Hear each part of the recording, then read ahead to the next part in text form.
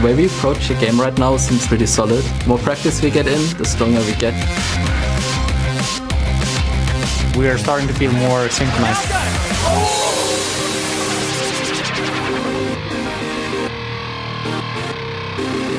We definitely learned a lot. We are starting to get better and better.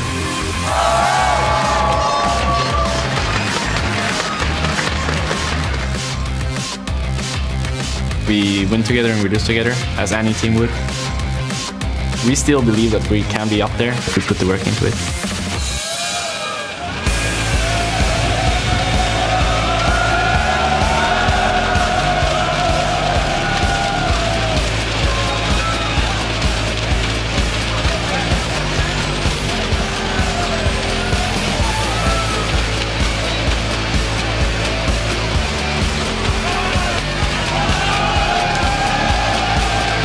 Hello ladies and gentlemen, and welcome back to the European League Championship Series, broadcasting live from our studios here in Cologne, Germany. I'm Joe Miller here with Martin Deficio Lunga as we continue our coverage of Week 3 in the summer split. And it's hard to believe that we're now a quarter into what turns into be an absolutely amazing split. And as the teams, they continue just to fight for positions in the standings, so every single game counts. It does indeed. But before we get into today's matches, let's highlight some of the action from yesterday. First up, Alliance continue their dominance over the league and are now on a 5-game winning streak. Their performance yesterday was bolstered by the ever-reliable Froggen, who pulled out his Anivia and went 9-5-29 against Rockat. And then we had the Super Hot Crew vs Fanatic game, and it was the longest game in the 2014 EU LCS.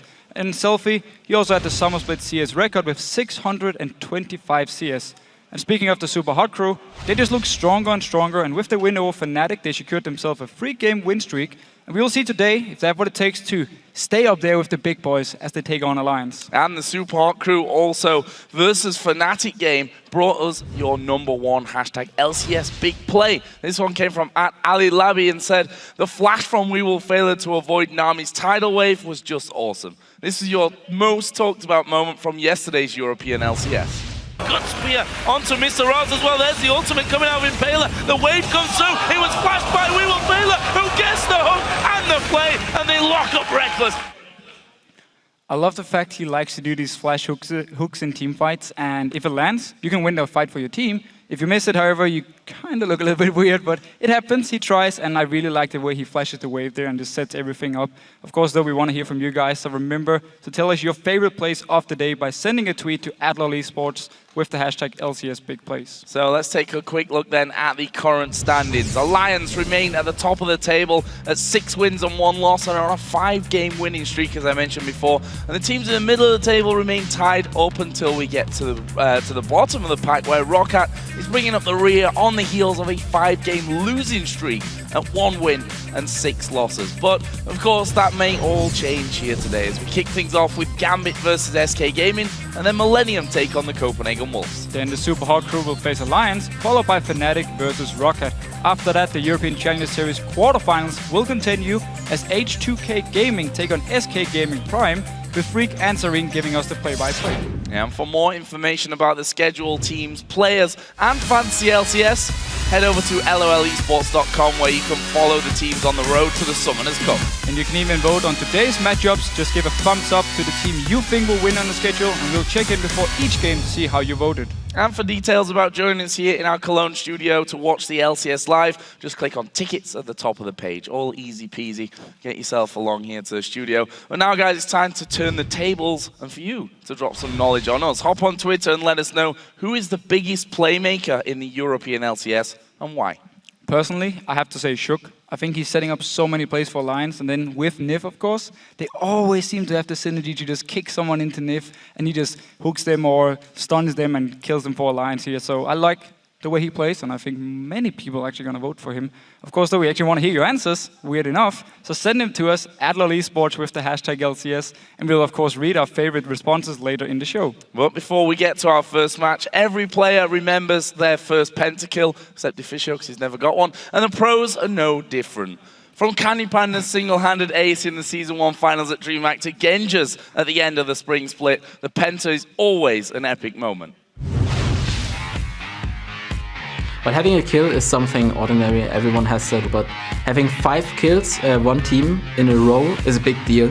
I haven't had any pentakills in competitive yet. Well, I had the pentakill in solo queue, but not in an official match. I almost got pentakill in the promotion game against SK. A quadra kill for Mimer! Will they give it to him? What? They tried to leave him for the kill, but they left him for dead! Mundo goes where he pleases and denies the pentakill. Being a top player now, it's hard to get pentakills. To get a pentakill in a real game at the LCS stage, it's quite special. The first pentakill I had was like DreamHack all the way back 3 years ago. It was the Season 1 final. It's a good feeling. It was the first pentakill in competitive league. So much easier to do pentakill on AD carry when you're like super fed and no one touched you. I think it's more flashy when there's something with resets that's trying to do it, like having a Kha'Zix jumping around, picking up kill after kill after kill. Froggen's really under pressure. Legendary Alex finds 1, 2, 3, 4. Is it going to be 5? And it is the pentakill. Pentakill for Alex Edge. Pentakill I remember the most. In the first split of LCS, and Bergson got a pentakill against us with Syndra. Corralius and Freddy are the only 2 men left alive here. Can he get the pentakill here? Bjergsen chasing down. Pentakill coming in for Bjergsen. Yeah, I just remember Genja from last season in the playoffs. It's a triple kill. It's going to go for it. Forgiven goes down into Quadra. Can they get the penta on Youngbook? One more shot. It's the pentakill. Genja. I think people are gonna be surprised how the feeling is. Это очень круто, это как Жан-Клод Ван Дамм, всех убиваешь. Something really special, and then there's those moments that are awesome. You feel really great when you pentakill. You just feel you're carrying the team. And the fans go always crazy if you get pentakills and stuff. Something that just happens in that moment and you feel like, wow, did I really just do that? And while I gave you the abuse for not getting a pentakill, you did set up Bjergsen's last kill in that penta. I will have to admit, I actually tried to take the kill, but I failed. Well, won't fool you. Good little video there. And always special when we see the pentakills get in the game. So guys, let's get started. It's Gambit versus SK Gaming. The teams are coming into this one with a 2-2 head-to-head from the spring split, but with Gambit so far leading here in the summer split. But I want to focus on Gambit's win last night against the Copenhagen Wolves that started out with some very interesting map movements out of the Russians. It was one of the first times I've actually seen 2 people go mid lane when it wasn't the dual lane or the bot lane, of course, going up there. It was, in fact, Darian on KL and Nick on Ziggs, who went 2 mid against Kauton on Lulu, simply just to try and deny him a lot of farm. And Darian, he didn't actually go for any CS, so Nick got quite a big lead. Kauton fell behind. Darian, of course, also fell very far behind, but because Nick got so much farm, he could actually carry the team together with Genja. Yeah, Genja showed us once again yesterday that he's capable of carrying Gambit to victories with a phenomenal match on Lucian. Yeah, first of all, he led the Fantasy League, of course, with 37 points. That's pretty much fantastic just for Genji there. Yeah. Second of all, he built the last Whisper again, and he's really doing work for Gambit here. He's actually really stepped up as one of the main carries now that Alex is gone. Oftentimes it was Alex or Diamond who had to carry the games. Now Genji is really stepping up here, and he's actually playing really well. Talking about Gambit and winning though, we have to highlight the fact that when they actually win the games, it's not the prettiest games they're actually winning here. They have the lowest KDA in the entire league as a team, even though they have won 3 games now and lost 4. So it's a bit weird. They obviously need to step it up. We know, of course, Darren in the top lane gives up quite a few deaths here. His KDA is pretty low, but still, they have a few things to work on here before we can really say Gambit is looking good. Well, on the other side, SK Gaming took on Millennium, and it wasn't a pretty affair, really, starting even in picks and bans as they let Kassadin get into the hands of Jesus. Yeah, so Millennium have actually had a few games now where they leave Kassadin open and just give it straight up to the other team and feel like they can counter it. So Jesus got his pretty much a free game here. He got the Kassadin. We know he likes to roam whenever he has the chance to do it. Kassadin is the perfect champion to actually roam around on. He even killed Kerb in the mid lane one-on-one, then went up top lane, picked up a double kill, and from there on he was just unstoppable. And SK Gaming, they once again showed the ability to really snowball games. And it's something they do so well. We always talk about how once they do well in the early game, they just take full control of the map, move so well between the lanes, and just give you 0 chance of actually coming back in the game. And they did it again yesterday. And we just have to say, Alliance and SK Gaming at the moment are the clear top 2 teams in Europe. And it's weird to say it, because normally we have all these tiebreakers all the time, but now we actually have 2 top teams. Super Crew might have something to say about Could that be. a little bit later on into the day. But for now, we're going to check out the starting lineups on the blue side with Gambit Gaming. There, of course, Darian in the top lane, Diamond in the jungle, Nick in the mid lane, and the duo of Genja and Edward. And on the red side, we have SK Gaming. Freddy is in the top lane, Svensson in the jungle, Jesus as the mid laner, Candy Panda, of course, as the AD carry, and Enrated on support. So let's check in and see how you guys predicted this match will play out. According to your votes at lolesports.com, SK Gaming are going to come out with a victory. 67% of you voting for SK. Again, they have to be the favorites. They're one of the top 2 teams here in Europe. Gambit, though, getting quite a lot of votes here, so people still believe they can actually pull it off. And I think if there is a team to upset here, Alliance and SK Gaming, could definitely be Gambit. You never know with them. All of a sudden, they just have a perfect game, and the next game, everything goes wrong. And that's the thing with the rocky starts of the season that Gambit had. Actually, their second game against SK Gaming was the one shining light for them. Destroyed them early game. Completely destroyed them in the early game. Got so far ahead, just started grouping up, started team fighting. Lost actually a few team fights when it got into the mid game, so SK got back here. But still, they showed such a great early game. If they can do it again, they can win. Well, game is going to get underway here, starting out with Champion Select. So let's figure out what exactly will be picked and banned in this one. First out of the gate will be Nidalee here. Gambit's first ban targeted straight in there at Jesus. So want to remove it from Jesus, even though he's actually played quite a lot of champions here in the new split. So a little bit surprising for me, at least, with the ban here. But of course, Gambit clearly has a tactic in mind. So Kassadin, red side ban. Some teams haven't been banning Kassadin away, but it's always a good move to make. On the other side, Twitch taken away here by Gambit. And funnily enough, we mentioned this before, that Genja, he always somehow seems to go back to AD carries that aren't loved by the other AD carries in the league. It is a bit weird, and it's actually very annoying to play against, because you never know, okay, what should we ban something towards Genja? Does he just pick up Varus or Caitlyn and just do the same thing he would have done on Illusion anyhow? And that's the thing about Genja, you never know what he's gonna play or how he's gonna play. On the other side, a Rise ban from SK Gaming towards Gambit. Now, this is not particularly a ban that we've been really seeing towards Gambit. In fact, Rise has not been banned at Gambit all the time, so this is obviously a little bit of insider knowledge that SK have. Yeah, must have been scouting a little bit. Maybe they played against Gambit in scrims a week ago where there was a lot of Rise play from Gambit. Don't want to take any chances with it, therefore they feel like they have to ban away. Also shows to me SK is very confident when going into this game here, and they know we can use this, we say, risky ban, which we don't even know if they want to play, because we feel like there's pretty much everything is gone now.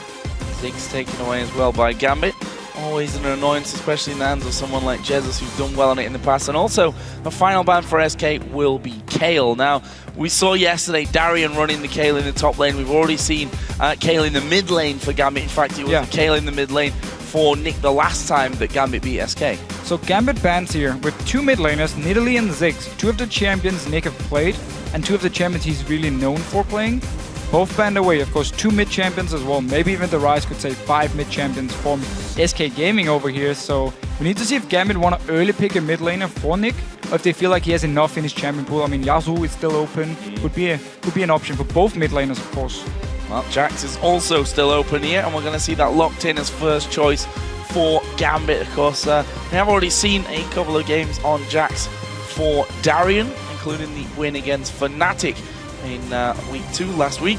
But for SK Gaming, going to be locking in Lucian straight away, and also Lee Sin for the jungle for Svenskeren. So got Lee Sin here. Many teams in Europe really favors Lee Sin as the #1 jungle pick, and also Lucian as the #1 in carry pick, so they can be very happy giving over the Jax. Can now pick Shyvana, can pick Trundle into the Jax here. Maybe even Renekton if they want to do some early pressure on the lane here with Lee Sin. We've seen it before from SK, where Freddy plays Renekton, triple Doran's Blade, Svenskeren comes up and they just camp the lane and shut down the top laner. So for Gambit, do they lock in their AD carry here? Or will it be Caitlyn, a champion that's, as we said before, fell out of favor for most AD carries, except Genja, who still likes to bring onto the table. In fact, again, he picked up the Caitlyn against Fnatic in their win last week. See if that is going to be a choice for him. And also Lulu going to be taken by Gambit. So Gambit here already with their first few picks. They're going to need some time to build up here. Caitlyn, of course, in the early game, the laning phase is very, very strong, but her mid game, that's where she really suffers, where she doesn't have the same amount of damage as a Lucian, and then she needs to get to the late game point where she starts getting the 4 or 5 items and can really start doing some damage. Of course, Jax wants to get Trinity Force, play the Ruin King before he can really start split pushing and become this monster. So Gambit here needs some time to build up the comp, and therefore we could see SK Gaming go very aggressive early on. What are we going to see SK pick up here? Thresh will be locked in. And that's one way to do it. Incredibly strong lane, Lucian, Thresh, and also taking Renekton for the top lane here for Freddy 122. Of course, he did play the Renekton against Millennium. Yeah. He's also played it a couple more times throughout this summer split as well. And again, as I talked about before, SK Gaming, they love this Renekton Lee Sin comp, and they have so much early pressure, especially on the top side of the map. And you often actually see Svenskeren going to the enemy jungle because he knows Freddy will push the lane up, he will be able to come down and help me if something should happen early on here. And therefore, SK Gaming tries to start a few fights, and because they have Renekton, because they have Lee Sin, they will be stronger in the early game.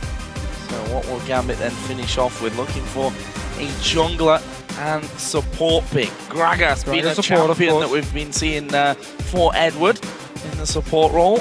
They were hovering over Fiora, which I doubt will be picked up. The Evelyn open here is a more likely choice with Lee Sin already gone for Diamond. Very famous jungler for Diamond proxy here.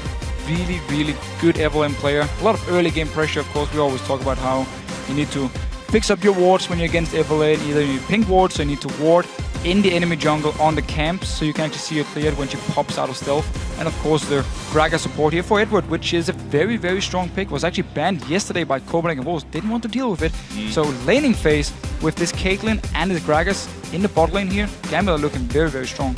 If I remember back, SK Gaming suffered in that bottom lane the last time they played against Gambit. The damage coming out of Edward and Genja in that one was a problem for them. Final pick for SK Gaming was Orianna for the mid lane for Jesus. I like this because you want some late game scaling as well, where Orianna fits in perfectly. When you have Renekton and Lee Sin, these early game power champions who won't scale well into the late game, you need something else. Of course, Jesus now with Orianna in his mid lane here.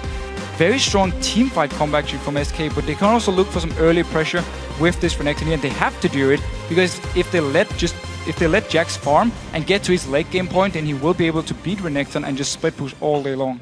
Scary times if Jax gets going. But guys, now that the players have selected their teams, who do you think has the better composition? Send a tweet to @LOLesports with the hashtag GMBwin or the hashtag SKWin, and we'll check out the results shortly. See if those votes have swung a little bit more in favor over to Gambit, getting themselves, for example, that Jax in the top lane, which, although we talk about Darian dying quite a few times, in fact, the first time he played Jax, he died 9 times in one game. Yeah. He's still a Jax, and if he gets going and gets late enough into the game, he's always going to be a threat. And Darian, he normally doesn't even care about dying as long as he can get some farm. So he should be able to get to the point where he gets the Blade, gets the Trinity Force, and then Aranduin's Omen, and can really start to duel Renekton and just actually destroy him.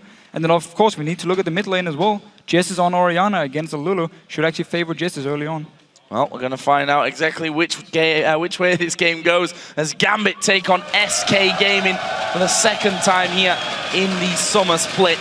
Will SK be able to bring the head-to-head back to 1-1 here? Gambit recorded their first win of the season against SK. We'll see if they can do that for a second time as we move into the early stages. So early on here, no extra wards from any of the supports. Sometimes when there's an Evelyn, you actually see the support from the other team starting with some green wards and of course with a pink ward, so you can try and spot her early on. In Ro8 though went with the relic shield, so just the trinket wards for the teams and of course a sweeping lens on to Edward. Let's see if Gambit want to move in to the jungle of SK and try and remove a ward, place their own, maybe try and force a lane swap. Well, currently we're seeing both teams spread completely across the map. Edward already spotting a ward going down there that was placed by N-Rated. And there's a vote actually really swinging it back in favor of Gambit. Well, again, we talked about how Gambit's combo, if they get to this late game point, is very, very strong. And we talked about how the bottom lane early in the laning phase also can be very, very strong. So there's definitely good tools here for Gambit. Of course, also Nick on Lulu. Just an overall very, very strong pick, and also works in all stages of the game because you bring so much utility and also your damage is actually okay, even also in the late game points. What are Gambit planning here? Diamond has done a little bit of scouting out by the Tribush. They did spot the ward. Okay. So scanning in from that one. No. SK going to be spotted here. They used the sweeping lens simply to try and deactivate the ward and then just move past it here, but SK actually managed to spot them anyhow and just backed away from this one. It's a bit of a weird level 1 here. SK just staying down this bottom lane. So Gambit knows, at least, they're going to get standard lanes. They can take the blue buff now. Of course, Svensson can run from his red buff to the enemy blue as soon as he's done here and therefore just trade buff for buff. Trade coming in, however that's going to leave Darian. Actually, he's going to be teleporting early on up towards this top lane, so he's going to be going straight against Freddy. A bit of a fearsome Renekton player, and these early levels could be somewhat of a trouble for Darian, although good trade. Starting off aggressive and indeed having a good trade there. A very good trade, and we need to see with Svensson here if he wants to put a lot of focus on shutting down Darian up in his top lane, or they feel like Freddy can do it by himself and therefore Svensson can help the other lanes. He can set up with a lance and gank from N-Rated onto very aggressive Gragas down here in his bottom lane, because normally Edward, he really goes forward for these trades and therefore they can land a hook, Svensson can come in for the gank. Freddy actually hitting level 2 a little quicker there than Darian, but couldn't return too much of the damage since he was already going to be stunned up. But that's good damage back from Genja, and Rated trying to keep the distance between them, but Diamond now moving on towards that middle lane. Jesus not got much mana to work with. There's the slow coming down. Jesus is going to have to flash over the wall. Diamond going to follow him. This is first blood coming in. And again, we see the danger of the Evelyn. Yeah, and great little lance from Nick actually landing onto Jesus. Diamond, he moved all the way around him, was unspotted and just popped out as soon as the slow landed. Easy pick up here. Flash was used, but still, first spot and of course an assist over to Nick as well. Start for Gambit. That means that they can hold Svensson in position here as well, because he needs to do a bit of defensive work on that middle lane, which means he's not going to be visiting anywhere else in the next couple of moments. But this bottom lane, already good damage, mainly from Gambit coming out onto SK. Yeah, but up in the top lane here, Freddy pushed Darren all the way down to the tower, so now Diamond actually is moving up towards him here. Freddy needs to be careful, because once done from Darren, then Diamond with double buff can go onto him. Freddy is really deep on this. Level 4 flash, of course, is available. Darian going to take a lot of damage there. There's a slice and dice and an instant flash from Freddy to get back and away from Diamond. You don't want to get that Eve going so fast with a couple of early kills. No, but a very good start. And Gambit should also force the teleport now from Freddy, because they pushed the wave into the tower, so he needs to teleport back. Svensson though, down his bottom lane, look for the lantern. There is the lantern coming in. Flash as well. He managed to lock up Genja. He's going to flash away. The hook misses, but it doesn't matter. SK following through, and Svensson gets a kill back. Great early start here for both junglers. Svensson knew how aggressive the Gambit bot lane were playing. Move down, lantern, beautiful flash from N-Rated as well. Let's just see one more here. Flashes with the lantern, so Svensson comes the entire way into Genja and just moves after him here. Nothing Genja can do at this point here. Once the flash play hit, you're dead. And we saw the ward being used, and Svensson really showing his mastery of Lee Sin there to keep stuck on for the kill onto Genja. Diamond, meanwhile, is now back on this bottom side. A little bit late for him to be joining in, since Svensson already creating that kill. This mid lane, of course, did see first blood as Jesus went down. However, he is farming slightly better right now than Nick. Just farming away for now. Should actually be slightly behind in XP though, but actually got the level here because, of course, the minions as well when Nick didn't actually get the first blood. So for now, still fairly even here, farming away. Diamond once again is nearby, and Nick, of course, got his level 5 just as the camera moved away. I'm going to run through, and Diamond now on the counter jungle, possibly? No, just wanting to get himself a ward down there. And they know that there's a pink ward actually in the brush. That's just been pinged up on the top side of the map. They'll have seen Svenskeren now coming over the wall, and Diamond is going to come through to see if he can sneak it away. And he does manage to smite away that big Ray. Nicely done. Very smart play here.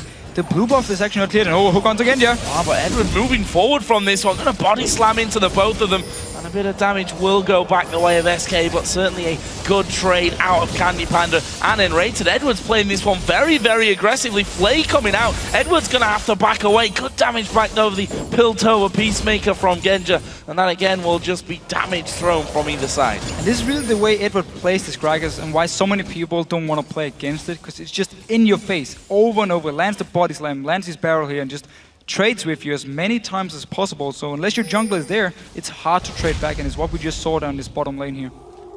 Svenskeren just going through onto that Wraith camp. Actually will be spotted here.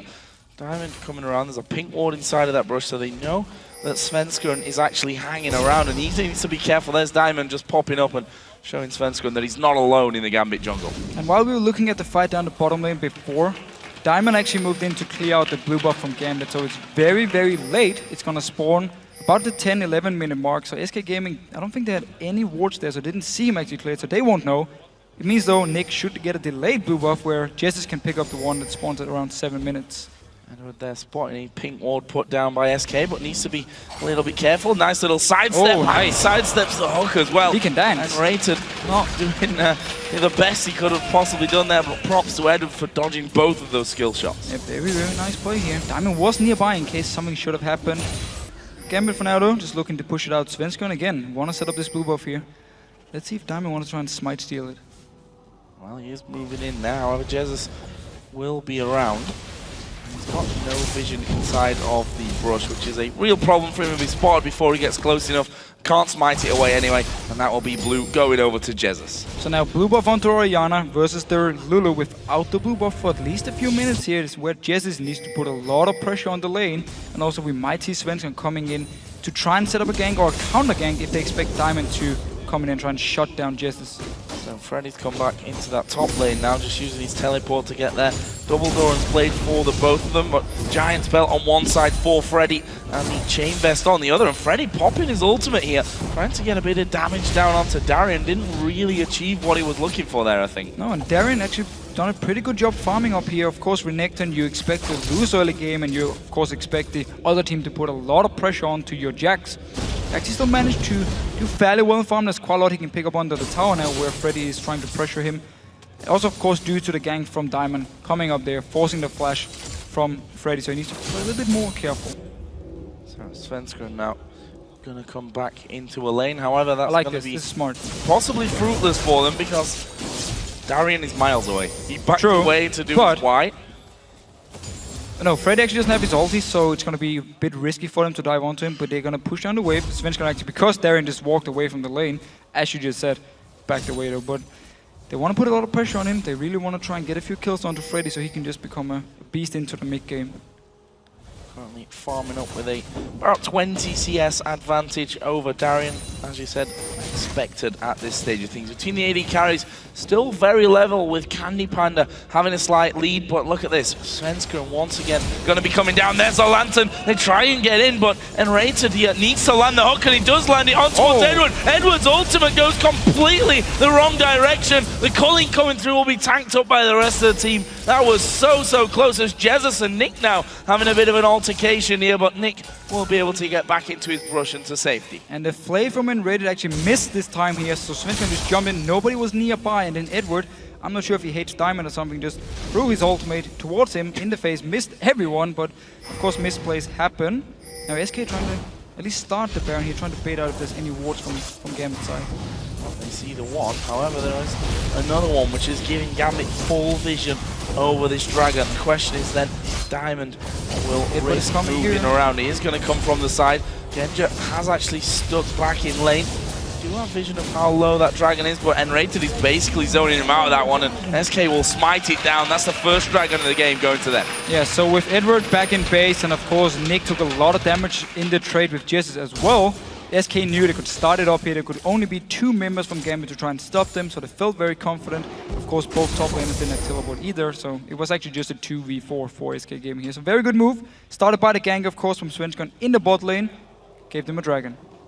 Puts them in the lead in gold as well. About 1200 is the lead currently for SK Gaming, as Edward, with that pink ward from earlier that lost them a little bit of vision in the Death Brush, he'll just move up there and take that one out for free without anyone from SK trying to really stop him do that. This mid lane, the lead that Jesus had earlier on in CS continues. Again, about a 10 CS lead for him.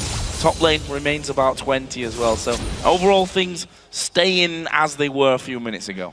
Yeah, and of course, we need to remember again, Darien and Genja here in the mid game won't be able to do too much. Where of course the Renekton and now Orianna, when she gets all the farm here in the lane, can become a very, very strong team fighting force for SK Gaming. Of course the Lucian as well, the AD carry here. So we need to see if SK wants to try and force something once we hit about the 20-minute mark. Want to try and set up a team fight and they win it, and then try and snowball the game.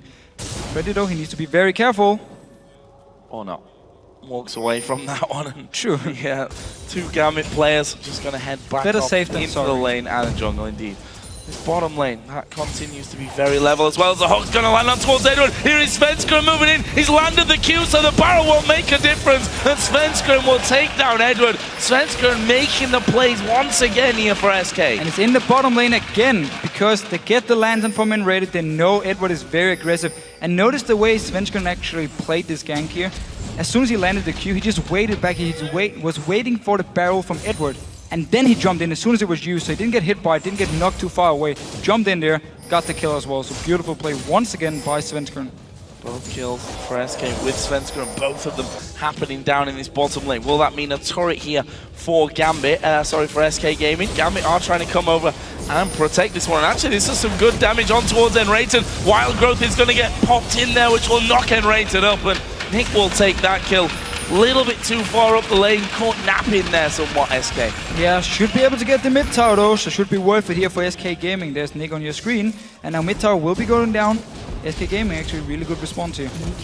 Nice turret pick up for them, 2,000 gold as things settle down, and we're about to hit that 13-minute mark. Meanwhile, Darien and Freddy again knocking each other down to about half HP as Genja coming onto Candy Pan is going to get a lot of damage his way. Is he going to flash? No, he does have flash available, but decided not to follow through. No ult onto Genji here. He used it before in the gank onto N-Rated. If he had it here, could actually have killed Candy Panda. No heal, of course.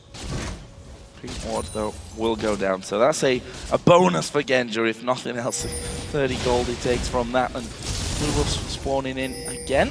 And again, of course, they will be given over to the mid lane. Jesus gets the first one.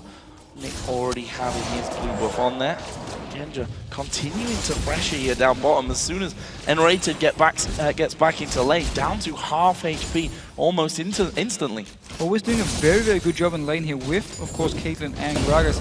And this is even with all the gangs from SK Gaming onto this bottom lane. They still keep the pressure going. Of course, Genji as well ahead in farm actually compared to Candy Panda. That wave pushing up, that's going to signal a recall for Gambit. Already BF sorting for Genja. What's he going to come back with? Looks like he's moving straight up to the standard Bloodthirster start here for Caitlyn after picking up that Vamp Scepter as well. Other items to come in, both mid laners with Athene's Unholy Grail. Freddy, however, in the top lane has finished his Tiamat. Yeah, so Tiamat for him, Cutlass over on the side of Darien. He has a both going for the standard 1 damage item in the start here, and then of course with Darien building some armor early on against Renekton. Will delay his 24s, but he's going to go for it later on the Jax, where Freddy most likely will just stick to either the Tiamat or the Hydra. SK pushing down and taking that second turret away, and Darien here hiding in the brush from Freddy, and Freddy's like, I thought you'd recall, but obviously not. Stun coming down, he walks out of range of the counter-strike, and not really too much happening on that position. And Svenskeren staying around here, wanted to maybe try and get a few D-wards out. Can't go to Nick, of course. There's no tower, remember. Diamond is behind though. It's going to be real bad for Jesus. There's a shockwave coming in. Jesus somehow still alive at the back, will actually flash away. He's going to need to head south on that one. Svenskeren is going to do a lot of damage, actually picking himself up a kill, and he wants to have a go at Nick from this one. He's flashing in there, the Q lands as well, and Svenskeren chasing him all day with the help of that red buff. There's not much he can do to get away. All of a sudden, Candy Panda appears, but Svenskeren gets his 4th kill of the match. Double kill for him. Very, very strong fight by him and Jesse's, knowing they were stronger than Diamond and Nick at this point here. Pick up 2 kills, now pushing down with all 4 members to this mid tower. Not sure how they can really defend this one. Edward's got his ultimate, but that's all he's going to have here, and he does throw the ultimate out. That will knock them back for about 3 seconds until the next wave comes in. He also needs to be a little bit careful as he sidesteps the hook. There is a punch from Svenskeren, nice, trying to kick him out, but Edward body slams in there. They get the turret, but they get the shutdown on Svenskeren. Completely denied the kick there from Svenskeren. As soon as he jumped behind him, he just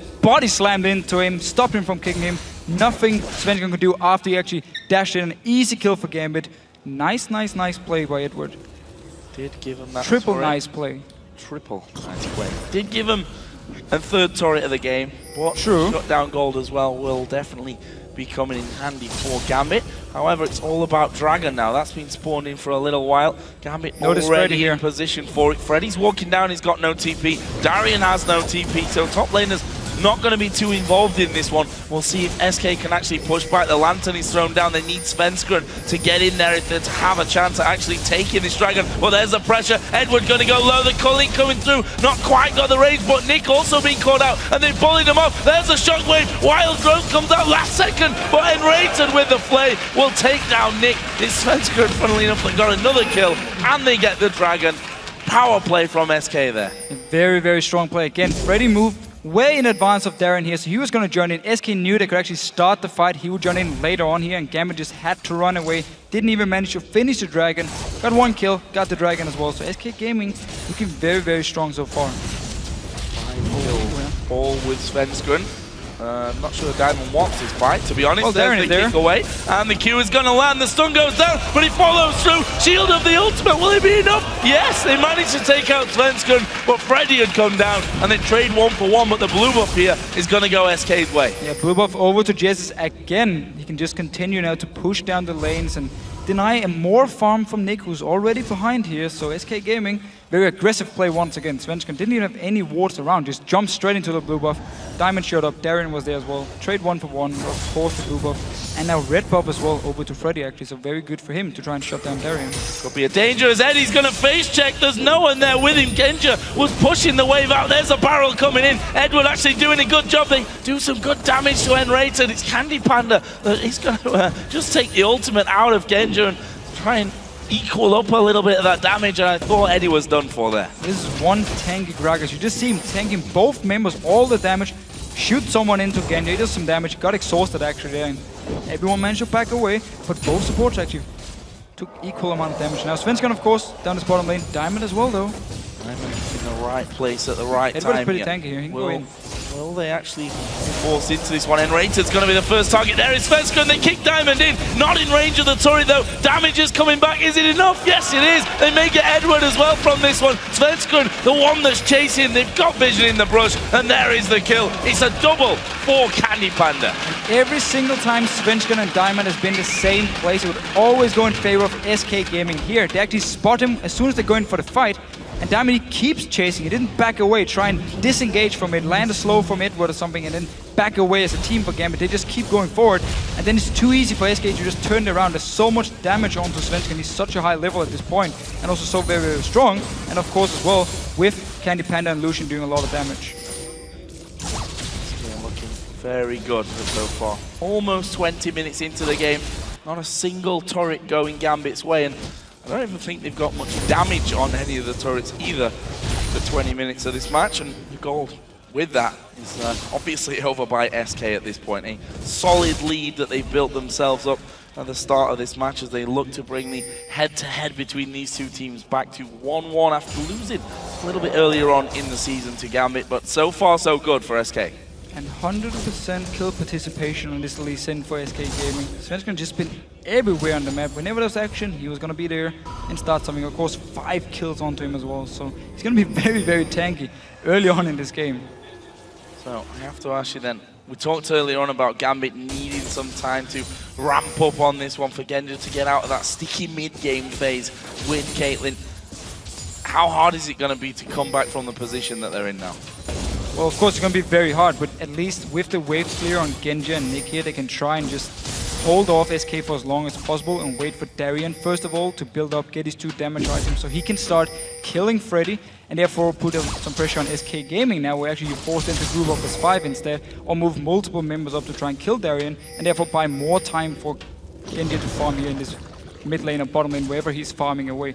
For now though, they just need to be very careful which fights they actually choose, because if they get in a straight up 5v5, with this far behind, with the champions as well, they're gonna lose straight up. There's another big fight. All possible good night for Gambit. We'll have to see about that as Darien gonna have a go at Freddy. Freddy just getting away from the counter strike. I'm not sure how scared he is of Darien at this point, especially with that red buff still running for him. However, they were mostly looking for a pick onto Gambit inside of Gambit's own jungle, which didn't quite appear for them. Gambit had already started to clear the wards out a little bit earlier on. Let's not forget also that there's no inner turret left in that mid lane after the push earlier by SK, so nothing really up for grabs there. It's too early in the game probably to be thinking about that inhibitor turret. So this bottom lane inner turret is definitely a juicy target for them, as Jesus going to get caught out here by Diamond. This is bad news. Wild Growth comes in very early. Shockwave throw through. Here comes Svensson. Lands a Q onto Diamond. He's going to follow him. Kicks him back as well. Diamond failed. Flashes against the wall. And this is another kill for SK Gaming. It goes again over to Svensson as Darien is going to jump away. And Ro8 flashes in. Completely misses the play though. And this might mean the death of him as well. Eddie moving in, and Ro8 bounces around as he drops the box, but he'll fall to Darien. And Freddy, he didn't even join in for the fight here. He's pushing this top tower here. Svensson though, once again, he's there. He lands the kick flash actually onto Diamond, just instantly kicks him back here, gets the kill, and then of course Darien joins in. And Ro8, a little bit too aggressive, flashing in there, actually end up dying for it, so they trade 1 for 1. But we did see Gambit try and do what they actually can do now. They were wave clearing in the mid lane and the bottom lane, just having Darien do his thing up in this top lane here, and then trying to catch out someone from SK here. Just went a little bit too deep with it.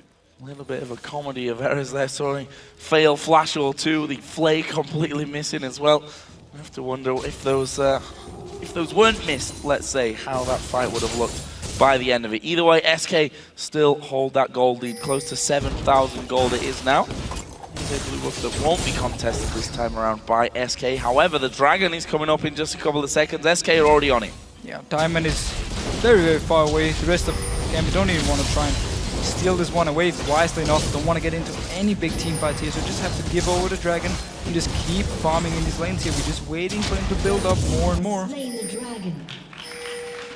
Dragon's gonna go over. Sidestone on Darien. Yeah. He also needs to jump towards. Well, yes, you can use it to escape. You can say they need more vision because they're behind, but still, you're just delaying your Trinity Force even longer now. I mean, you are the person who needs to pretty much win the game for Gambit, because you have to just become a monster. You have to win the split push, so SK can't just group up and just push down by themselves without even thinking about the Jax. So by delaying your Trinity Force even longer now, I don't agree with it. See if it comes in handy for them. Is over 200 CSs here, Darien. Also side at 200. Svensson comes around the side to help Freddy, but Darien already had rushed back behind the safety of that tower, and letting the minions come as far up the lane as he possibly can right now. Wants to stay safe, doesn't want to be giving any deaths up, especially to someone like Svensson who's just flying ahead at 6-2-3. And he did actually ward quite a lot already, putting up 3 around the Baron here.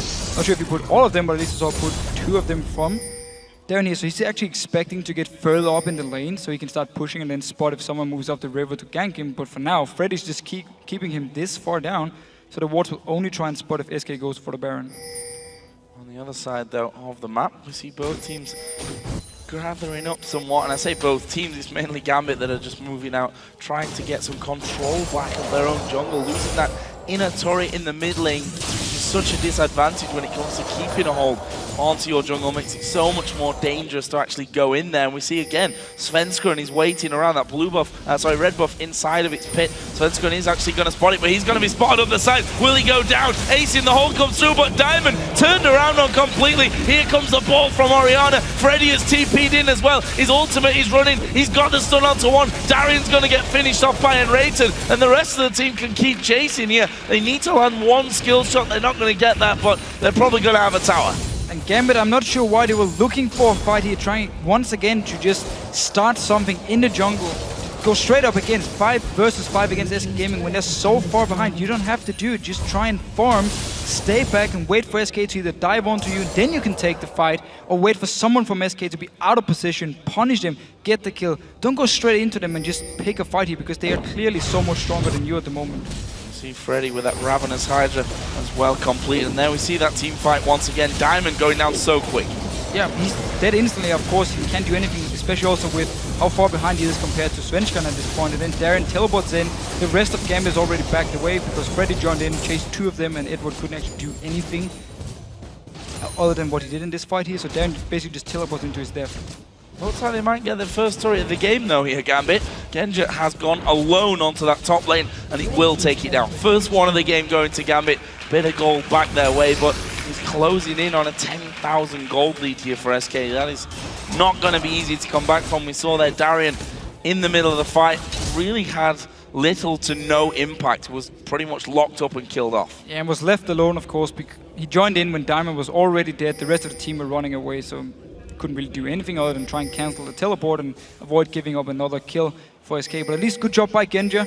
Picked up some farm in mid, moved top lane, took some more farm, and then also took the tower, which of course is something they needed. Now Diamond is in trouble. Diamond getting caught out completely in this one, and now they're on towards Darian. Flay comes in, wild growth quite late, but that may just keep Darian alive from this. He flashes a little bit deeper. Will SK keep chasing? That's a good 90 caliber net out of Genja to slow them down. Actually going to throw the ace in the hole through as well, which didn't really do all that much in the end. However, Candy Panda's low. He needs to life steal back up a little here.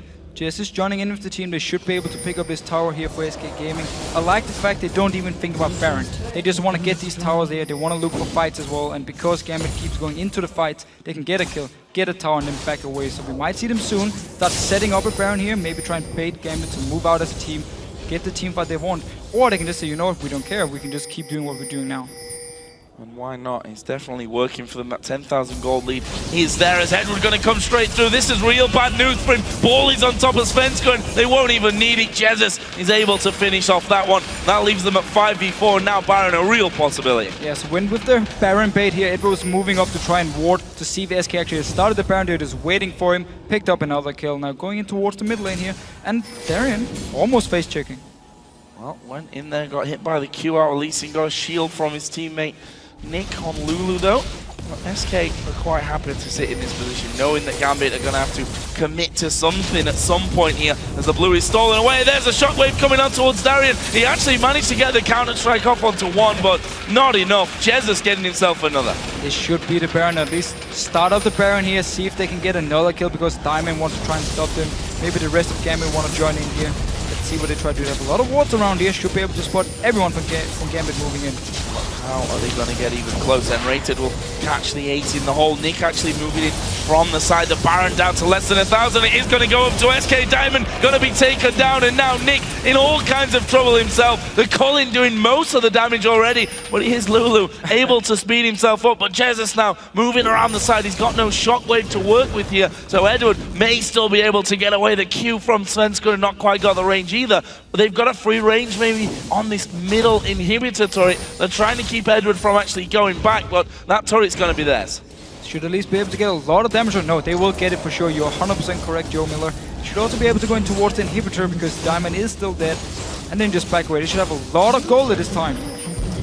Load of gold to spend. If you look those kills now, oh yeah. 3,000 gold on Jess, 2,600 on to Freddy here. still want to go for the spot lane because the minions are there.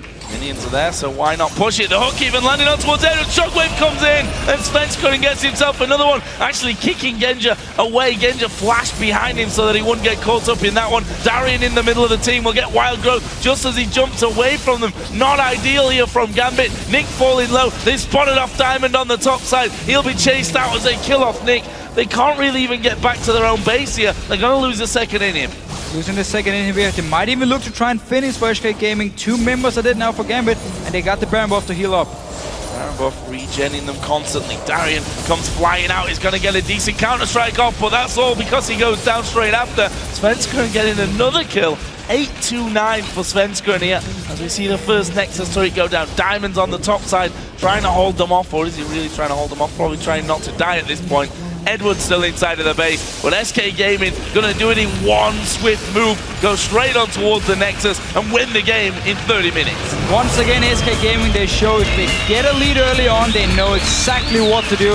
Not taking any chances, kept punishing Gambit over and over, picked up the Baron later on, and took the finish in 30 minutes. SK Gaming, they know how to play League of Legends.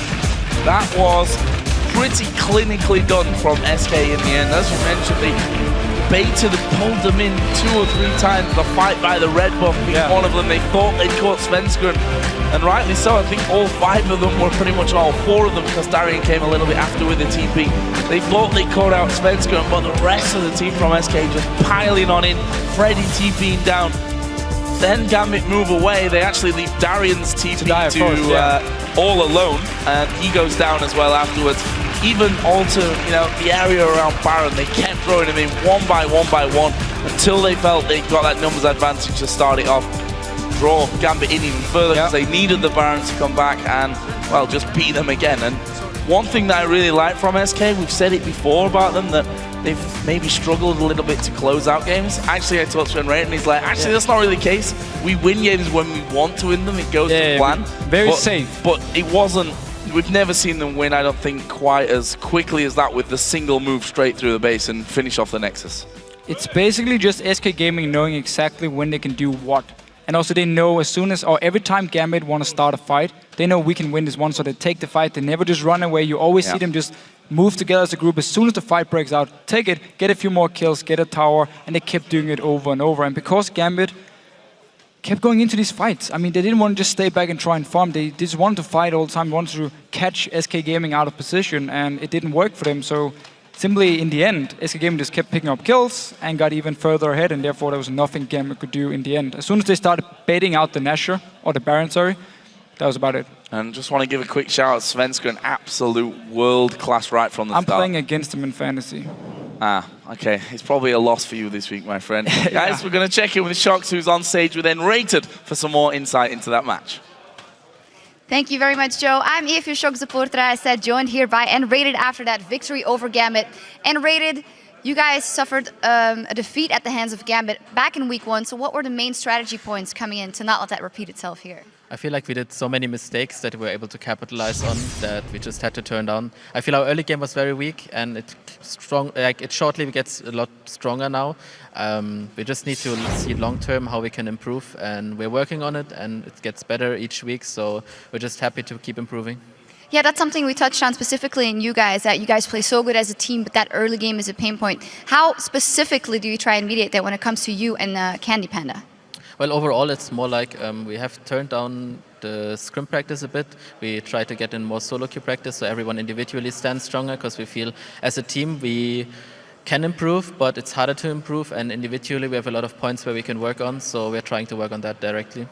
Finally, if you can summarize this game versus Gambit, what you did better than last time, and just it was very much all Svenskeren in that early game. Well, I feel like we had a certain plan in this game. We knew how to play the lanes, and we kind of knew what to do in every single moment, and we didn't let anything slip out of our hands. And we kept pressuring them, and they didn't have a point where they could have turned anything. So I feel like we have just made a solid game plan and just followed that. Absolutely. Congratulations and thank you. Thank you. Now we have to head off the Rift for just a second, but when we come back, we're going to break down this game, and the Copenhagen Wolves take on Millennium. Don't go anywhere. We'll be right back. Please put your headset, guys. Ganja, hello. How are you? I actually have 100% Renekton win rate, so please don't let me down, team.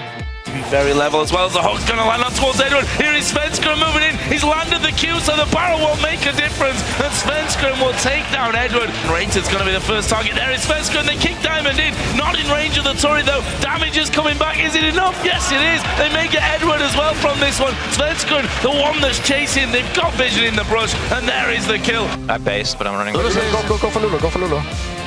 I'm on Eve, I'm fine. I TP.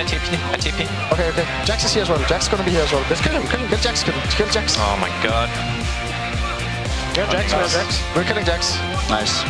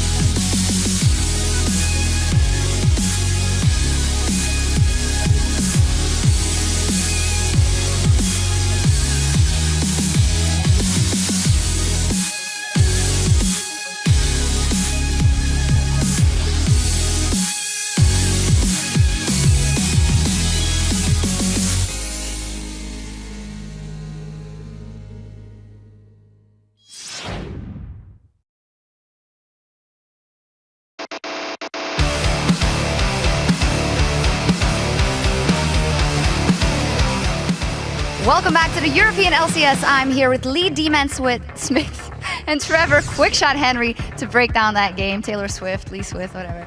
Anyway, SK Gaming coming out strong here once again. Trevor, what did you make of the team comps coming into this one? Well, straight up, Gambit had a much later scaling team comp. They had a majority of champions that needed time to build up. Evelyn's great at flanking. She can do well early, but needs to get items to survive those team fights. Lulu and Jax, obviously, all the time in the world to get 2 or 3 items before they're threats. On the other side of the coin, SK just had all the early game champions. Orianna can do well, especially when you combo with a Lee Sin, a Thresh, a Lucian, and a Renekton.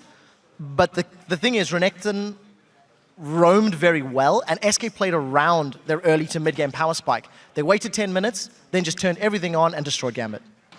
Yeah, and it's actually started very early on, and when you have Eve and Lee Sin, they can both put some pressure on early game, but it was Svenskeren who came out swinging. Yeah, Sven was everywhere in that game. As Joe said just at the end there, absolute epic performance from Sven.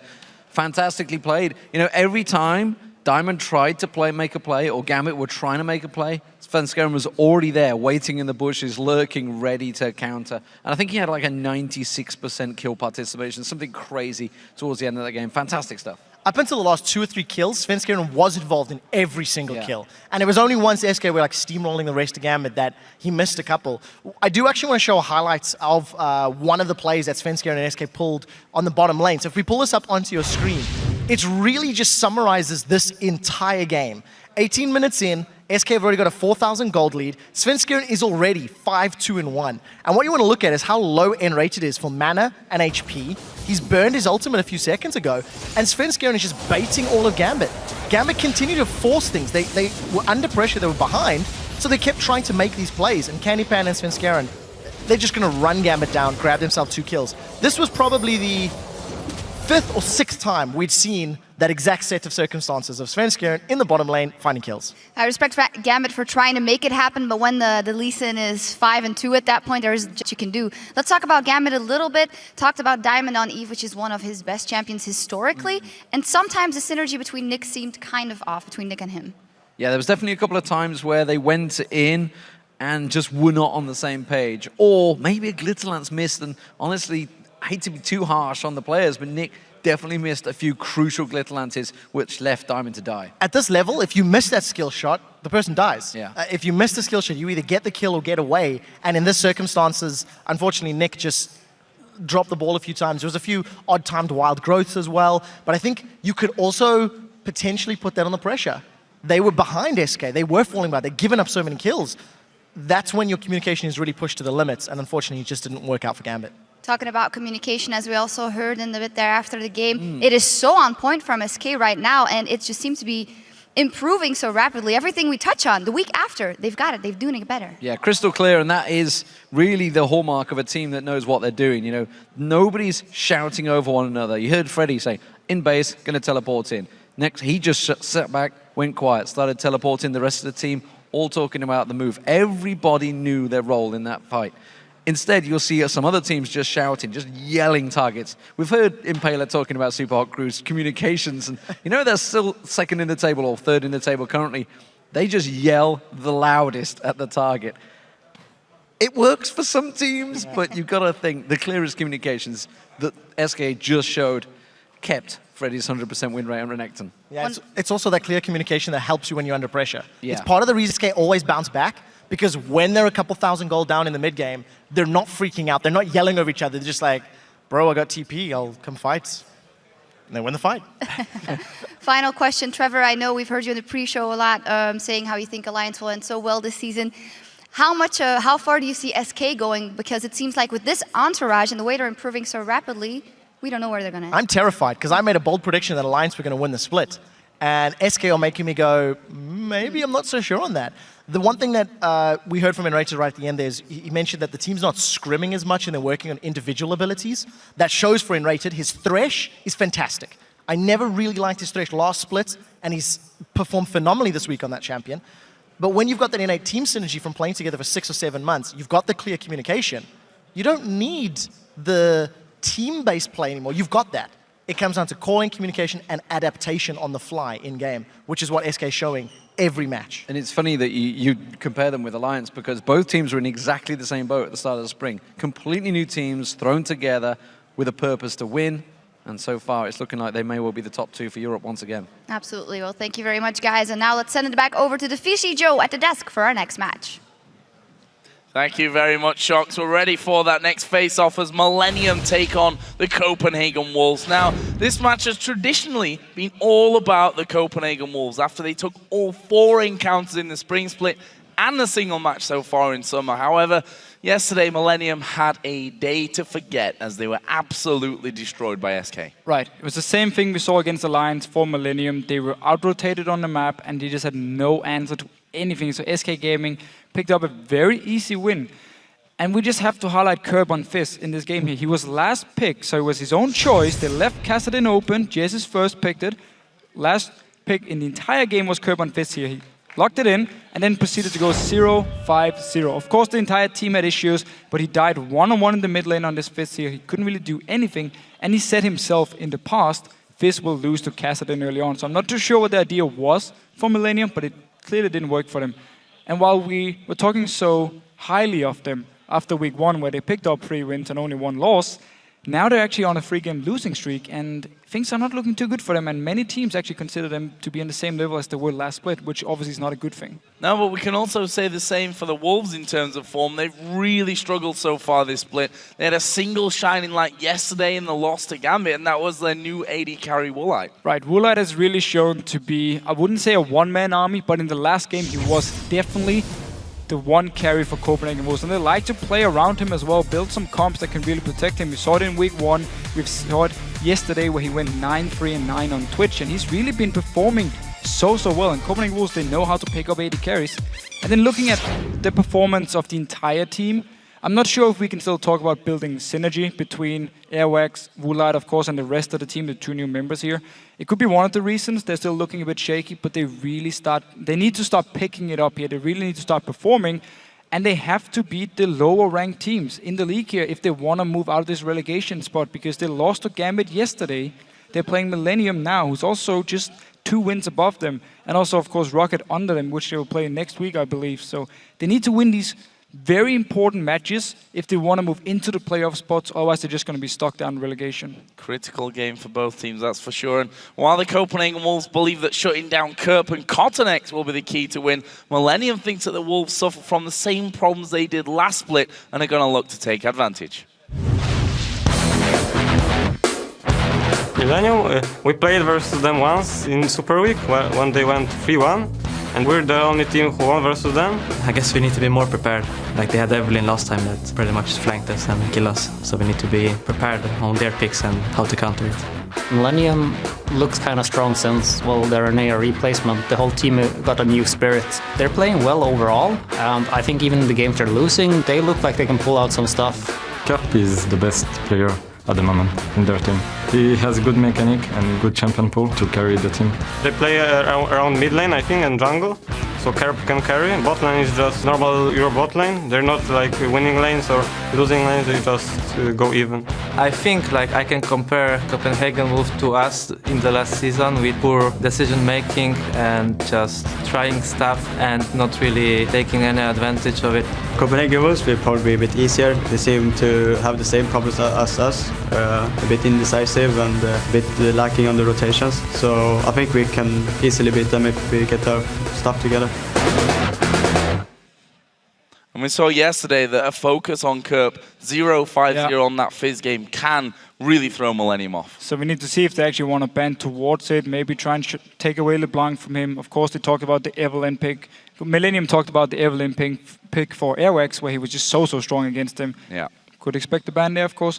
Maybe Kassadin is going to be left open. I mean, Millennium, they have first pick, but they don't actually play Kassadin. I don't think we've seen him play Kassadin at all. So I'm not sure if they want to leave it open or if Copenhagen Wolves want to leave it open and try and get it for themselves. Well, let's see. First of all, we're going to check out these starting lineups. On the blue side, it's Millennium with Kevin in the top lane, Cottonex in the jungle, Kerp in the mid lane, and the duo of Creaton and J-Ree. On the red side, we have Copenhagen Wolves. Youngbug is in the top lane, Airwax in the jungle, Kautat as the mid laner, Ro8, of course, as the AD carry, Unlimited on support. So as the players prepare to pick their champions, let's see how you guys called this game. According to LOLesports.com, 72% of you voted for Millennium.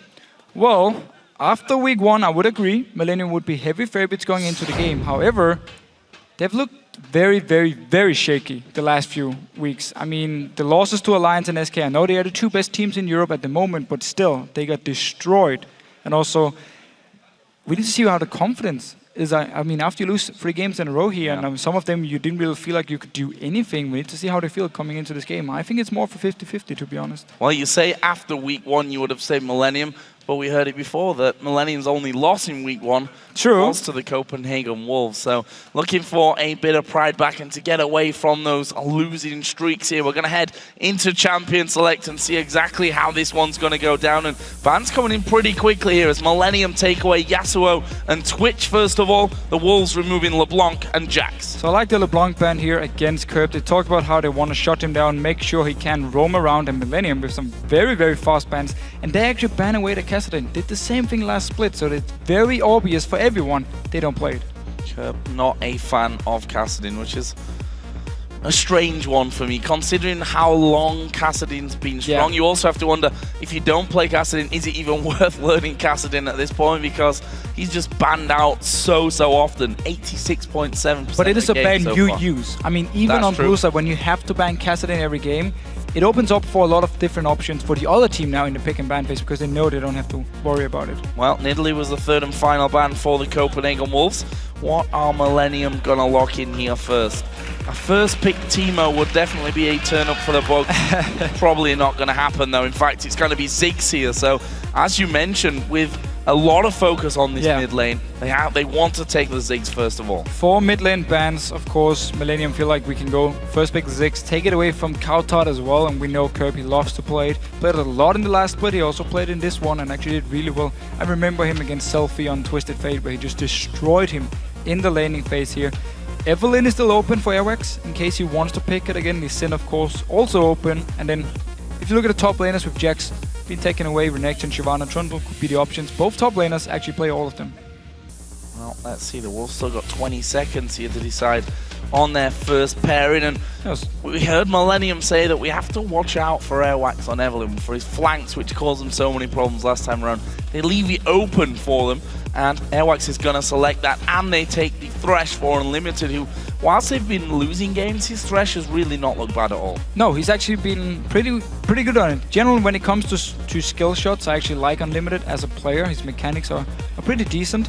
And also like the fact they take it away from Jerry, who of course loves to play it. Same thing here with Evelyn for Airwax. We've seen Cotnex play it before, and we've also seen Airwax play it, and he's really, really good on Evelyn. There's actually games where he picked up over 10 kills on this champion. On the other side then, Cotnex also locking in his jungler this round as they take Lee Sin. And then we also see an AD carry choice for Millennium. Lucian, who's been picked pretty much every single game so far. There's a very, very standard picks for both teams. We need to see what Ro8 wants to play. Normally the hyper carries really is something he favors. It's something where Copenhagen Wolves like to build comps around him. So as long as he gets some farm, he can be very, very strong in the team fights. And it's a hard tactic to pull off, the protect the AD carry. It actually died out. If you just go like half a year back, if you maybe go a year back to CLG, who used to do it with double lift and protect the AD carried, they stopped doing it. It didn't work for them. Copenhagen Wolves kind of picked it up, did the same thing last split with Forgiven. Sometimes it worked if the AD carry got to the 6th item point where he could just destroy everyone. If not, then it's hard to do pretty much enough damage just being the AD carry. Well, he takes Kog'Maw this time around. Already seen him play Kog'Maw before this season. In fact, he had that game against Rockat where he went 11-13 with the Kog'Maw. Fantastic performance there. And Twisted Fate for Cowtard in the mid lane. Okay, so with the Twisted Fate here and the Evelyn you're looking for, a very, very strong pick combo already actually for Copenhagen, who was trying to set up some unexpected fights for Millennium where, of course, Evelyn pops out of stealth, TF teleports in for the fight here and quickly turns it around in favor of Copenhagen Wolves. And we could see Cowtard put a lot of focus on making sure Ro8 and Unlimited in this bot lane here get some kills early on, gets going, so you get Kog'Maw to his mid or his late game part where, of course, he's becoming so strong, he scales so well.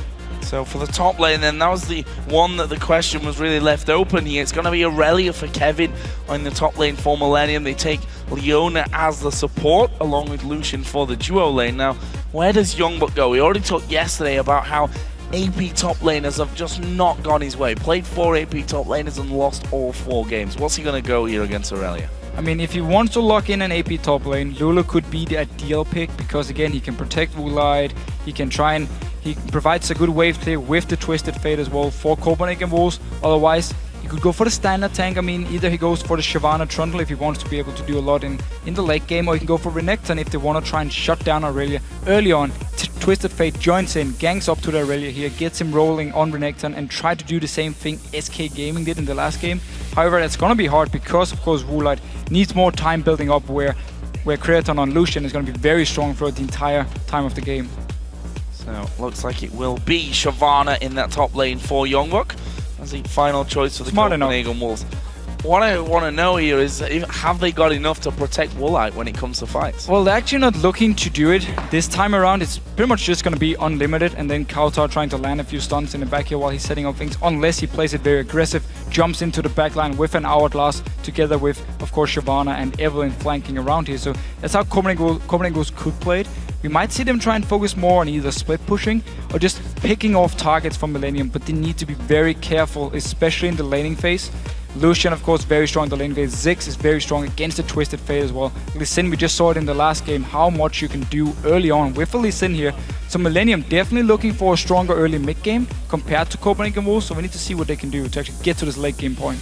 Airwax on the Evelyn that caused them so many problems last time around, and as we said, was the sole defeat for Millennium in week 1, where they actually ended 3-1. But guys, who do you think has the edge after picks and bans? Tweet hashtag MILWin or hashtag CWWin to @LOL Esports, and we'll see who you think landed the better lineup.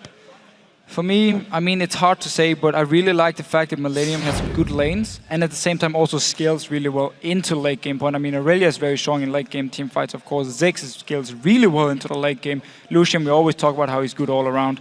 And at the same time, for Copenhagen Wolves, you want to get Woolite going, you want to get Twisted Fate going, build up a few items before you can really start to carry the game.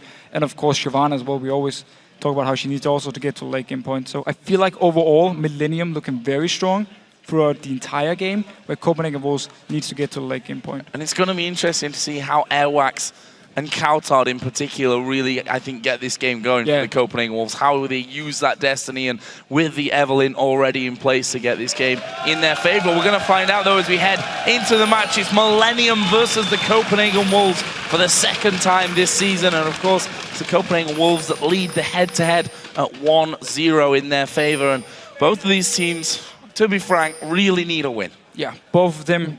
Millennium, of course, want to bounce back from the losing streak, and Copenhagen Wolves want to get out of this relegation spot, want to get towards the playoff, which is everything these teams are playing for. Get to the playoffs, of course, try and qualify for Worlds, or at least secure your spot in the next season of LCS.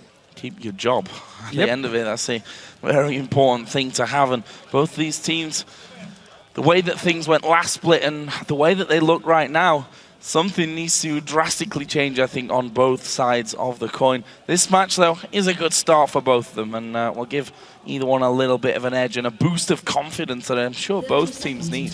Coutard actually started Ignite here on Twisted Fate. Often you actually see Ghost Flash, and just brings a lot of mobility. Also your ganks, because you can chase with the Ghost, is very, very strong. Decided to go for Ignite here, so really looking to try and set up some kills here, play very aggressive maybe. And of course, cleanse on to Woolite here because he's against Leona. He doesn't want to get locked down. Once that's down, though, you got to fear for Woolite. We'll see, though. We'll see how this all works out as an early ward comes down there on the red side ramp into River. And there's your vote, 53% in favor of the Copenhagen Wolves. So that vote as well, swinging a little bit after picks and bans. Yeah, I mean, it's going to rely a lot on Airwax, on Evelyn, and of course Coutard on this Twisted Fate. If he can survive the laning phase against Kirby, who of course destroyed Selfie on Twisted Fate in week 1, and then actually start setting up some picks for Copenhagen Wolves, and therefore try and snowball either Youngbuck or Woolite. So Millennium are invading here. That was already spotted by the Copenhagen Wolves, who themselves are heading towards the Millennium red buff. So looks like a simple exchange of red buffs, and then both junglers will be moving back onto their own side of the jungle to do the blues. In terms of lane swaps, we're seeing that two men, the duo lane for Millennium is headed to the top lane. The duo for the Wolves is staying down bottom, and the whole buddy system going on there as well, with the top laner joining the jungler on the way through the jungle. And Copenhagen Wolves can actually be very happy with this lane swap, because Shyvana and Evelyn together can clear the jungle very, very fast. Both of them, of course, with AoE damage onto the minions here. Not farming together for now. Youngbuck just waiting at the blue buff for Airwax to join him, and then they can do the body system and clear the jungle.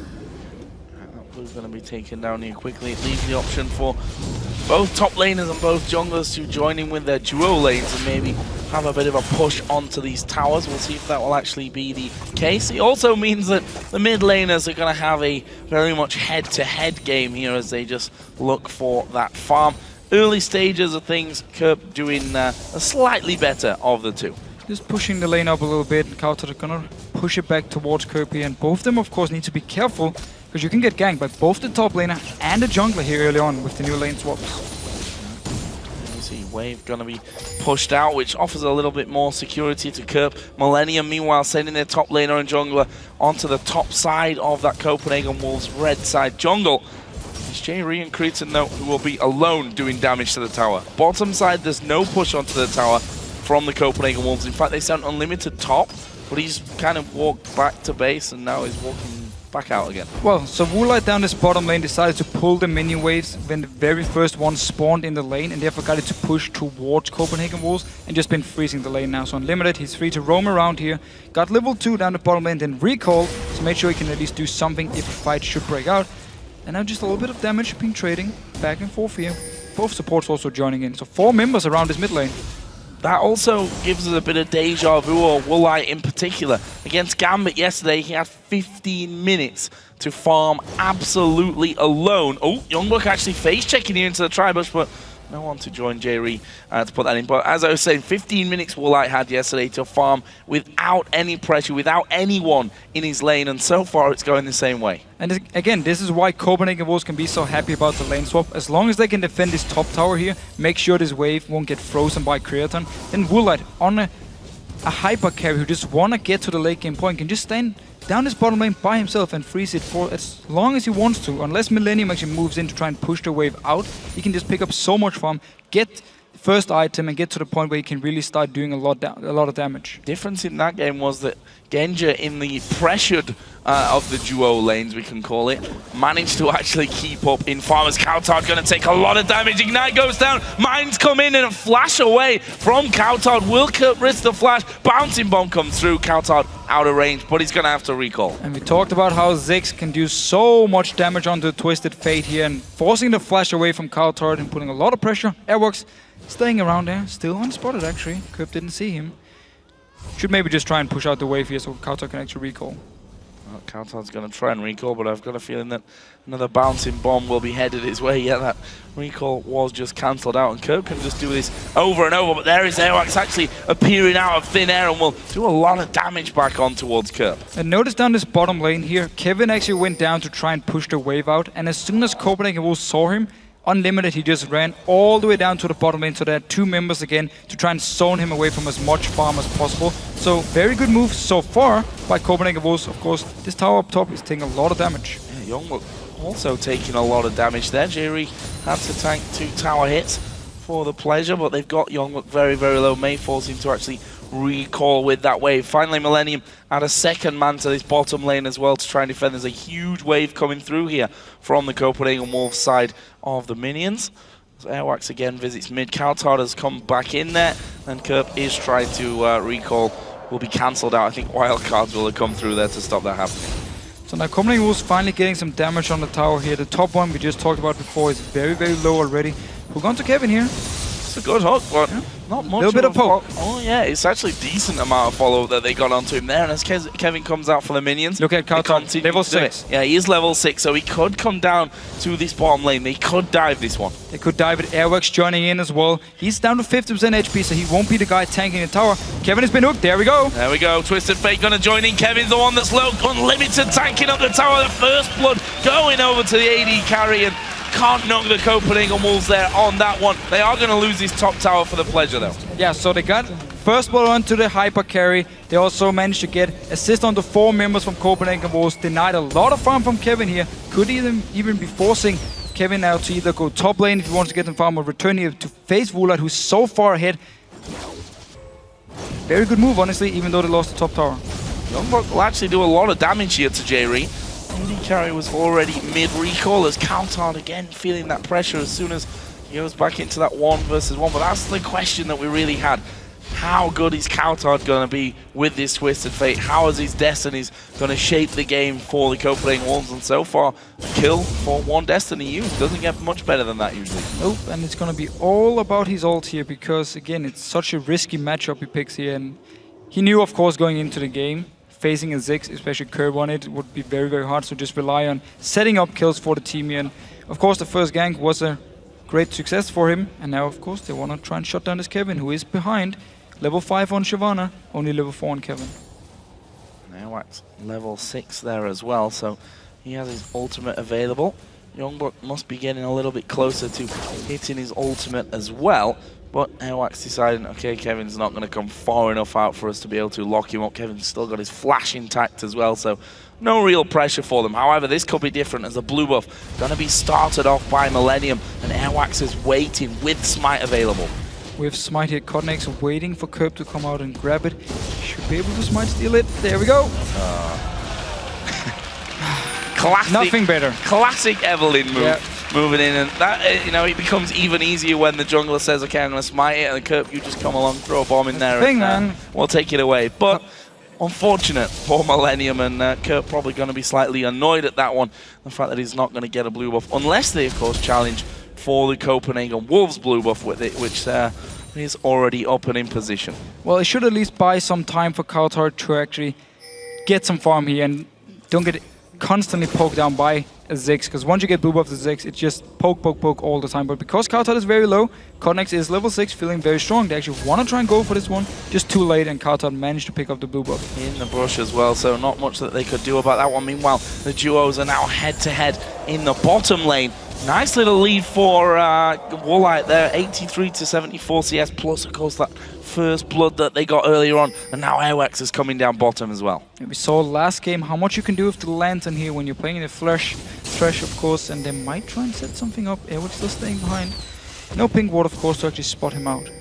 And that's the danger. Ward in the brush, but doesn't give you any advantage whatsoever because the Wolves have that Evelyn. They do, however, have Lee Sin around just in case that were to actually end up kicking off, and it is actually going to kick off because they go towards Ro8. Solar Flare comes down. Ro8 will use his cleanse and was able to walk a little bit further away from that one. There's the kickback. The bomb's coming through. The bomb, will he get anyone? It does. Creatine actually finishes off the kill there, and the Wolves going so low from that one. And that was such a smart play by Millennium. Everything actually started in the mid lane here. Curb, he pinged for the team to know that Twisted Fate wasn't in the laning phase, so they knew, okay, Copenhagen Wolves want to set something up here. As soon as Coulthard returned to the mid lane, they re-engaged because they knew, okay, now he won't be able to pour down. Curb could interrupt him, and therefore took the fight with the Lee Sin again and just destroyed Millennium on it. Oh, sorry, Copenhagen Wolves picked up a dragon as well and double buff onto Creaton. Double buff on the AD carry. Sat 1-0-0, and Ro8, despite his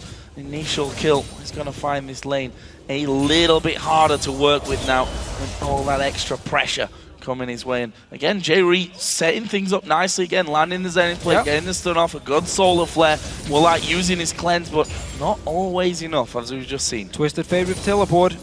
Walking down towards this bottom lane here. EUCS is there once again. They want to get this double buff. They're going to go for it. J-Re actually moving a little bit far out. Will he kill off Unlimited though? J-Re actually in so much trouble. He'll be finished off. And it's Ro8 that actually gets the kill in the end. So they managed to pick up a kill here. Pretty good timing because Curb has recall in this mid lane. So Coulthard will be able to return and pick up farm as well.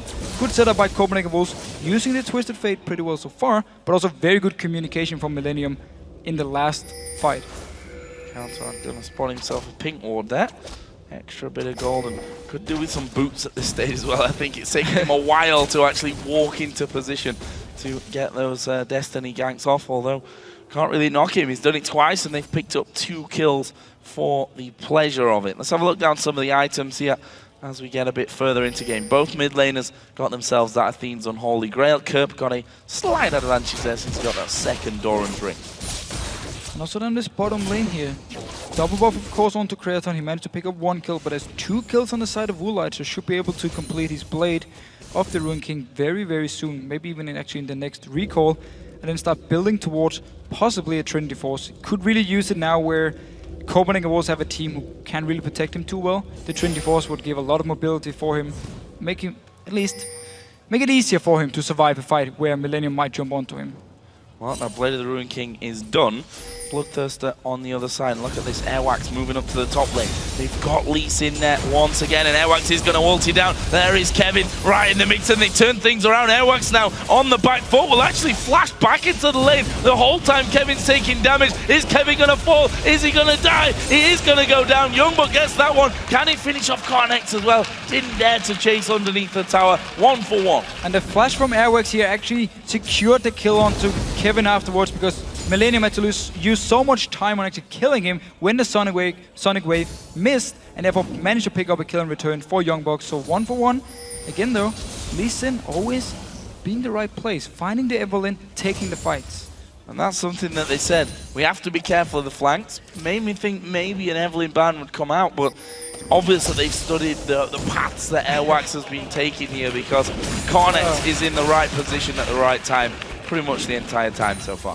Yeah, and Curb as well here, stealing away the Wraiths from poor Coulthard. Always a bonus. Always a bonus, of course. So, let's see a pink ward down in his own jungle.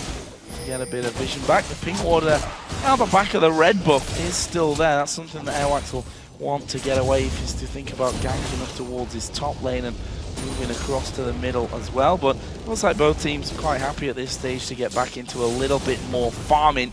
Youngbuck now has the level advantage and got... Pretty much had it the entire time. Yeah, actually. I mean, look at the CS lead that he's got there. It's pretty huge. He's really been doing a good job with the lead he got from the lane swap. Now Carter ganking onto Kevin. And Kevin's dead. There's 3 of them right on top of him. Okay, I'm saying he's dead. I'm going to take that back because maybe he'll pull off something amazing here, but he's running off towards the execute. Is he going to be able to get it? Coulthard, as I said before, needs some boots because he is slow right now.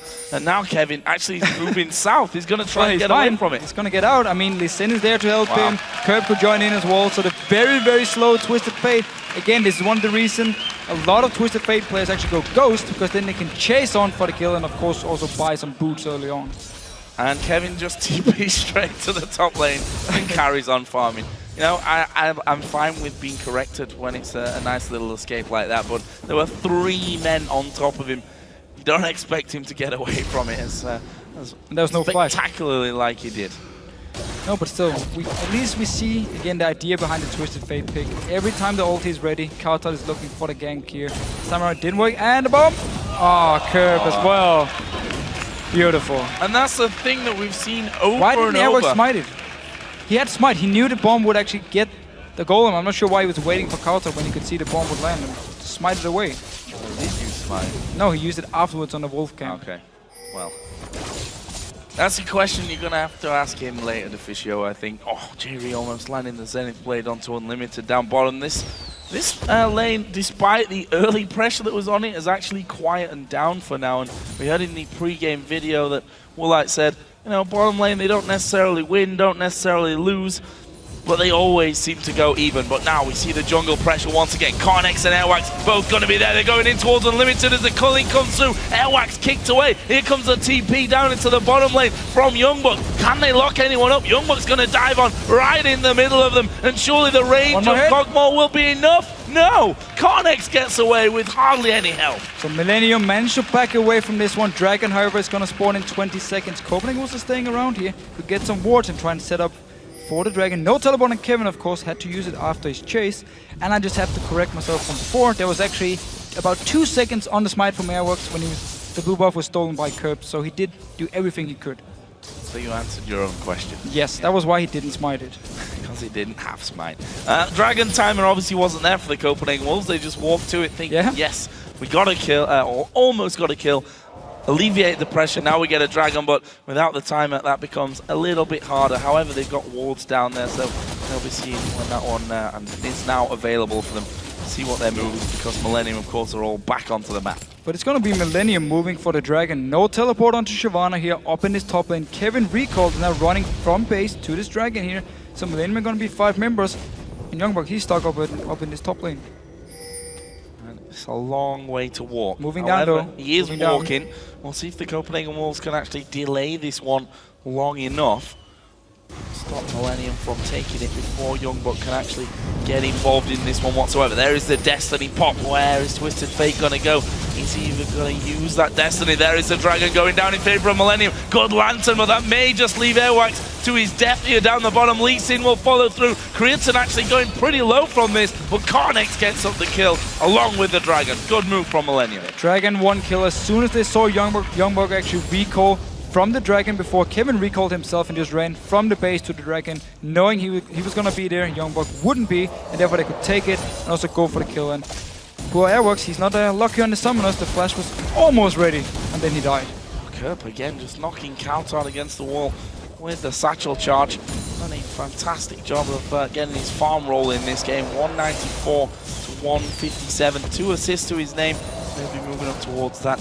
Rabadon's death cap soon. Already got his needlessly large rod, as is the case, by the way, over with Coulthard. We've only seen 1 tower go down so far this game. 18.5 minutes in. That may actually change here. Woolite onto the Millennium outer turret, and he just throws the damage at Kriaton and takes a Lantern. I like the way he plays, man. He's so manly just staying there, and Curb as well. A lot of damage onto Coulthard. Coulthard in trouble. Actually, we use a flash, but the bomb comes through. Ignite! Got him! Ignite! One more tick there from Curb, and it manages to finish him off. And just as you think the flash was enough for him to actually get away, the bomb follows through. Brilliant again from Kerp. Yeah, he really loves this matchup here. Again, he did it back in week 1 against Selfie, just destroyed him on Twisted Fate, picked up kills by himself, doing the same thing here against Kautrod. Ulti is going to be ready soon though for Kautrod, so let's see if you want to do something once he actually gets out from the base. The mid lane is being pressured, and now Codnex coming down to the spot lane. Nice lantern once again. Moving the way to safety. Is that enough here for the turret though? Down to hardly any HP.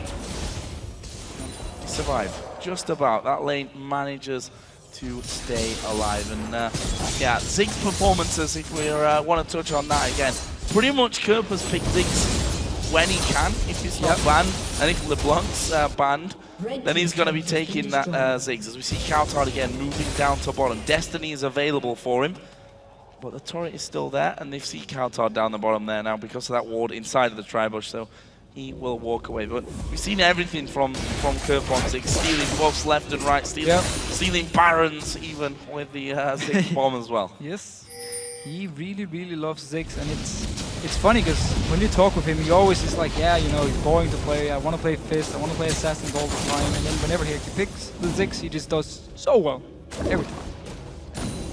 Mastering, especially the satchel charge. He seems to always knock them against the wall, get that mini stun from it, and then really push through to the damage. You saw, of course, the 1v1 earlier as Kautrod died to that last tick of Kerp's Ignite. You can see how passively Kautrod's having to play this lane, because if he comes too far out, Kerp's going to attack.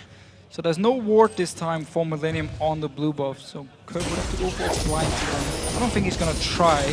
There should be a blue buff now for Kautrod. Again, ulti is ready for him, Flash is not. However, he did pick up some boots this time, a little bit faster. Not upgraded yet, however. We need to see where he wants to set up a gank. Every single member from Millennium with Flash at the moment, and everyone is actually in a fairly good position to avoid a gank. It's hard to really set anything up when Millennium aren't pushed up really anywhere on the map at all. Bottom lane went back, top lane went back. Ziggs, of course, in the mid lane. He's going to be 1 versus 1. And, well, there's the kill. Yeah, well, Airworks was moving around this jungle pretty well. And meanwhile, Codnex just said, I don't care where you are, I'm just going to go dive the mid lane here. There was, of course, no flash on Kautrod, and another kill picked up by Kerp.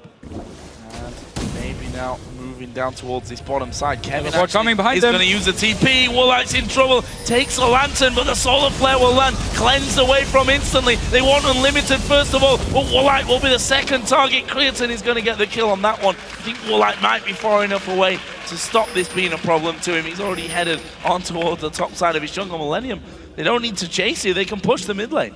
Yeah, and again here, using the teleport really, really well by Millennium, and also using the fact that Kerp is so far ahead in this mid lane here. We actually see the replay, the kill onto Kautrod, of course, Airworks very far away. Kicks him straight into the ulti, that was beautiful.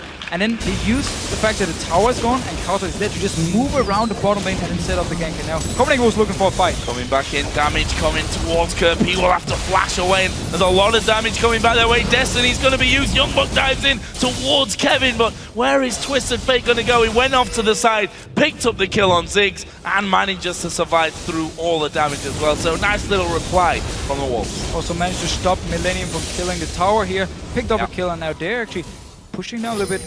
Don't have enough minions or actually enough members to actually do it. Dragon spawning in 50 seconds, so still have to wait for it. Can just go back to lanes, pick up some farm, and prepare for the dragon. So 22 minutes, 45 in. Let's take a look at where we are with gold. 2,500 is the lead that Millennium have. 3-1 up in turrets, a couple of kills going their way as well. And on the farm side, some areas it's looking good. Kerp, for example, in the mid lane is massively ahead of Kautrod, 250 to 187 CS. However, top lane goes the other way in favor of Youngbuck. 80 carries, pretty much bang even. Bang even here, and of course Copenhagen was just waiting for Woolite to scale up to the late game, waiting for Kautrod as well to pick up some items. Therefore, the fact you could actually get a kill onto Kerp was a very big thing for him. Ulti isn't ready now, so he can't set up a gank before the dragon, so Copenhagen Wolves just have to go down and start it straight up.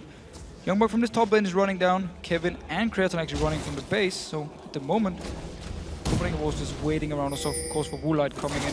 Could see a very big fight starting here.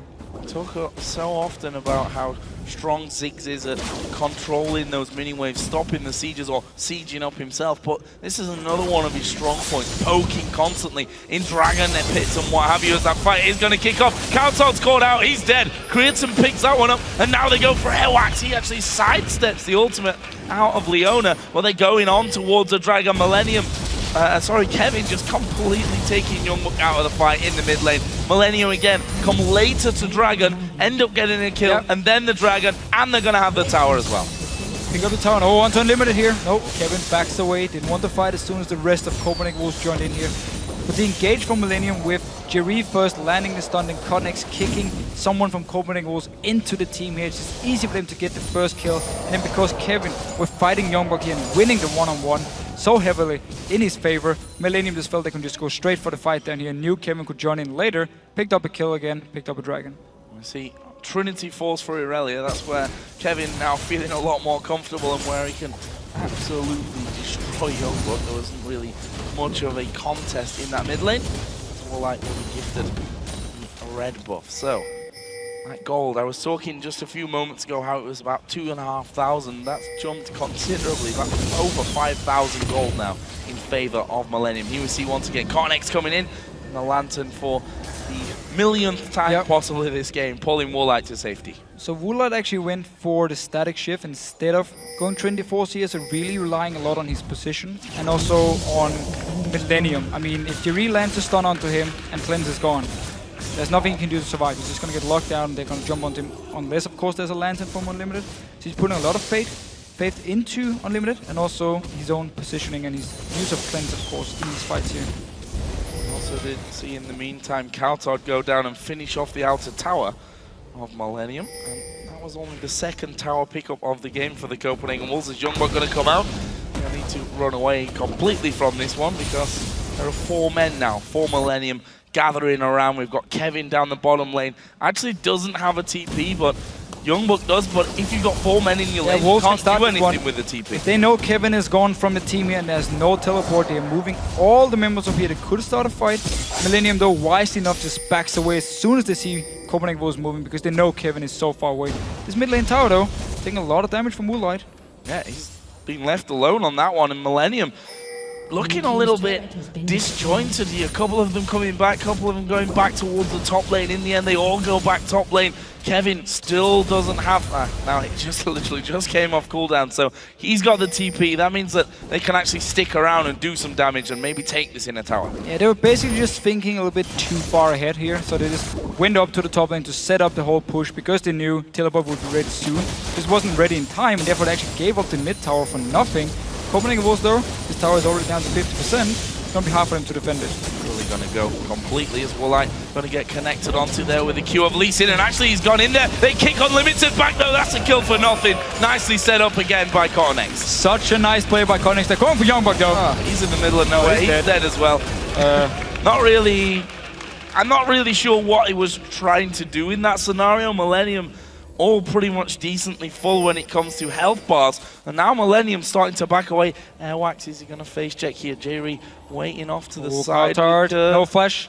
Oh, and he comes in. There is Jerry flashing in. Stun card is pulled, but that won't save him. Connex gets himself another one. 3-0-6. And for a second game in a row, Lee Sin coming up wonders. It was like watching a horror movie. You just knew, okay, the killer would be there. He just walks straight into them. They go into him, and that's an easy kill. Millennium now onto the Baron, of course.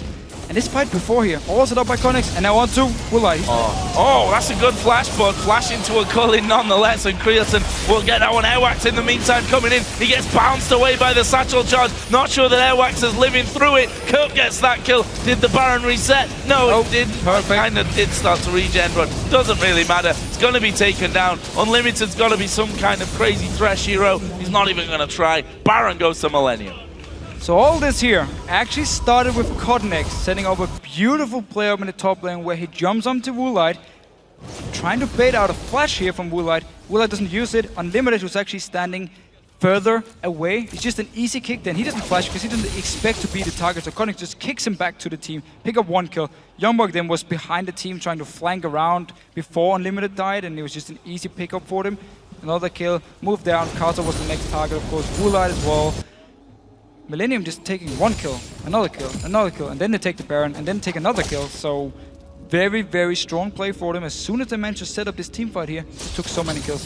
Everything set up in the start by Cotnex. Kills are in such good places as well. Creatine on Lucian, 5-0-3, Trinity Force, Bloodthirster, Last Whisper, got a Vamp Scepter now as well. 4-1-6 in the mid lane for Kerp. We've seen his damage. No wonder. Death Cap with the Themes Unholy Grail, Void Staff, and another needlessly large rod as well. So hard to compete with that.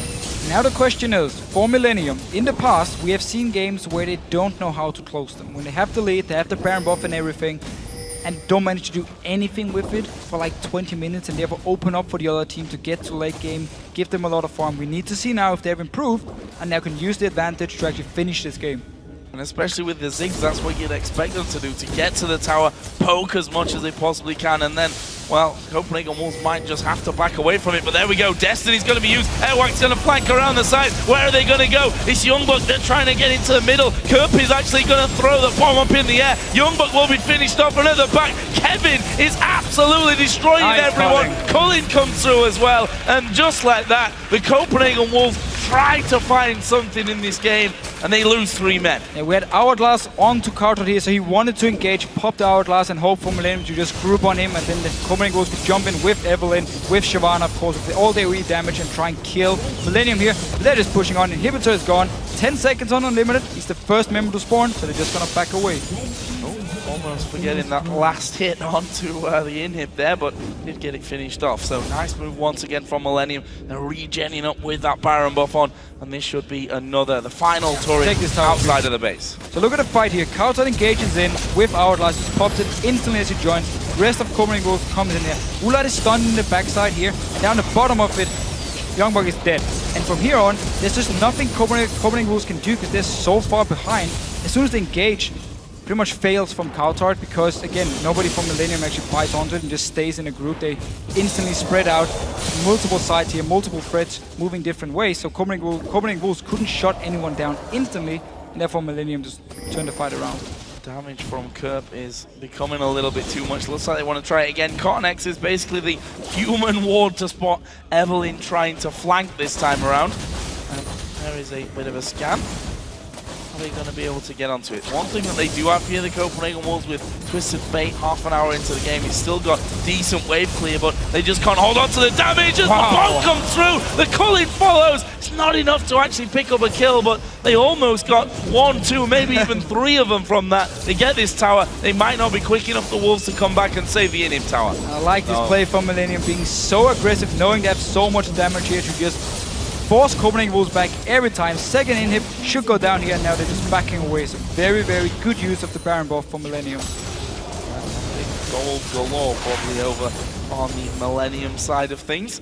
So again, 6-0-3 on Lucian, 3-0-10 on Cotnex, making the play similar to how well Svenskeren did in that last game. Millennium just back away, gonna take themselves another dragon. They've had all of the dragons so far. I believe that's their 4th.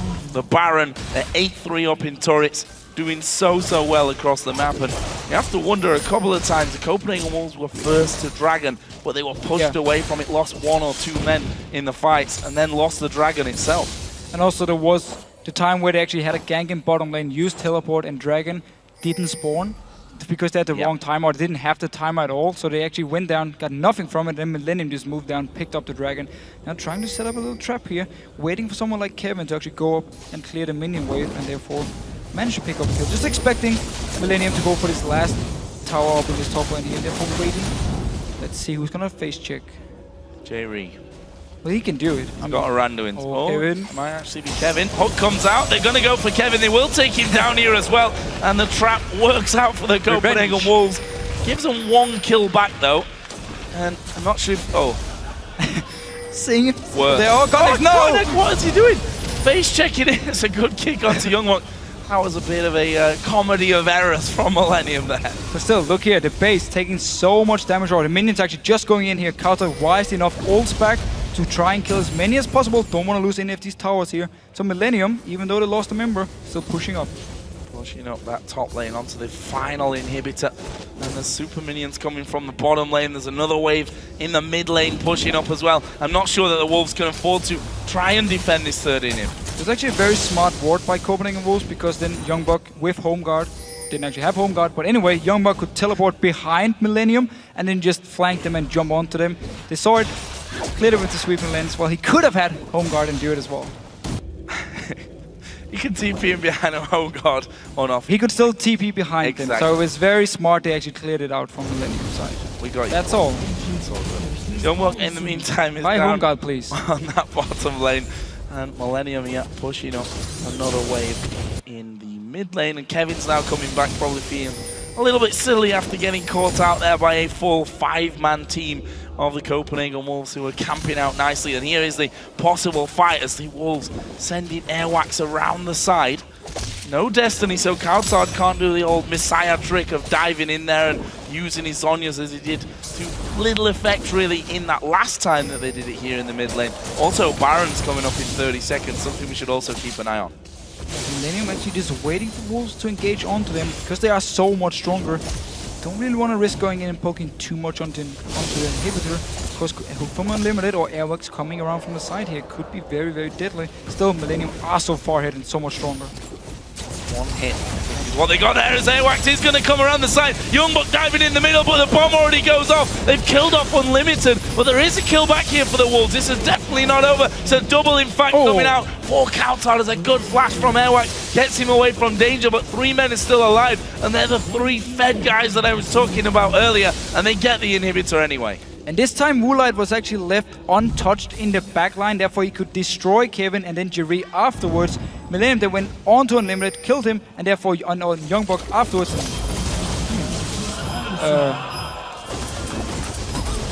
Can I quote Kobe here and say that teleport really sucked?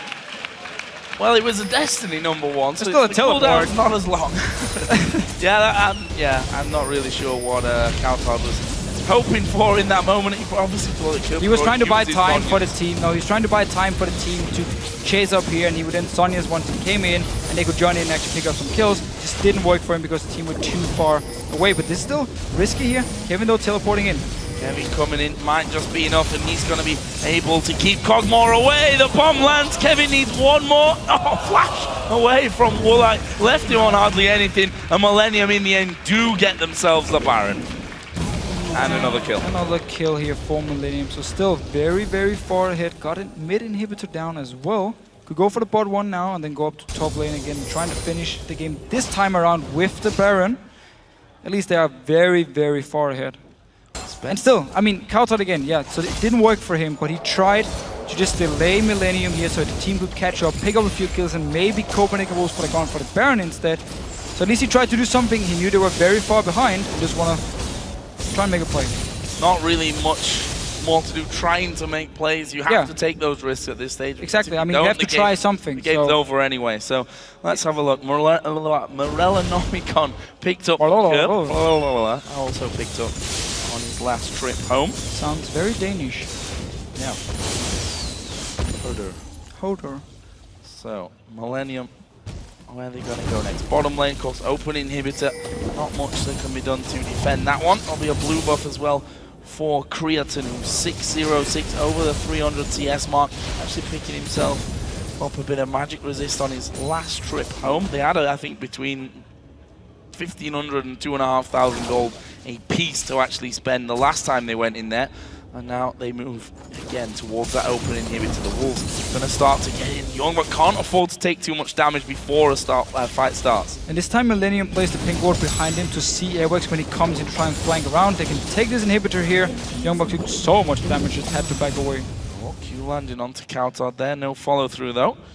And Airwax will be forced to run away from this one. They're onto him though. Actually, they managed to find Airwax here. Cornex gonna kick him. Airwax though will take a lantern back into the base, but will that be enough damage for them to actually get back around? Kerp again knocking them all over the place with that satchel charge. Cornex actually tried to kick flash Airwax here, but because he kicked him first and didn't flash in time, he ended up just kicking him, then flashing onto him, and therefore Airwax could just take the lantern and back away.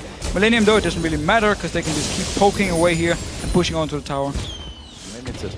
Poked down instantly by Kerp as another wave gonna come flying through. There's more damage. They've managed to hook in Cornex, but do they really want that? Youngbuck dove into the back. Connect's actually going down, but they've locked up Woolite. They're going to dive straight in. The bomb comes through. Countout goes low, and right now that's a 1 for 2. Make that a 3 for 2, and this is going to be Airwax dying as well. Double kill for Woolite before he died. 4 men down on the Wolf side, only 2 on Millennium side. Countout's got to be the hero. And again, though, it's Jerry setting up the stun, setting up the engage for Millennium. He's been doing it the entire game. Such a great performance by him. Super minions coming in here. Curb poking away onto Countout. Millennium should be able to finish this. Oh, Countout possibly dead. He's going to Zhonya's, but that's not going to save him. The satchel charge was finished off. That's an ace in the end for Millennium, and they're just going to run straight through the base as the Nexus turret goes down. The Nexus will follow. A solid win, a much-needed win here for Millennium. We talked about how Copenhagen Wolves were weak in the early game here. They needed a lot of farm. They needed some good ults from Countout and Twisted Fate to really get going. Wanted to get a lot of farm on Woolite, of course, where the Millennium lineup were a lot stronger in the early mid-game parts, and they used it to get ahead here, especially Curb on Zex in his mid lane. Credit to Countout, had some very nice ults in the early mid-game here, setting up kills for Copenhagen Wolves. Just wasn't enough because Curb got so far ahead, and of course Creaton on Lucian got so far ahead as well. So once it broke out to team fights, Millennium were just stronger and took full advantage of it. And you see why pretty much more than half the games, Millennium's opponents have chosen to ban Ziggs against Curb. And when they don't, he always seems to put up big games. You can all remember that game against the Super Hot Crew. He finished 11, 3 and 6 in this one. Just outdone himself. 11, 1, 11. Finished at the end of that game, so returning to his week 1 form. Yeah, and yesterday 0-5-0. He made negative points in fantasy.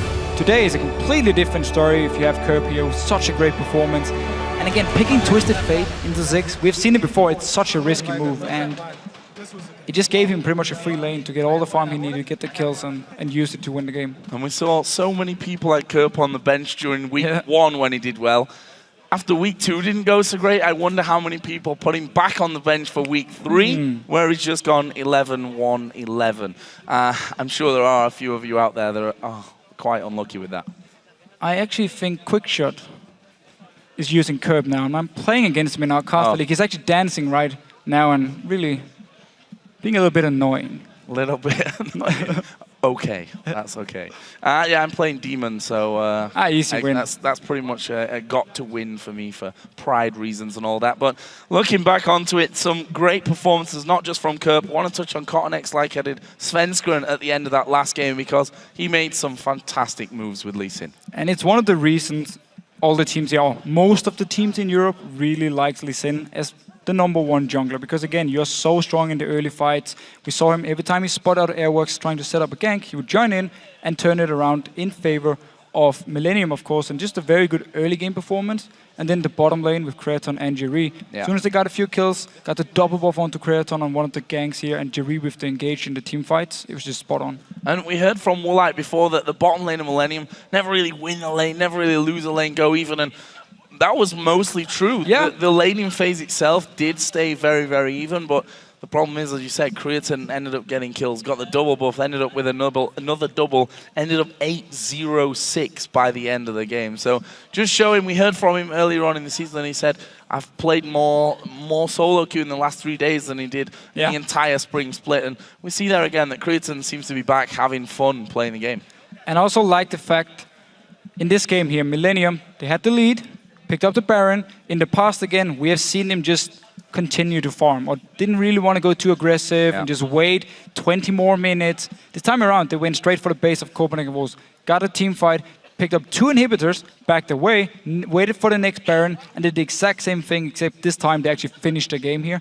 So some new aggressive play by Millennium, and really showing we have the lead here, we can win team fights, therefore we're just going to go full aggressive. Yeah, that was always the question we had of Millennium. And the Wolves, to be honest. True. They were both teams that we said, okay, they're in the lead, but can they win this game, #1, without it going for about 400 hours? #2, without somehow messing up, losing a Baron here or there, or giving a team chance to farm back up enough for it. But again, Millennium looked very, very convincing in how they ended up finishing the win.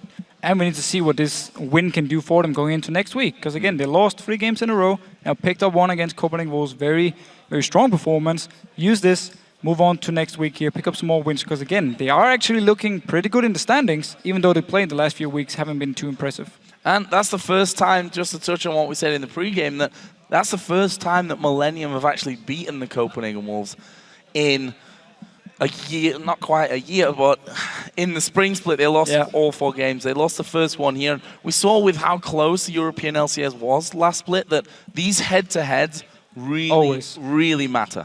Always, especially also because we have now SK Gaming and Alliance in the top, at least for now.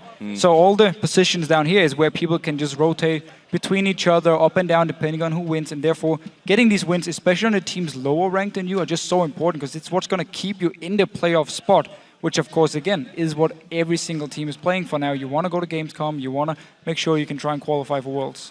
But what about the Wolves? Because they themselves seem to be on a, I don't want to say a downward spiral. That might be a little too aggressive for the scenario that they're in, but they are not having fun right now by the looks of it. They are, I almost feel like banging the head against a brick wall almost every single game. I feel like they're just trying to find a playstyle that really suits them. That's why we saw the AP tops in the start of this split here now. Twisted Fate for Kautak. We saw it a few times in the last split, of course. And again, he actually had a very good performance on Twisted Fate. Early on when it came to ganking, just his laning phase, big issues against Curb was expected when it was a Ziggs, of course. But still, it seems to me they mix up a lot of their picks and playstyle for Copenhagen Wolves every single game, except for the fact that Woolite will always pick something that goes into the late game where he can carry the team, and they put a lot of focus on getting him ahead early on. That's why we saw the ganks from Kautar, ganks from Airwax down to the bottom lane. That's the only thing that, for me, is set in stone with their Copenhagen Wolves tactic. So I feel like they're just trying to find what works for us. Once they find it, they have good players. I'm sure they can actually bounce back.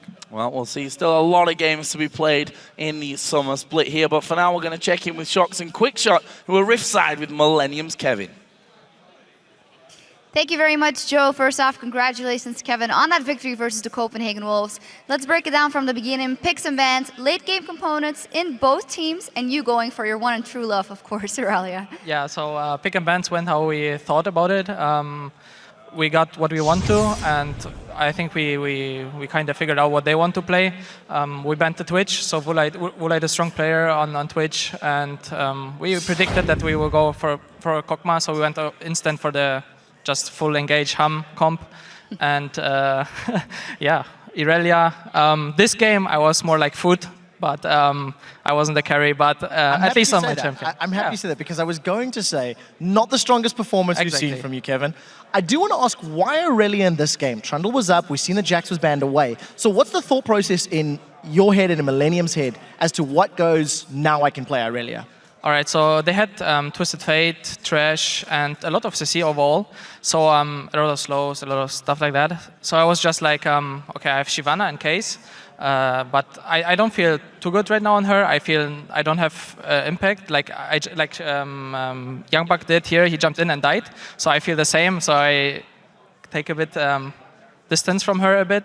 So yeah, Aurelia just my favorite pick, and I'm always safe even when I'm 3 levels behind like this game. I will still go aggressive.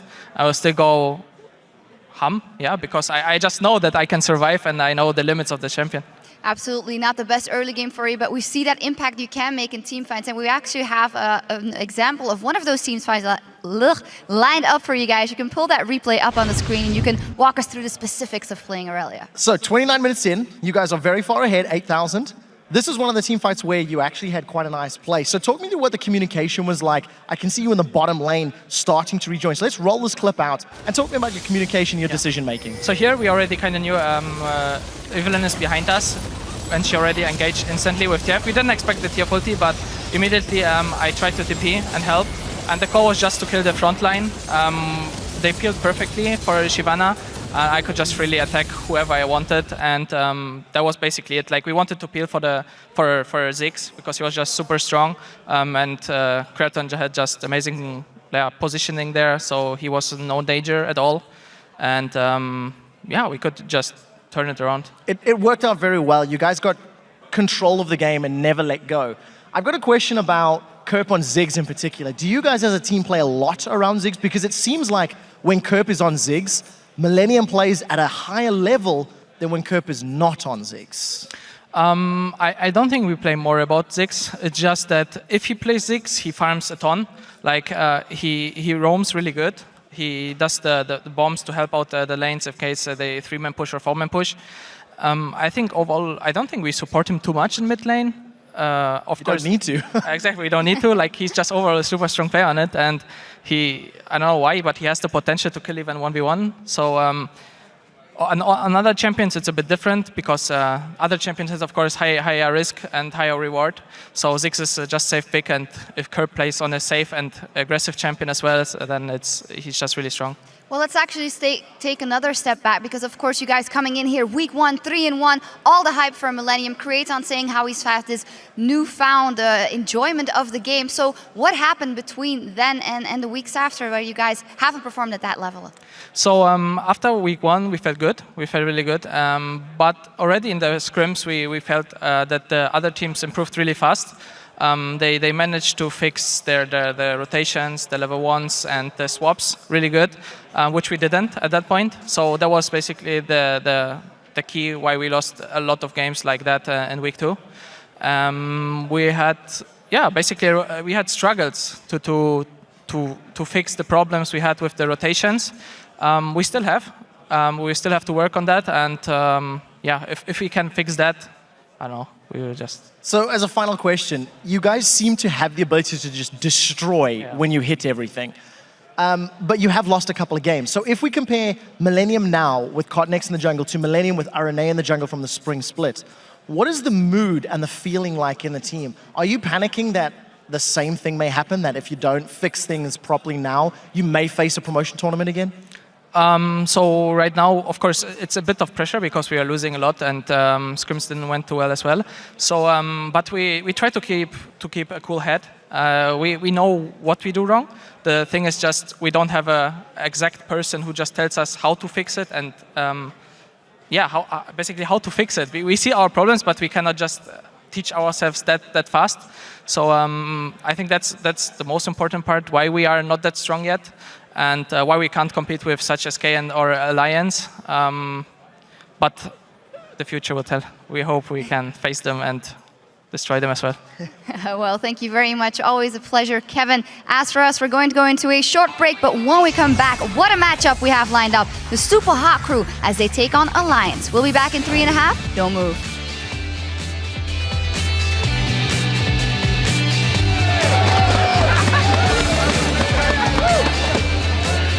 Taco, burrito. I'm gonna stay. A little bit further away from that one. There's the kickback. The bomb's coming through. The bomb, will it get anyone? It does. So many just staying there on curb as well. A lot of times on the counter. That's not in trouble. That's it. We use the flash, but the bomb comes through. Got him. Got him. Kick him. One more combo. Destiny's going to be used. Airwax going to flank around the side. Where are they going to go? It's Youngbuck. They're trying to get into the middle. Kerp is actually going to throw the bomb up in the air. Youngbuck will be finished off another back. Kevin is absolutely destroying everyone.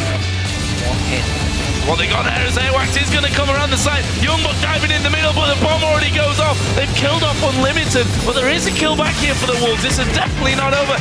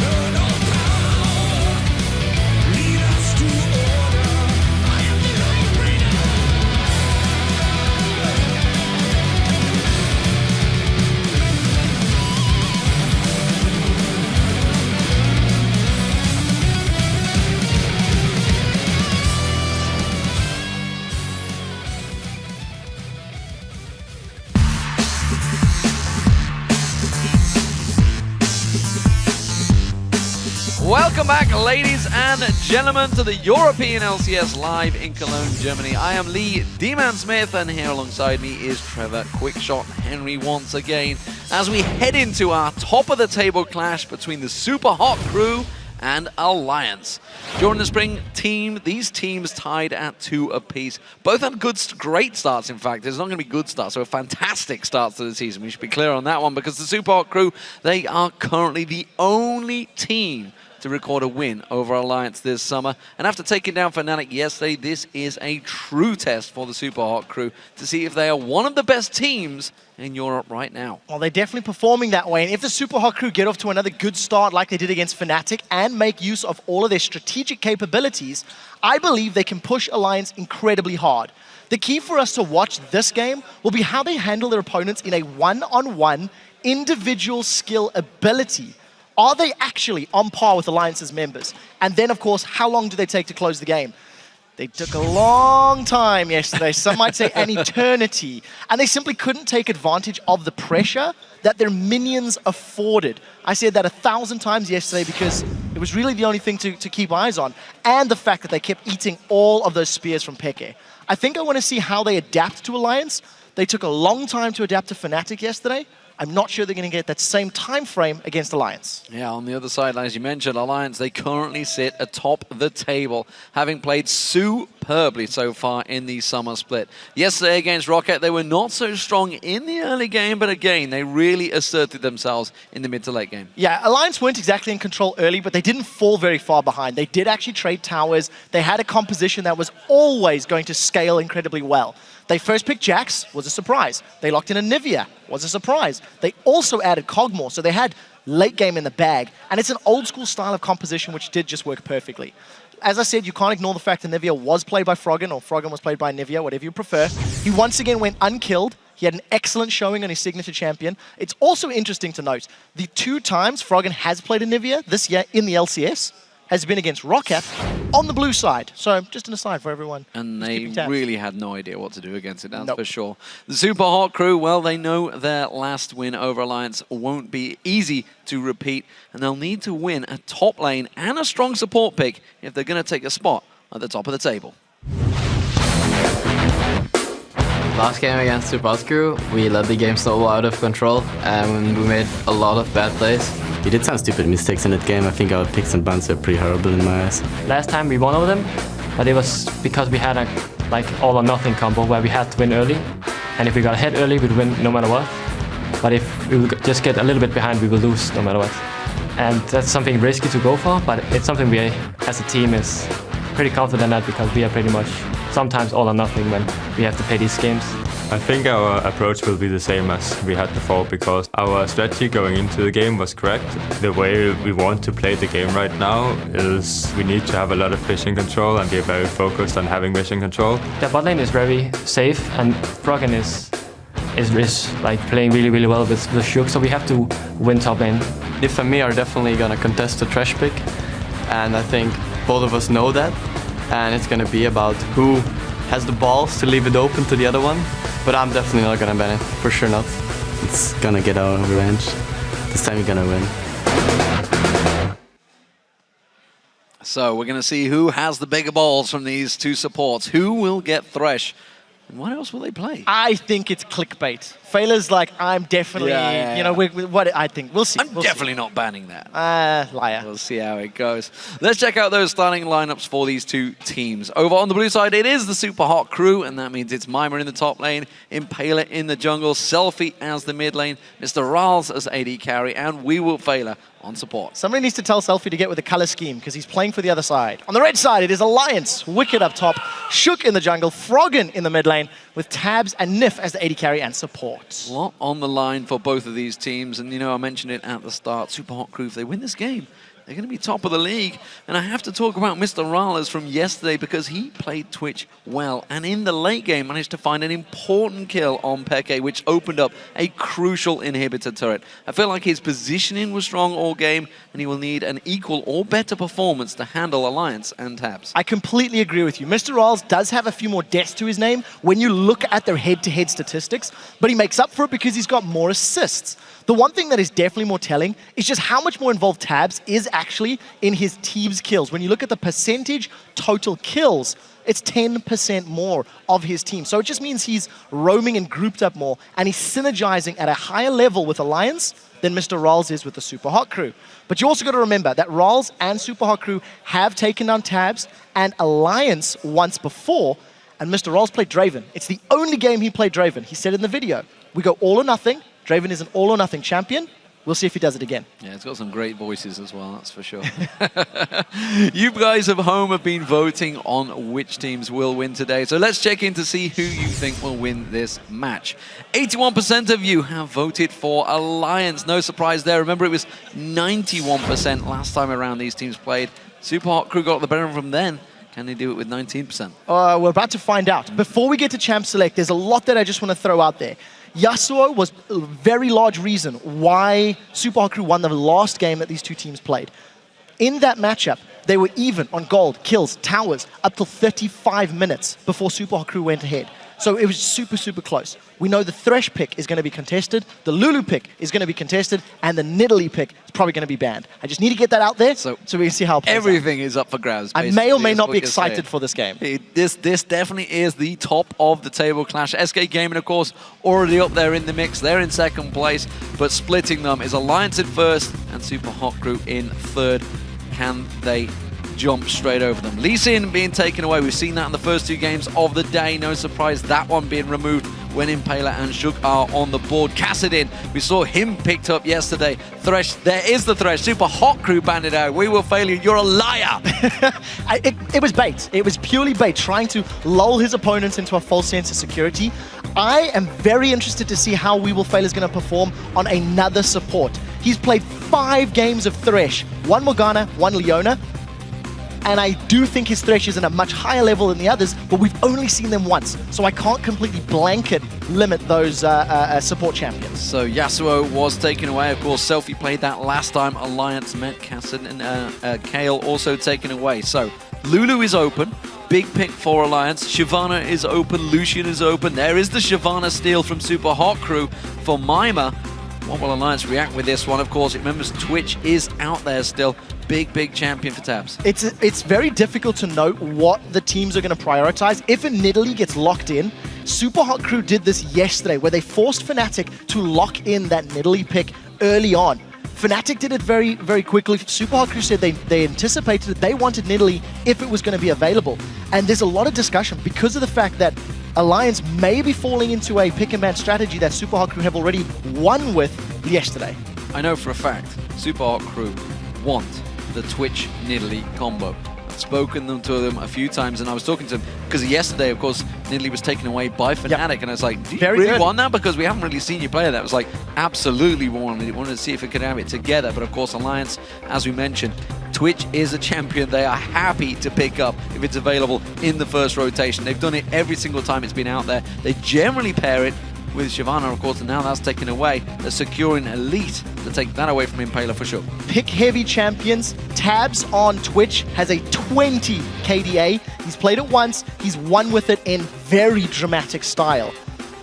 The thing is, for the Super Hot Crew, they need to find a jungler that's going to work for them. With Elise being taken off the cards and Lee Sin being banned away by themselves, it doesn't leave a whole lot of those super high priority picks for them. In addition to that, if they lock in the likes of a Nidalee early on, it's going to allow Froggen to potentially counterpick. LeBlanc is still available and is a champion that both Selfie and Froggen have run in the past. Froggen ran a Nivea yesterday. It was into a composition that it worked with his team, but the theory is still there. The threat of it is still there if Super Hot Crew put together a number of champions that Alliance feel and Nivea would do well against. Yeah, it's possible. Absolutely possible. And of course, that was alongside Cogmore, though. So Cogmore not picked up. Lucian was available. No surprises. Mr. Rallis is going to move towards that one. And as expected, Evelyn being picked in for Impaler. So Impaler's going to go to that flanking jungler, looking to create picks, looking to come in from the sidelines with Agony's Embrace. Mima will be looking to do the same thing. The first pick, Shyvana, is super impressive because both Mima and Wicked have 5 games on Shyvana each. Denying that from Wicked means we're going to see him on something a little different. But it's been the Shyvana pick that's worked. 4 wins for Mima. Now Super Hot Crew and Alliance need to decide who their mid laners are going to be. Froggen is leaving it all the way to last pick. I almost wonder if it might not be the likes of an Orianna. She scales well, has very strong laning phase. There's no sort of hard counters to her if you want to play it safe. And the rest of those sort of dive champions from Eve and Shyvana, I don't know if there's enough peel to warrant Nidalee. Nidalee needs a lot of time and a lot of zoning in order to get multiple spears off. Otherwise, you just get collapsed upon and surprised. Well, Alliance have generally gone with something that works with a lot of team synergy. Nif, of course, could be picking up this Nami. And Wicked, will he fall back to the old faithful? No, Morgana's going to get switched out for Nif, so that's a champion he's played a lot of in the last 2 splits. But Aurelia, well, no surprises. It's going to be Wicked this time around. He's been moved away from it onto Shyvana, but since that was taken away, Jax wasn't on the cards either because that was banned out, so he's fallen back to a tried and tested method. Yeah, the thing is he's got no wins on it this split. Yeah. Absolutely no wins on that champion. The Morgana pick I like for Alliance because it allows them to peel away when that Evelynn and that Shyvana dive onto you, throw the soul shackles down, and you keep people from, you know, locking up Twitch.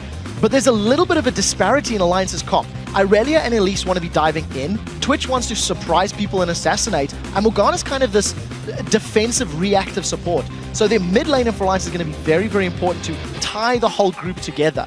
Super Hot Crew, on the other hand, they're still looking to lock in their last couple of picks, but, you know, priorities are up there. Ziggs, Nidalee, LeBlanc, Orianna, all Silver, even Twisted Fate, if they wanted to go for that sort of option. I almost wonder if Twisted Fate might not work for Alliance. They've got the makings of a very strong pick composition with their champions. We'll see how it works out. Sona being locked in. We haven't seen a great deal of Sona over the summer split, or the spring split, honestly, but it is a champion that fits We Will Failure. It's a champion he played a lot back when he was active in the LCS, and of course, we saw him with the Flash hooks yesterday. Flash crescendos work just as well. And of course, the Ziggs, well, we just saw, again, Kerp destroying another team with Ziggs. We know how strong Ziggs can get if he gets farmed. First pick for the Super Hot Crew. So the engage power is going to come from that, you know, Flash crescendo, like you've mentioned, with Shyvana and Evelynn running amok. If Super Hot Crew want to defend a siege or attack, they have got the sustain from Sona, they have got the poke from Ziggs, and there's a lot of wave clear between Ziggs and that Lucian, respectively. So I like the comp that Super Hot Crew put together. The only thing they need to be aware of is their hard CC is only with Sona. So if We Will Fail it doesn't lock somebody down instantly, they're going to be in trouble. There was a lot of discussion over this pick. You could see this wasn't instantly locked in. You can see Froggen and the team having a lot of discussions, but again, Anivia locked in for the second game running for Alliance. The fan favorite, that's for sure, for Froggen. Yes, Bird is definitely the word in the Alliance camp. And with the second day in a row, this is the third time we've seen Froggen on Anivia this year in the LCS. The reason I like this lock-in, it balances out the somewhat lack of magic damage from the rest of the comp. Every time we have an interview with Froggen, he talks about how his team comps will have to be well-rounded. They have to have magic damage, physical damage, etc. Anivia is going to give you all of that magic damage you're looking for. It gives you wave clear, and very, very importantly, the ability to segregate your opponent's teams. You put that crystallized wall down, Super Hot Crew are split up, and they either have to blow their flashes or their movement abilities to get around the wall. And that's going to buy all of those single target champions like Irelia, like Twitch, like Elise, time to find kills. A lot of importance on Froggen making the right plays with his ultimate and those walls. And when I think about it, Impaler's one of the men that will go in and try and make those plays, and he could get caught out easily on Evelynn. Well, now that we know the champions have been locked in, do you guys at home still think Alliance will win this one? Tweet at LOL Esports and use the hashtag SHCWin or hashtag AllWin. And we'll see if you've changed your minds. Remember, it was 81% in favor of Alliance in the initial vote. Now that the Bird's been locked in, you may even go higher. I like both of these teams' compositions. I think they have so much utility, so many things they can do respectively. The Super Hot Crew need to avoid giving up kills early. If Elise, Irelia, or Twitch can accelerate ahead, they have all of the tools available to keep finding picks and shutting down the crew, so they can't run that risk. So here we go, ladies and gentlemen.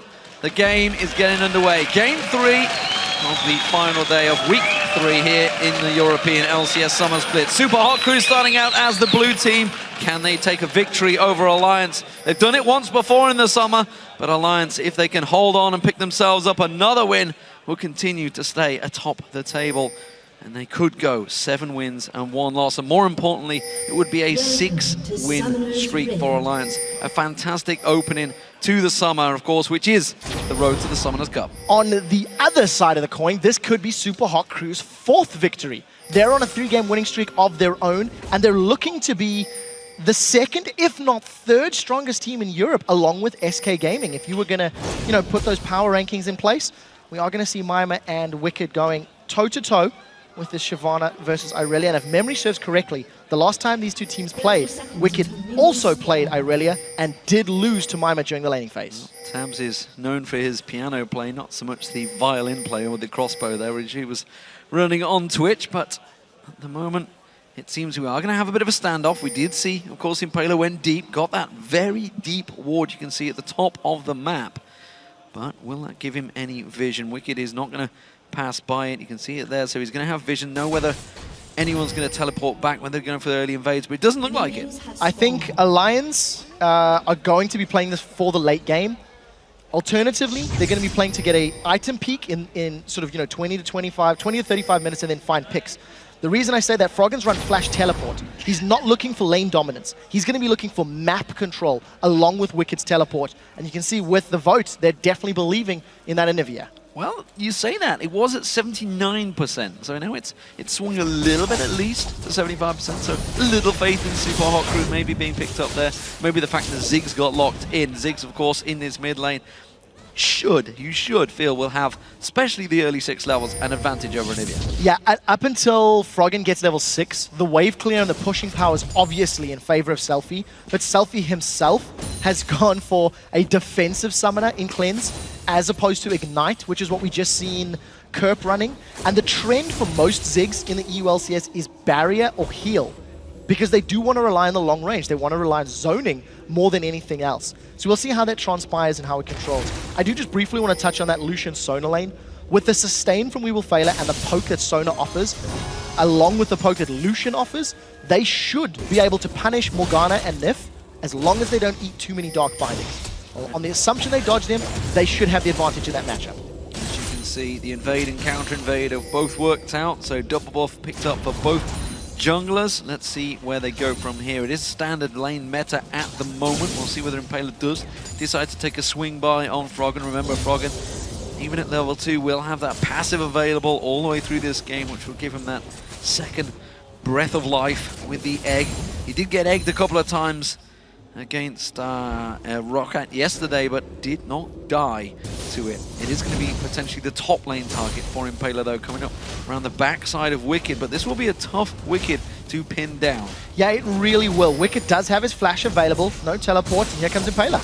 Yeah, quickly dashes onto Impaler, showed himself way too early on those minions, and that was super simple. Didn't even need to waste a summoner spell. No, none at all. It is forcing Wicked to burn through his potions, so at the very least, Mima is going to have a effective hit point advantage in lane, but he needs to press that advantage. And we talked about Mr. Riles and We Will Fail having that stronger 2v2, which is why I think Shook is trying to give some attention to that bottom lane.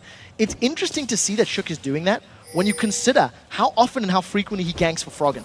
Yeah, if you go back and watch the games, he always goes mid. It was a little unlucky. Walked down just as the ward was about to time out, and it gave vision to him and then disappeared. So they knew that he was coming. It does mean that he's going to be able to invade and steal away the large Wraith and his little last 2, I guess, and leave just the 1 there. Selfie in this mid lane, as we mentioned, he should have that small advantage over Froggen. It is only a small advantage, 6 CS right now, of course. Froggen just a couple of levels off 6. That big wave should get cleared out by him. Doesn't seem like he's having too many issues so far in the mid. I'm sincerely hoping Froggen can pull off a tell egg port like Reddit a few weeks ago, where you can actually get egged and make your way to safety. It would be very exciting in the LCS, and would definitely be first time at a competitive level. And it's interesting that you say that obviously he's got that. We saw the Teleg port before, but All-Star game, yeah. It's something that Froggen has said many times back in Season 2, Season 3, that, if you take teleport in the mid lane, you should be expecting to lose that lane. Good aggression from Wicked on Mima there, but of course, he's going to have mana issues as the levels develop. It's such good game sense and lane presence. Wicked actually dashes onto Mima, gets some damage to the Siege minion, gets the reset on that Q dash, the Blade Surge, and then jumps onto Mima again. So just really, really smart play, getting the most out of the situation. But as you said, as long as Wicked's burning through his mana, he's going to have less opportunities to zone and force Mima down. Mima's going to need to buy an item before he can sustain. So that is one thing that Wicked does have in his favor. With no potions on either side, Wicked does have those hit and style life steal to get himself life back. And you know, in talking about Wicked, Froggen gets a little satchel charge on the back of him. Impala was off the side. Talking about Wicked, yesterday, he didn't feel he had that big of an advantage, despite the fact we could see clearly it was a 20 CS advantage. He had a level plus over him for a large period of time over Zazas, but he didn't feel he had that advantage because maybe, you know, obviously Jax, he's not played half as many games as he has on Aurelia. On Aurelia, though, you can tell he knows when he has that tiny advantage and can make use of it. Yeah, when you've got so many ranked games under your belt, it's definitely going to help you out in terms of those micromanagement decisions. So we've seen both Wicked and Froggen had actually used their teleports very early on. Wicked has already come off cooldown because he's been laning for the whole time, and Froggen's just returned to that mid lane.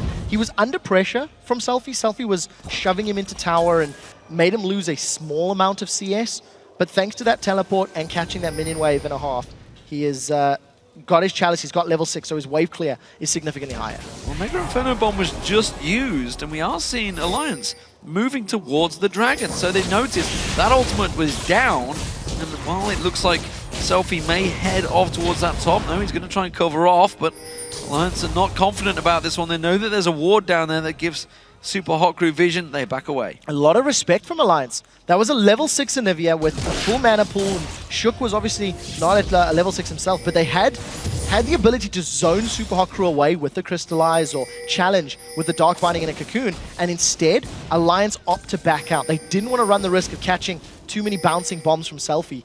And that's not the highest amount of damage that Selfie's taken. Froggen not getting the exact combo. That will work, though. That's a good combo from Froggen. He's simply protecting Shook as well. He was clearing out the pink ward. Did put a ward down himself so he can have that vision, but good protection work and a good chunk of hit points taken off that mid lane. Yeah, so very just, you know, it's what we come to expect from Froggen. When he doesn't land those combos, we're more surprised than anything else. Shook has done a fairly good job of trying to get in Super Hot Crew's jungle, but it hasn't garnered him any big objectives yet or any massive lead. And CS-wise, it's pretty close across most of the lanes. Yeah, but Wicked is still yet to go back and buy. He's sticking around, and we've seen him doing this a number of times on Aurelia. He goes back and buys a big item. At the moment we saw Mima, he's gone back, got himself the Dawn's Blade, the Giant's Bow. You can see nearly 2,000 gold stacked onto Wicked, so saving up whether he's going to go straight for that Phage. We'll see what he comes back with in the next time he backs off, but it's been a very long time. Now he's going to back off. We'll see where he goes. Blue buff goes to Selfie. Yeah, you know, Wicked wasn't under pressure to back away and buy anything because his lane opponent purchased the Giant's Belt. So he's gone for tanky safety stats on Mima's side. Most likely going to be the Sunfire Cape. Dragon started once again by Alliance, and this is so smart. Super Hot Crew aren't there to challenge. Yeah, very smart. You saw Wicked. That's what the delay clearly was. He was like, I'll keep hold of this teleport for as long as possible, see if it's needed. It was not. Alliance secure that dragon easily. Impala does go for an invade while that's all happening. He will get the red buff, but it's a small victory when you lose out on the dragon and all of that global experience of gold. Yeah, it is. At this stage in the game, it's not a massive amount of gold because it does, of course, scale with the champion levels, but more importantly for Alliance, they have the exact timer, they have the control, and they're making the proactive decisions. This is something that Fnatic didn't do as well against Super Hot Crew yesterday, and it cost them. It's why Fnatic lost their game. They weren't really able to force Super Hot Crew to react. So it's advantage to Alliance.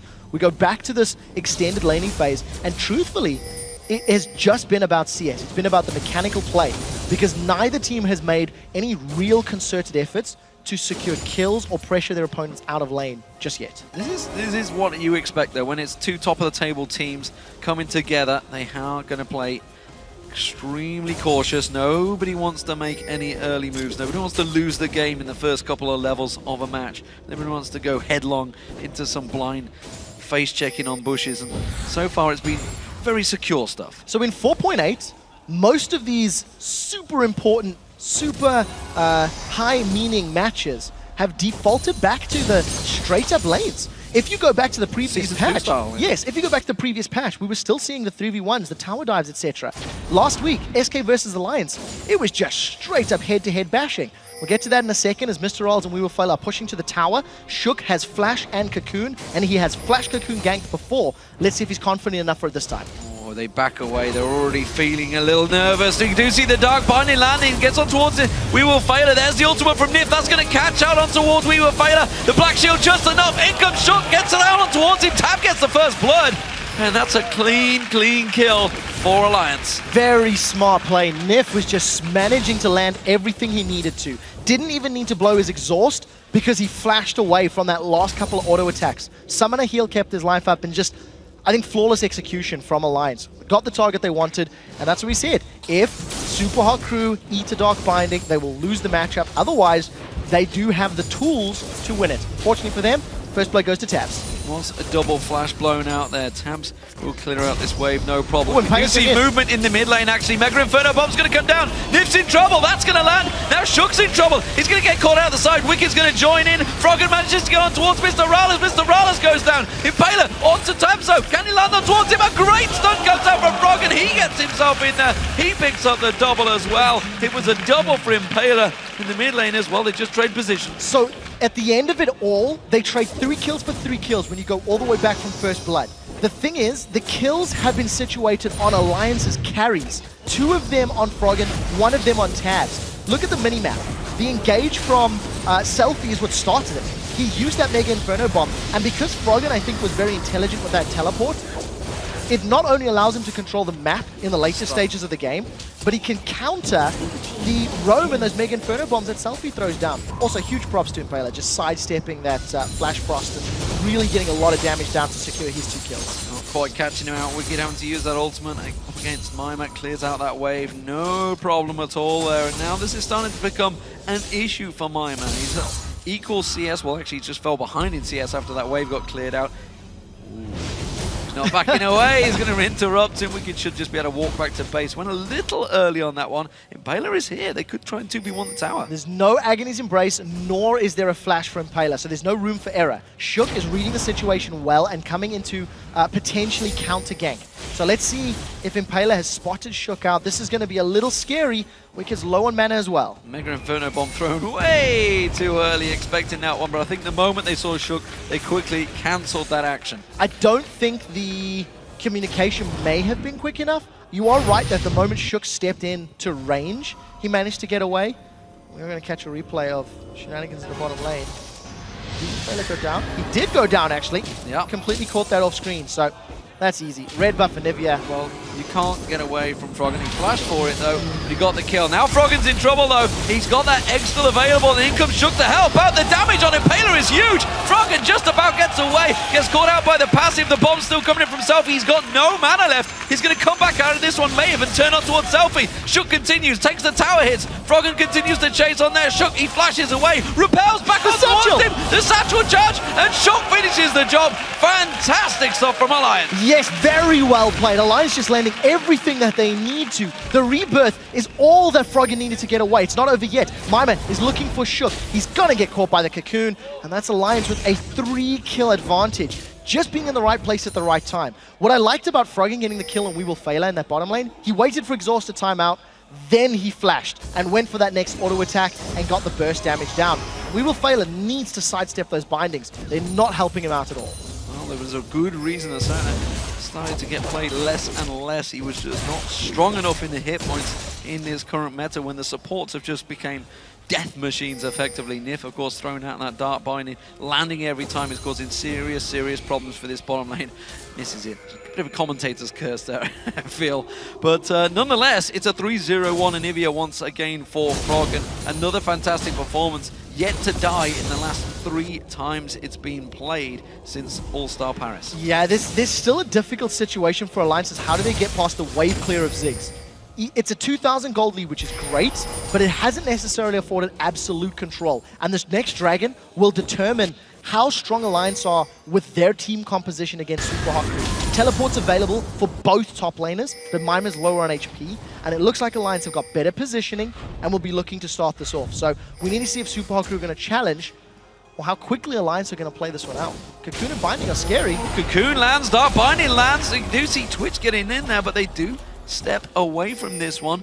I feel they could have followed through there. They did have a 3-on-3 situation, but they'd already used 2 of their crowd control spells. The problem is, if Alliance had committed to that, the strength of the counter engage through Crescendo may have been enough time for them to lose a member. Elise is not super tanky right now, just working with that Spirit of the Ancient Golem and a single Ruby Crystal. So going for a tank build.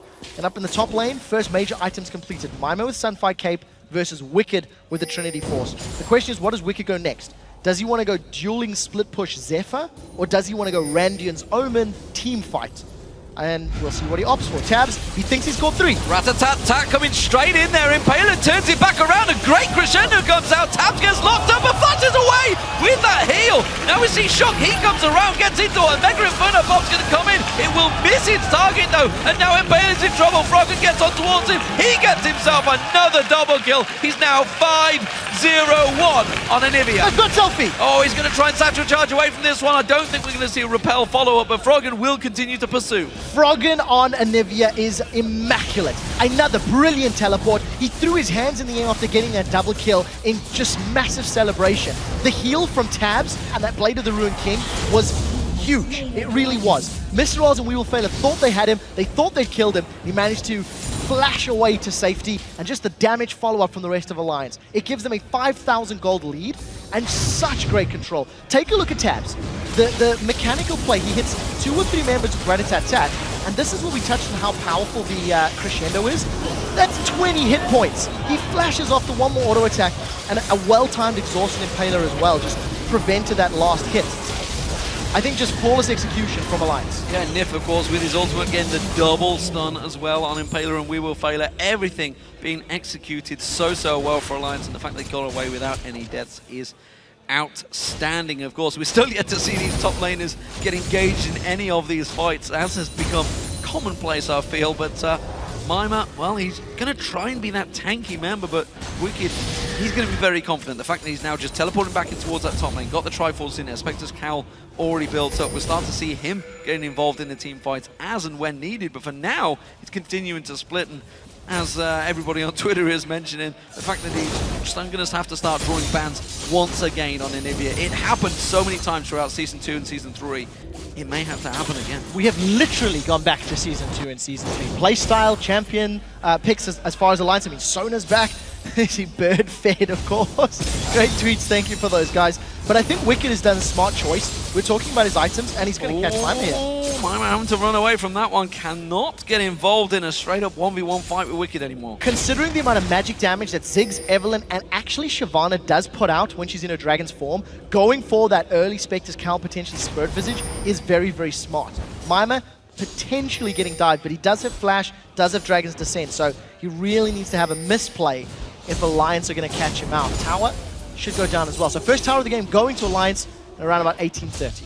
Yeah, that's going to be easily picked up. Wicked, of course, letting the minions die out to that tower. Selfie caught out in the mid, has to flash satchel charge, but you cannot escape. And Tabs this time picks up the kill. And that's what we talked about. The power to just force the movement of Super Hot Crew. With the crystallized wall from Anivia, he's not necessarily using it to do anything other than predict movement. You force a champion to go to the direction you want, and they just shut him down. So a good roam from Tabs.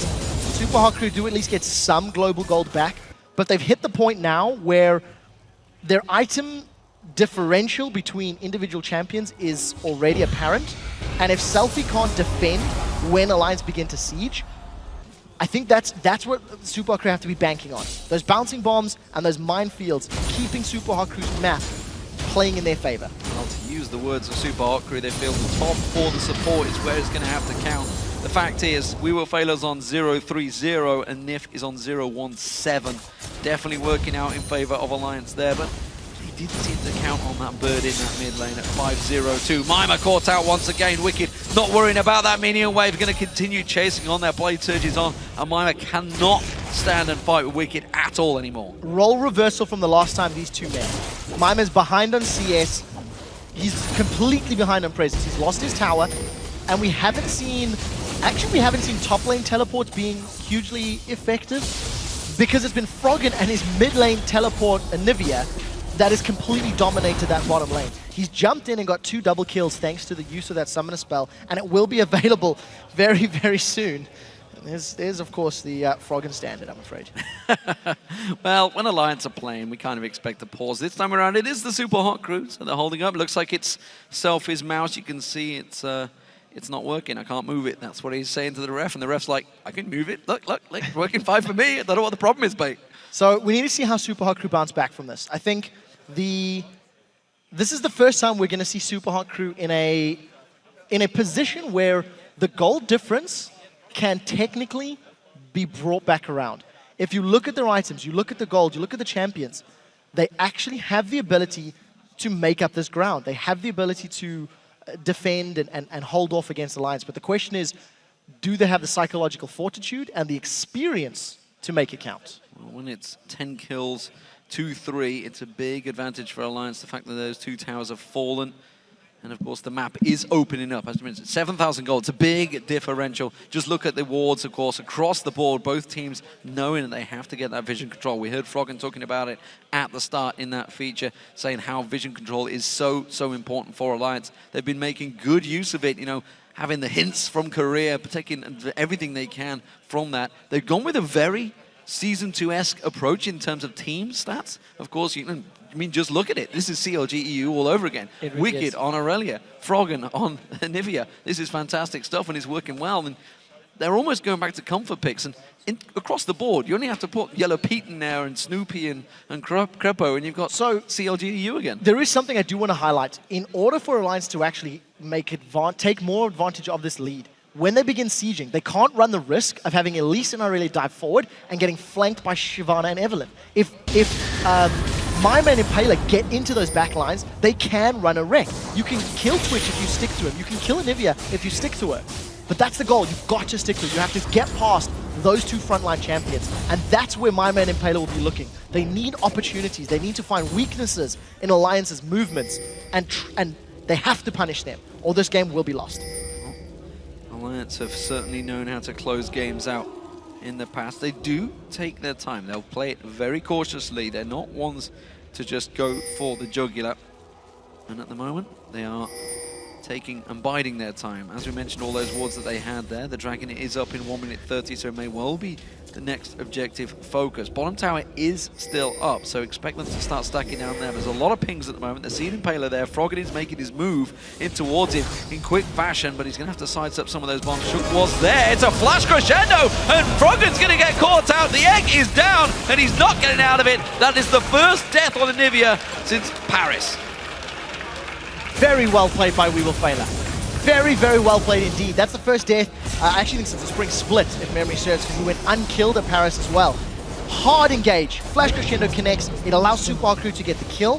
The reliable, safe wave clear from Alliance is not there, so Super Hot Crew should even get a second tower as well. Yeah, fantastic play that's working wonders. They are going to lose that bottom turret, but they don't care about that. The middle inner turret is so important. Top turret's also being pressured. And we can see Wicked is up on that one down in the bottom corner. They're continuing to chase. Teleport's coming out. Mimer's going to get in there. He'll defend out the turret.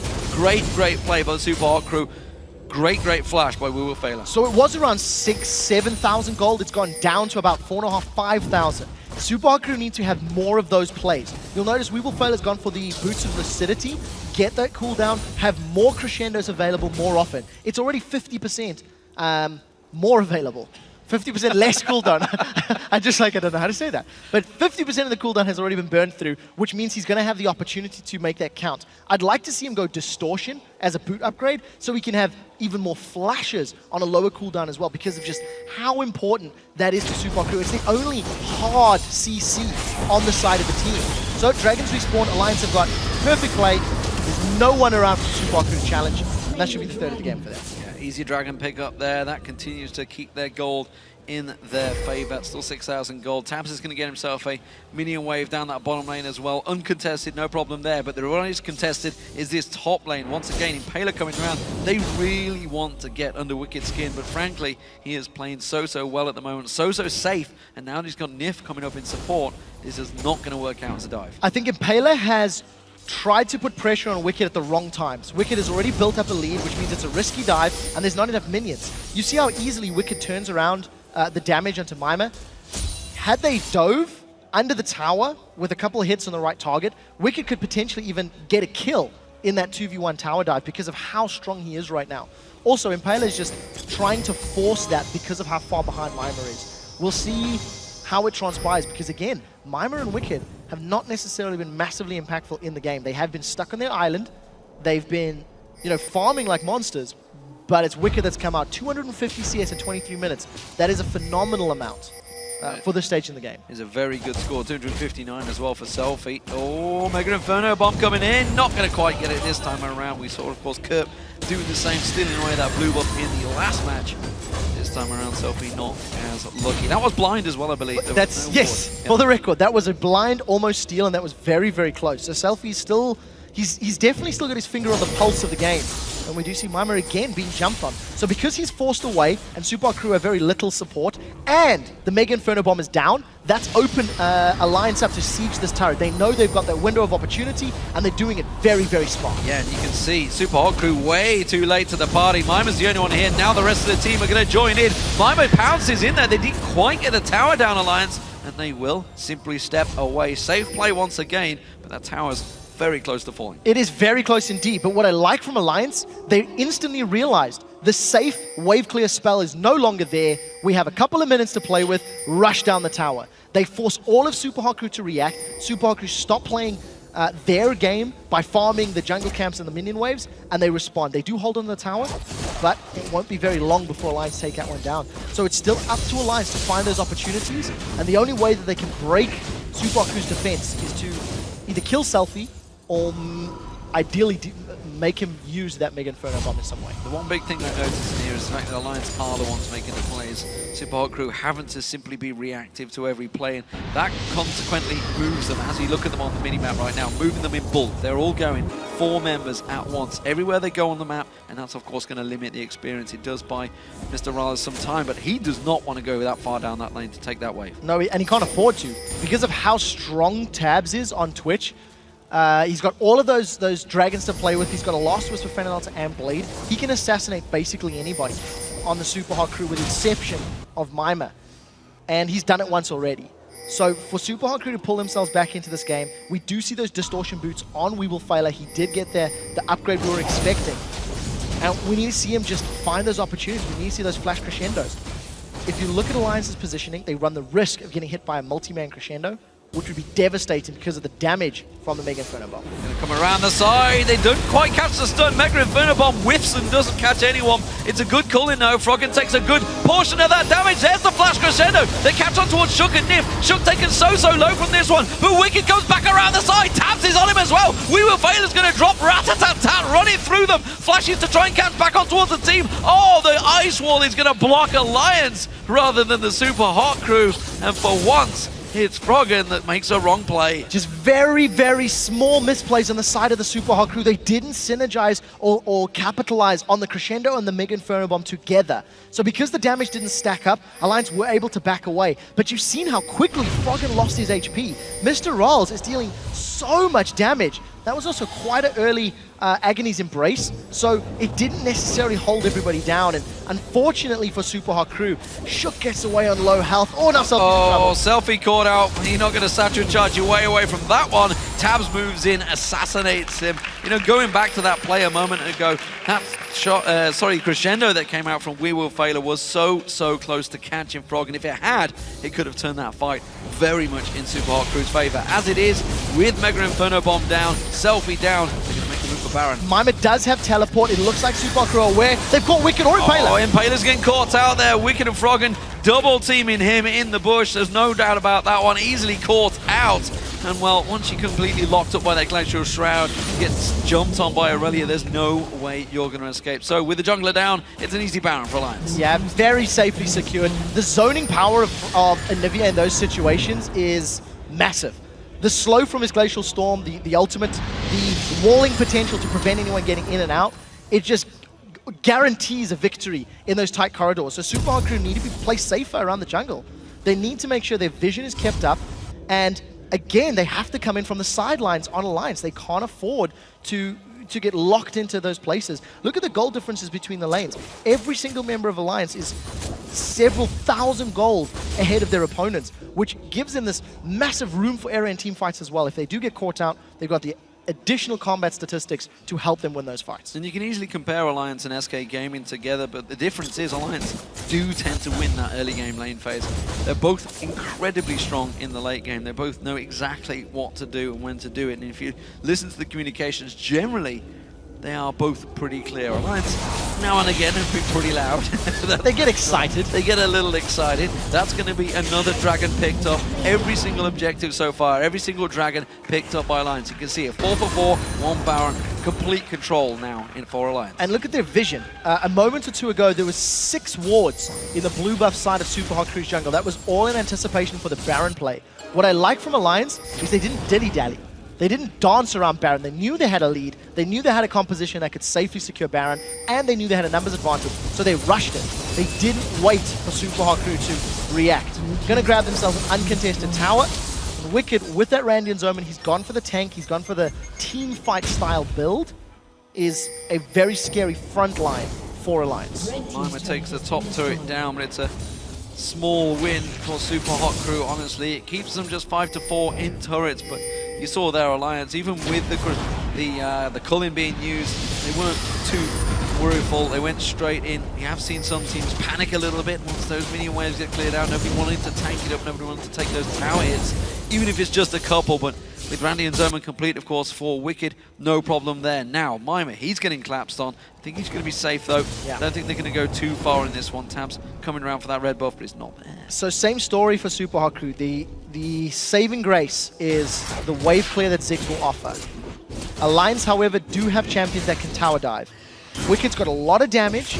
Shook, while he's built tank, he's got himself that Haunting Guy, so he does have some penetration in his base numbers, which is very high. So if Selfie is even remotely forward and either the Mega Inferno Bomb or Crescendo has been used, I think Alliance would tower dive. I don't think they would tower dive through a Crescendo because the risk is very high. But they do have Baron, they do have a massive lead. And see, they've caught Selfie. Selfie caught out once again. Dropped where he stands. Mega Inferno Bomb does next to nothing, simply used in panic. Even the rat-a-tat-tat being used to take down half of that turret's damage. So Tabs catching them out. And again, you know, we talked about it with that wall. If someone gets caught the wrong side of it, they will be dead. Too far forward. Selfie could have used the bouncing bombs much more effectively, just use the range to his favor. Unfortunately, a minion wave in the top, so now Culling goes to defend, and they've caught Mr. Roll. Oh, Mr. Roll is in trouble. He's dead. Doesn't stand a chance. Quickly zipped on Wicked. Finishes the job there. The wall locks up with Mima. He flashes away. Froggen taken low. He's got the egg. Manages to flash away and get the heal from Tabs. They still don't take that tower down. Wicked finally comes in to tank it. That's the inhibitor going down. Alliance landing every skill shot they need to. Every single time they look at a tower, a member of Super Hot Crew presents themselves as a target, and Alliance just hits it dead center. So Selfie gives up the inner turret, Mr. Rolls gives up the inhibitor turret. We Will Failure had both Flash and Crescendo and opted not to use that until very, very, very late. I don't think he wanted to fight. I don't think he wanted to actually even commit to that one. I think Super Hot Crew did a slightly admirable job at defending the inhibitor, thanks to the Crescendo and thanks to the damage Impaler put down, but it does feel like it's just not enough. Alliance are so far ahead. Yeah, and they know it as well, that's for sure. You can tell ever since Froggen got that double kill down the bottom, took his hands off the keyboard, cheered to the crowd. Absolutely delighted with the start for Alliance, and they have continued to chase and push and pressure onto Super Hot Crew of just simply not being able to respond in any way, shape or form. Every time they try it, they get caught out. Glacial Storm just wipes out those minions from Froggen. No problem anymore. The wave clear from Alliance is huge. Super Hot Crew trying desperately to make a play. They did manage to get this middle inner turret down, but they cannot push it deep in towards enemy territory. They can't run the risk because Tabs can just pop out from behind them and kill somebody. Wicked is split pushing. He has teleport available. Alliance have got good pick potential. They have good siege, good defense. Everything Alliance wants to do, they can do. But what I like is how proactive they are. They haven't waited for Super Hot Crew to make a mistake. Alliance have forced their hands. Wicked may get caught out here. You can see just waiting in that bush is his froze position for a very long period of time because they saw Impaler was to clearing out that ping ward. Alliance have responded. They tried to push some pressure back down the bottom in towards the middle, draw them away from Wicked, who did not back off. He's still up there with that minion wave, and remember, it's an exposed inhibitor in that top lane. It took Super Hot Crew another 25 minutes to try this 1-3-1 style of push against Fnatic yesterday. Once Super Hot Crew had a big lead against Fnatic, it took them a long time to finish because they couldn't break that inhibitor line. Alliance are already splitting Super Hot Crew's options, splitting the defenses. And because Super Hot Crew can't cover everything at the same time, Alliance just grabbed themselves another uncontested tower. I think they could even play the Baron bait. Super Hot Crew would need a steal from Selfie really as the only option. I don't think they should even try to force a team fight if Alliance goes for that objective. 563 ability power for Frog, and that last purchase was a Zhonya's Hourglass, so he is completely safe. Of course, his passive is back available as well, so double the life for himself. 30 seconds on that Baron. You can see Alliance already setting up for this one. We did see Super Hot Crew desperately trying to get in there. They got a couple of wards down, but they've all been cleared out now. There's no vision anywhere near that Baron pit, so they are running blind right now. Yeah, Alliance have just made this so good. If you look at the ward placement, I mean, that is just a ring of red dots throughout all of Super Hot Crew's jungle. There's nothing that the Super Hot Crew can do that Alliance won't be aware of every time they leave their base. And even with 3 sweepers on the side of Super Hot Crew, it's going to take them a long time to clear out that vision. So Alliance, second on the Baron. You see it's respawned. I think they're trying to pull Super Hot Crew out, and Super Hot Crew are split. Oh, good flash from Failer. Good flash, but you see this Mega Inferno Bomb does not land. We already saw the mines being used by Selfie to try and catch them out. It's Tabs flashing in. He does manage to pop that ultimate on towards him. Does not take anyone down, but now Alliance have complete positional control. They're just going to waltz straight up the mid lane and clear out the base. Yeah, they're going to be able to do this. They had 11 wards in the top half of the jungle. Alliance are still trying to interrupt Super Hot Crew's recall. Super Hot Crew realize the mistake they've made. They should lose this turret, probably the inhibitor as well. Yeah, you can see that's going to be the turret going down. Remember, the top one is exposed as well, so they're just going to rotate straight back towards that top lane. They're going to take a long way around. I think Baron.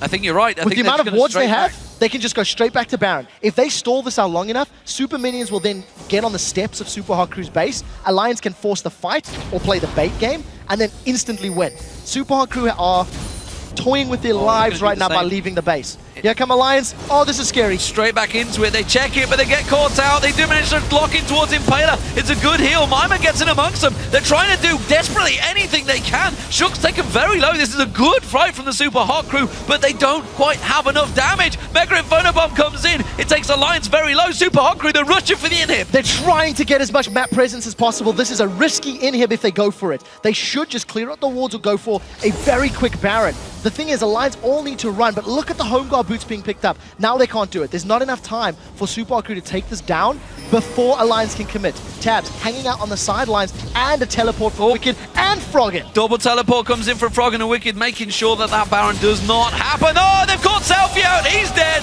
He's not going to get out of this one. Satchel charge! One last hit from Wicked, not quite enough.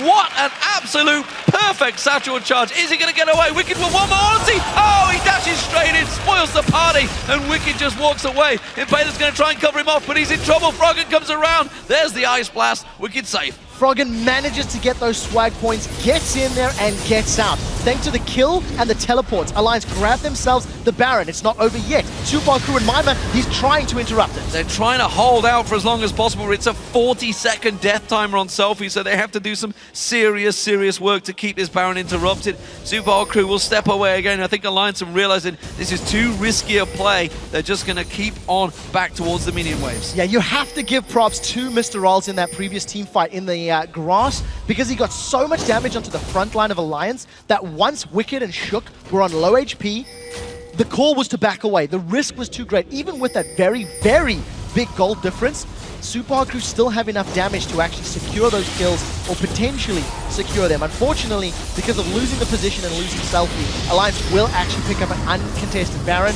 Range of Mega Inferno Bomb, I don't know if, I don't think Selfie can do it. No, can't get close enough. He's not anywhere near. We're not going to get a curb steal this time around. So Alliance secure themselves the second Baron of the game, and now they have themselves a 18,000 gold advantage, 8-4 in turrets. Big advantage for Alliance. Can they close out this game and secure their top with 6 wins in a row? Well, they certainly have shown they can do everything else in this game. They've had good team fights, they've had good picks, they've had very good map play. And the best thing that I like from Alliance is just how quick and decisive their decisions are. The moment there is an objective available, or the moment there is a key spell down from the Superhawk crew, Alliance do engage. Had that river bush fight, the Dark Binding of the Cocoon actually hit a target, Alliance would probably have won the game. But very importantly, it didn't, so they got away. And Alliance are just going to reapply all of the vision. Look at all the wards. I mean, Spooky Ghost is even picked up for Nif, so he's got that CDR, he's got the movement speed, and he's going to catch members of Superhawk crew in place. So Alliance finally decide to return back towards this top lane. They didn't manage to get the inhibitor down last time. The middle one's actually going to be respawning shortly. So Alliance, if they do get this down, should be able to just move on straight around. They only really need 1 or 2 to go in there. Flash Crescendo is available for We Will Failure if he could land the perfect crescendo. I'm still not sure there's enough damage. It would be scary. What Superhawk crew need to do to win a team fight is hit 3 or 4 members with the crescendo and instantly kill Twitch or Frogget. They're going in. Mega Inferno Bomb, it lands on tabs, but it's just not enough. It got blocked off quite well by Nif's shield. It does take them low. Flash Crescendo is still available with that big ultimate down. This is now a serious problem for the Superhawk crew. It's good poke though onto Shook. They're going to let this inhibitor go down. You can see Alliance are going to rotate. It has just respawned in the mid lane. Alliance will take that one as well. Yeah, look at the minion waves for Alliance in the middle and bottom lane. It's going to be pushing into the base of Superhawk crew. Alliance have got the regen from Baron, and they've got all of the control that they need with Anivia and Morgana to force the following team fights. And I think Alliance are looking to finish the game before this buff wears out. They're playing very brave around Superhawk crew's towers, but again, Flash Crescendo is the only tool that Superhawk crew really have to work with here. They're zoning just for the tower. Everything working out. They managed to clear out that wave. Mega Inferno Bomb almost off cooldown. Shook still taken low. I think Alliance may start stepping away from this one, but that was an ultimate used to keep that wave clear. Alliance still sticking around. The Super Minions starting to build in the lanes now as well. Don't forget, the top and the middle have been taken down. Alliance just buying time to push in. Alliance don't need to do anything other than wait. The moment a member of Superhawk crew defends those Super Minions, because there are 2 waves pushing in, that's the go signal. Alliance aren't even waiting for the minions to get in the base because of how tanky and scary their squad is. And another Mega Inferno bomb. It missed. Superhawk crew got in. Impaler's gone out. He's going to go down, but it's going to be a great crescendo if only the Inferno bomb followed that up. But it's not going to happen. That's going to be Mima getting taken down. Alliance in complete control. Flash comes in from tabs, a little too aggressive there. Doesn't quite pick himself up the kill. They still don't get the tower. No, tower's not up, but look at the Super Minions. They're on the Nexus turret already with 2 members down of the Superhawk crew. It's surely so close, just a matter of time before Alliance get the 3rd inhibitor and look to take the Nexus turrets. The culling not quite enough to take Froggen down there. That will be the 3rd Nexus inhibitor turret going down. The 3rd Nexus, well, they may need all 3, but it's not going to work out for them. There's going to be 1 Nexus turret going down. Wicked's tanking through this one, quite happy to take it. Alliance are going to sit atop the table once again. They are 6 wins, 1 loss already.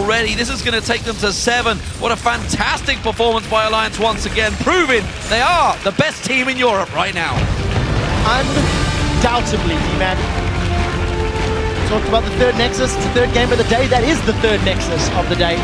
And from the opening minutes, Alliance just grabbed control and never let go. Teleports from Froggen were just phenomenally good. All of Europe, hell, maybe all of the world needs to open their eyes. The bird may be back. Well, we asked him while we were in Paris whether the bird was back, and he was like, not quite yet. There's a few things that still need to change, and everything appears to have aligned for the Season 2 team that managed to make it to Worlds, make it to the finals of the OGN. Are they back in a new form as Alliance with their new members? This super team has risen. They are now 6-win streak, 7-1 in the league. They are looking unstoppable so far. Even SK Gaming, the only team that is close to trying to take them down, struggled in the late game against Alliance. Yeah, really struggled. And Alliance at this point are going to look to challenge Fnatic's winning streak at 6-0. If Alliance pick up 2 more wins next week, they're going to match that winning streak, because 8 or 9. They already did it. Yeah, if you remember, in the spring, of course, they had that great finish to the season in the spring. They managed to get 8. Can they go a step further? Can they chase down something like Cloud9's record? It's a long way to go, a very, very long way to go, because I think it was 13 wins, so we are way off that one right now, not even at the halfway mark. I do think that the performance from Wicked on Irelia is also outstanding. While he had just a 25-30 minute laning phase, we've seen him do very well in Shyvana, and it's always been a concern with Wicked. Is his champion pool big enough? He's gone back to that Irelia and did such a good job. Every single team fight, he was finding the right targets, he was applying damage in the right areas, and his presence was definitely felt. I think the biggest thing for Alliance as well is the fact they do have analysts now. They're getting Secret input. ones. Yeah, secret ones. They're not allowed to officially announce them, but we all know who they are. They're not allowed to, they're starting to take input, starting to listen to what is going on. For now, though, we're going to get over to the stage. Shox has been joined by Alliance's Wicked on that stage. So let's see what he has to say about Irelia. Thank you very much, D-Man. Yeah, of course I'm going to ask you about the Irelia and, of course, Anivia coming back in again. And also after picks and bans, you were very animated, talking about a lot of things with the team. So what were kind of the main focus points with that comp? So the bans completely surprised us. They banned one of the champs we wanted to ban. And I actually wanted to play Kill this game, but they banned it. And we were like, why did they ban Kill? We didn't want to play in any other position with me, and no one knew I played it. So that kind of sucked. But Irelia and Anivia together is really good. Sadly, I didn't manage to do much with Irelia this game because it was 1v1 all day. So I also saw that you guys ran the double teleport. Yesterday there was a lot of talk on social media about that teleport and the strength of it right now. Why in this game? Did you have something to prove? We didn't have anything to prove. I felt like Frank probably just wanted TP, and that's why he took it. I don't know why. We didn't discuss it or anything. All right, then tell me about the game in general. You guys at the top of the table is doing so well, but the Super Hot crew, a hard egg to crack. We wanted revenge against Super Hot Crew because they're the only team to beat us so far. So we put a lot of effort into this game. I think we used 3 hours or something like that on pick and bans just to make sure nothing went wrong. And I think we managed to do that well. All right, then tell me how you feel playing top lane in general. There's also a lot of talk about that, but across all season, you seem to be extremely consistent in all that. So right now I love top lane because I think it's skill-based. Like, it's a one-on-one, and you're not only tanky items, so people can actually die now, which is nice. This game, I didn't have much of an impact because, sure, it's maybe 20 CS up or whatever, that didn't really matter because my team had already won the game on the other side of the map at that point. Very humble here. Well, congratulations in any case, Wicked. Thank you very much. Thank you. Now we're going to go over to a short break, but when we come back, Fanatic takes on Rockat. Don't go anywhere. We'll be right back. The most toxic is Failure, then Impaler, then Selfie, then my one with me. What? Let's ask Reddit about it. Let's ask Reddit. Rallis. Froggen, what can you pick where we would actually win teamfights here? I don't think he does anything. Anivia did. Nif's in trouble, that's going to land. Now Shook's in trouble. He's going to get caught out the side. Wicked's going to join in. Froggen manages to go on towards Mr. Rallis. Mr. Rallis goes down. Impaler onto Tamso. Can he land on towards him? A great stunt comes out from Froggen. He gets himself in there. Rat-a-tat-tat coming straight in there. Impaler turns it back around. A great crescendo comes out. Tams gets locked up and flashes away with that heal. Now we see Shook. He comes around, gets into a Mega Inferno bomb's going to come in. It will miss its target though. And now Impaler's in trouble. Froggen gets on towards him. He gets himself another double kill. He's making sure that that Baron does not happen. Oh, they've caught Selfie out. He's dead. He's not going to get out of this one. Tattoo charge! One last hit from Wicked. Not quite enough. Their squad is another Mega Inferno bomb. It missed. Super crew got in. Impaler's caught out. He's going to go down. It's going to be a great crescendo if only the Inferno bomb followed that up. But it's not going to happen. That's going to be Mima getting taken down. Alliance in complete control.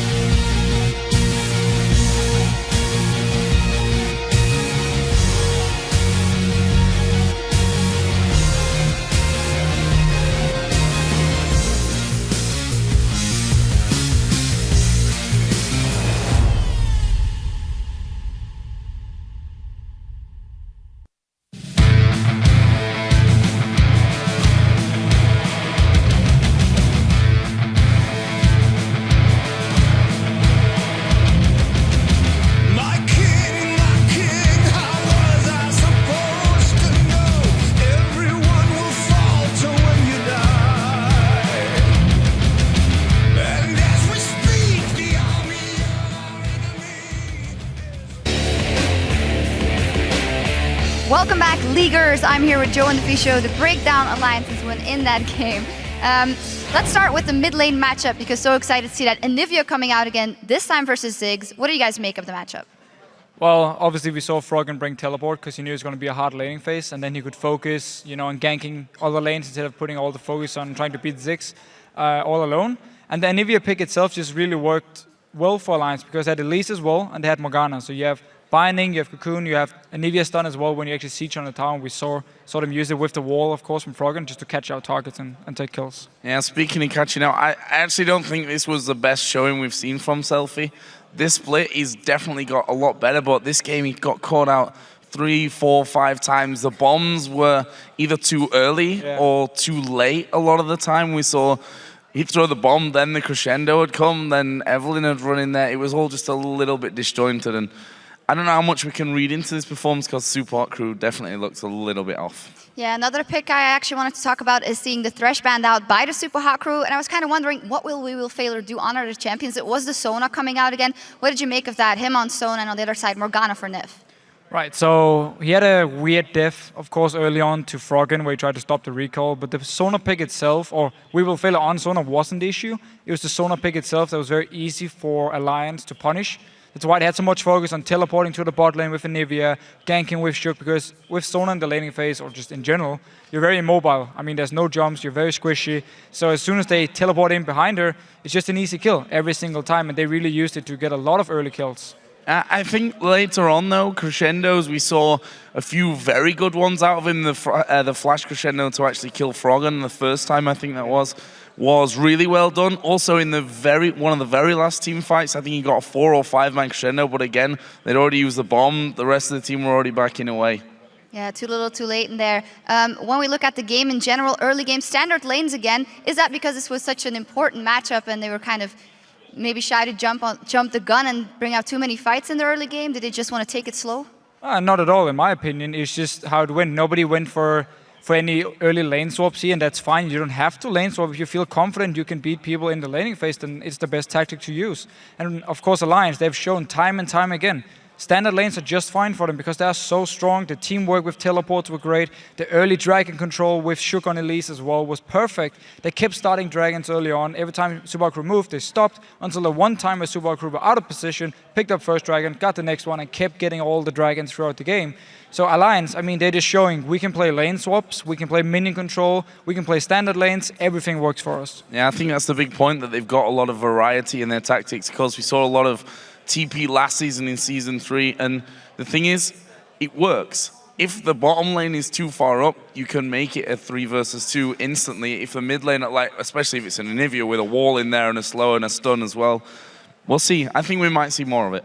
Finally, let's maybe take a general step back and look at Alliance as a team right now and maybe compare it with the team that is closest to them, maybe SK Gaming, and kind of the differences between those two, Defisho. Well, last time we saw Alliance versus SK Gaming, it was pretty much the same level when it came to map movements, when it came to mid-late game points, except Alliance slowed down a little bit, gave SK a chance, but the early game was the big difference. Rated talked about it after the SK Gaming game match, how they've been working on playing more solo queue, need to improve early game individual performance, because that's where Alliance beat them and were the better team. And we saw the same thing against Super Hot Crew right here. I mean, standard lanes and slowly just pull ahead, do some good ganks, great use of teleport, and just take full control of the game. So Alliance, all around, are just looking like the best team in Europe. And that's the thing, right? They were put together because they were individually skilled players. So that's the side of the game that I think they always had, but they slowly, tactically, and the teamwork that they're managing to get together, the right calls, I mean, they still scream a lot. I think their communication in game could still be better, and I think that'd actually give them a bit of a boost if they worked on that, but they look frightening right now. Absolutely great plays made by Alliance once again, and actually that's also what we've asked you at home. You've been tweeting to us at LOL Esports because we picked your brain on who is the biggest playmaker in the European LCS and why. And here are some of your answers. The first one is from at LOL Personality. The biggest playmaker is Expeke. The guy has a play named after him. He's a smart, experienced player as well. So that's a little double for me because that was a while ago. Of course, I mean, we can't forget the play, and it, for me, just shows what kind of player Expeke is. He likes to make the big plays or try to make them. If Fanatic falls behind, of course, it becomes harder and harder. So while he's been a bit inconsistent, of course. When he had good games, he would make the big plays still, and therefore I have to agree. The second one is from Hussein Ahmed. Impaler has been making sweet plays so far in the summer split. His Lee Sin was a bit cold in week 1, but now it's super hot. Too bad we didn't see it here. Yeah, and Impaler is another player that's only improved as we went along. If we remember back to the spring split, he was like really struggling to find his right kind of champion. Then all of a sudden he found Pantheon, and he was like, okay, he's getting better, he's getting better. Then he had a bit of a weak phase, but I honestly think that Impaler is a player that's really grown overall, and a bit of British pride as well always helps. The last one is from @GetLowered. That has to be Nif. His hooks and solar flares are always turning fights into Alliance's favor, and Morgana is also pretty good. Well, we have to agree, Nif is great in making plays. With the rest of Alliance, the synergy with Shook, we always talk about it. For me though, I always think back to the promotion before the last split, of course, where he played for SK Gaming actually. Pretty much the same lineup here, just him on the team instead of in Rated, where against Super Hot Crew, SK Gaming was 2-2. Last game, he picks Leona, and he just makes plays left and right, carries the team into the LCS, joins Alliance, and keeps making big plays, of course. Yeah, it absolutely coming together for them. Thank you for sending those tweets in, and keep the in-game chatter going by using #LCS in your tweets. We're going to send it back to Demon and Quick Shot at the desk, but first, let's hear from Rockat's Jankos about Fnatic's poor start to the split and what it means as they face off in our next match. Yes, I think Fnatic is underperforming. I think usually they play very good, but they are inconsistent, and at this point they are pretty weak. I mean, they seem not as good as always, but we don't as well. So maybe we'll be able to win that matchup. Some very interesting words from Vander there. Fnatic are not that strong right now, and you can't argue with that, honestly, right now. It is time for Fnatic to face off against Rockat. This was a battle that went 3-1 in favor of Fnatic during the spring split and is currently 1-0 for Fnatic in the summer. Both of these teams came out with losses yesterday, though. Fnatic had a long-fought match against the Super Hot Crew where their backs were against the wall the entire game. Yeah, the problem for Fnatic, they just played so scared. They played super afraid. They had this great sort of poke/pick style comp, which was able to contain the Super Hot Crew for a long time. But the problem is they had very little proactive gameplay, and they had no way to handle the crew's map control, which was afforded to them by those minions, which I spoke so excessively about. Fnatic, they just played that defensive game for over an hour, and Pekka was largely responsible for that. He held off and defended many objectives. His Nidalee Spears had tracking beacons attached to them. It's his second time he's played it, and I'm not expecting Nidalee to make it through picks and bans based off of yesterday's performances, and also knowing that Overpow is a Nidalee player himself. Absolutely. Well, Rockat, they are now rooted at the bottom of the table with 1 win and 6 losses. Yesterday, they played well in the early game, holding level with Alliance, but once again, they struggled as the match moved into the mid-game, and they were easily controlled from then on in. Yeah, so the problems for Rockat don't seem to be letting up. Their game yesterday showed stronger signs of life than many others, as they did have that good start to the game. They pushed towers, they were finding kills, but I think from a picks and bans perspective, Alliance just surprised Rockat. They didn't show an understanding of what to do against a triple late game threat of Jax, Anivia, and Kog'Maw. Rockat focused all of their efforts into shutting down Wicked's Jax, but he still went even on CS, so it just wasn't enough. As a team, they're just really struggling. You've just seen their stats there. 2.23 KDA. They've got the second lowest out of all European teams. They've got the second lowest number of dragons secured. And that's very important when you consider how strong they were last split in terms of dragon control. They were up there on par with Gambit. But all of these things are very serious problems for them to solve. Just very quickly, I don't know what they need to fix these problems, because individually they're being outmatched, and strategically the game seems to be moving and evolving faster than Rockat can adapt. Yeah, and I mentioned it yesterday, how everybody expected this team to kick on. I certainly did, and everybody expected Rockat. They had a 3rd place finish in the playoffs. Fantastic performance. Didn't happen, hasn't happened so far. Can it happen now? Let's check out the starting lineups for these two teams. Over on the blue side, it is Fnatic. That means Soaz is in the top lane, Cyanide in that jungle, smarting a new haircut, by the way. Peke in the mid lane, Reckless as AD carry, and Yellow Star in support. He looks lovely. On the red side, it is Xaxus in the top lane, Jankos in the jungle, Overpower in the mid lane, Celavar playing AD carry, and Vanderlife as your support. I believe Defisha would call him a very attractive man. That was his words last time in the opening cast as well. Let's check in tend to see who you think is going to come out on top in this game. According to the votes, well, no surprises. Fnatic, 82% over on LOLesports.com. Not shocked, really. The Fnatic fan base holds strong. Yeah, and even with both of these teams underperforming, Fnatic are still looking better than Rockat. Rockat's had momentary glimpses of positivity. Fnatic are still putting up good fights. But unfortunately, we're seeing misplays. Yesterday, for example, they were forced to early pick in Italy. They didn't want to give that to Super Hot Crew. And they could have played around it. They had all of the tools to prevent every single team fight with that Trundle, with that Nami.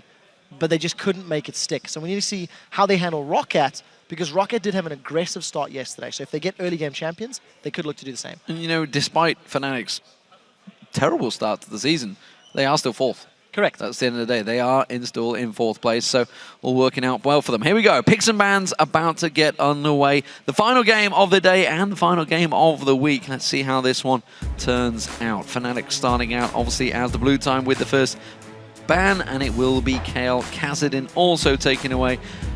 Bog standard bans so far for these two teams. Thresh taken away. Don't want to let Vandalife have that one through. Yeah, and also Yellowstar's not necessarily the biggest Thresh player. He has got 2 games under his belt, but he's significantly stronger on reactive champions like that Morgana and Nami right now. Keep in mind, Yellowstar did also have fantastic Leona and Annie play last split, so they can go for an aggressive support if their comp allows. Yeah, that Nidalee ban has come through, as you mentioned. Didn't expect to see that sneak through. Jax also taken away. It's actually Fnatic that banned that one away, which tells me I wonder if they want to focus on maybe a top lane first pick. Could be Shyvana first pick again. It is something... Shyvana's probably the strongest top laner right now in the team's eyes, and it's not going to be that one instead. No, because Morgana got banned out when leaving Twitch open. Of course, Celaver doesn't play Twitch, but Rockat have banned Twitch so many times so far in this summer split. I kind of expected that to be the final ban. As it is, of course, Celaver, the Lucian player. Well, we'll see what he goes with, but Twitch getting snuck through for Reckless, that's not a bad start. Definitely not. As an aside, Rockat have banned Twitch in 6 out of their 8 games. This week, they have not banned Twitch. They've transitioned away. So we know Celaver isn't a Twitch player.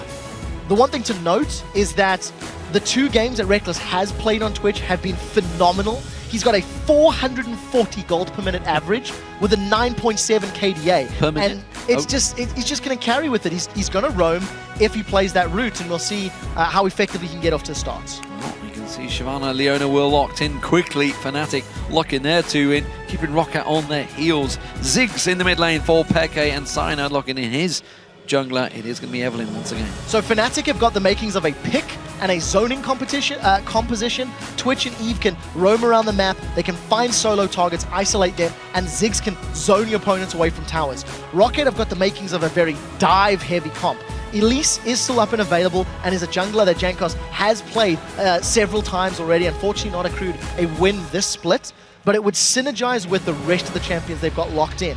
The question is, where does Overpower go for a mid laner?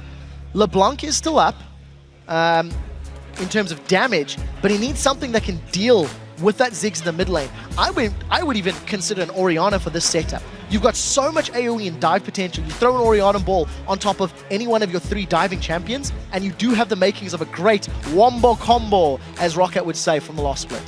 We saw Celaver getting his standard champion. Didn't look too happy about it, I gotta be honest, but it has been locked in nonetheless. That's Lucian, and of course Lee Sin. It's going to be Twisted Fate. With Flash and Ghost on Overpower's side, and the fact that he's run TF twice already, also does a similar job. Well, not really a wombo combo style, but it'll give them map presence. Twisted Fate will also be a great pick against 2 stealth champions. He can throw down that Destiny, get vision of both Twitch and Evelynn in those team fights, and mitigate some of that power that Fnatic will be accruing for themselves. It's going to give him vision as well of those 2 stealth champions. Lulu getting locked in. That's a Lulu in the top lane for Soaz, because Nami will be alongside the Rat down the bottom for Yellowstar. Yeah, so we do see Yellowstar on that reactive champion like we talked about. We were anticipating the Morgana or the Nami. Morgana banned away, so he's going to go to the zoning and the kiting power of Nami. What I like about Fnatic's comp is they can do a lot of things effectively. They have disengage. They do have flanking power with both Twitch and Evelynn, and they've got very good zoning and kiting with both Ziggs and Lulu. Rockat are going to have a tough time breaking through a Fnatic defense because of how effective their wave clear is. So if Rockat do play the split push game, I think that's where they can get a lead. I'm just not 100% confident in Rockat's strategic decision-making when it comes to playing the map. I don't think, as a team, they are capable of winning through split pushing at this exact time. Well, Rockat have got a composition that very much fits the spring split. Yes. They haven't appearingly moved with the times, as everybody else has. We'll see how it works out for them. Fnatic, though, as you mentioned, heavy pick comp, could dive on towards anyone. Yeah. That is generally, for me, when Fnatic are at their best. I agree. It allows them to set up those very trademarked Fnatic death bushes, and that can give them strong leads, especially when you consider that there's actually 3 fairly squishy champions on the side of Rockat with that Lee, Twisted Fate, and Lucian, especially in the early game. And whenever we've seen the Ziggs versus Twisted Fate matchup, Kerp has decimated his opponents, and he's just done a very good job. We need to see if Pekka can have the same situation when he's got the aggressive summoner right now, and Overpower's got those utility, mobility-based summoners. But if Fnatic are ever grouped up and spotted for the Shyvana Leona engage, that's it. I mean, they're tickets. They're going to be in a very difficult position to get away from. A lot of pressure on Soaz to time his wild growth correctly.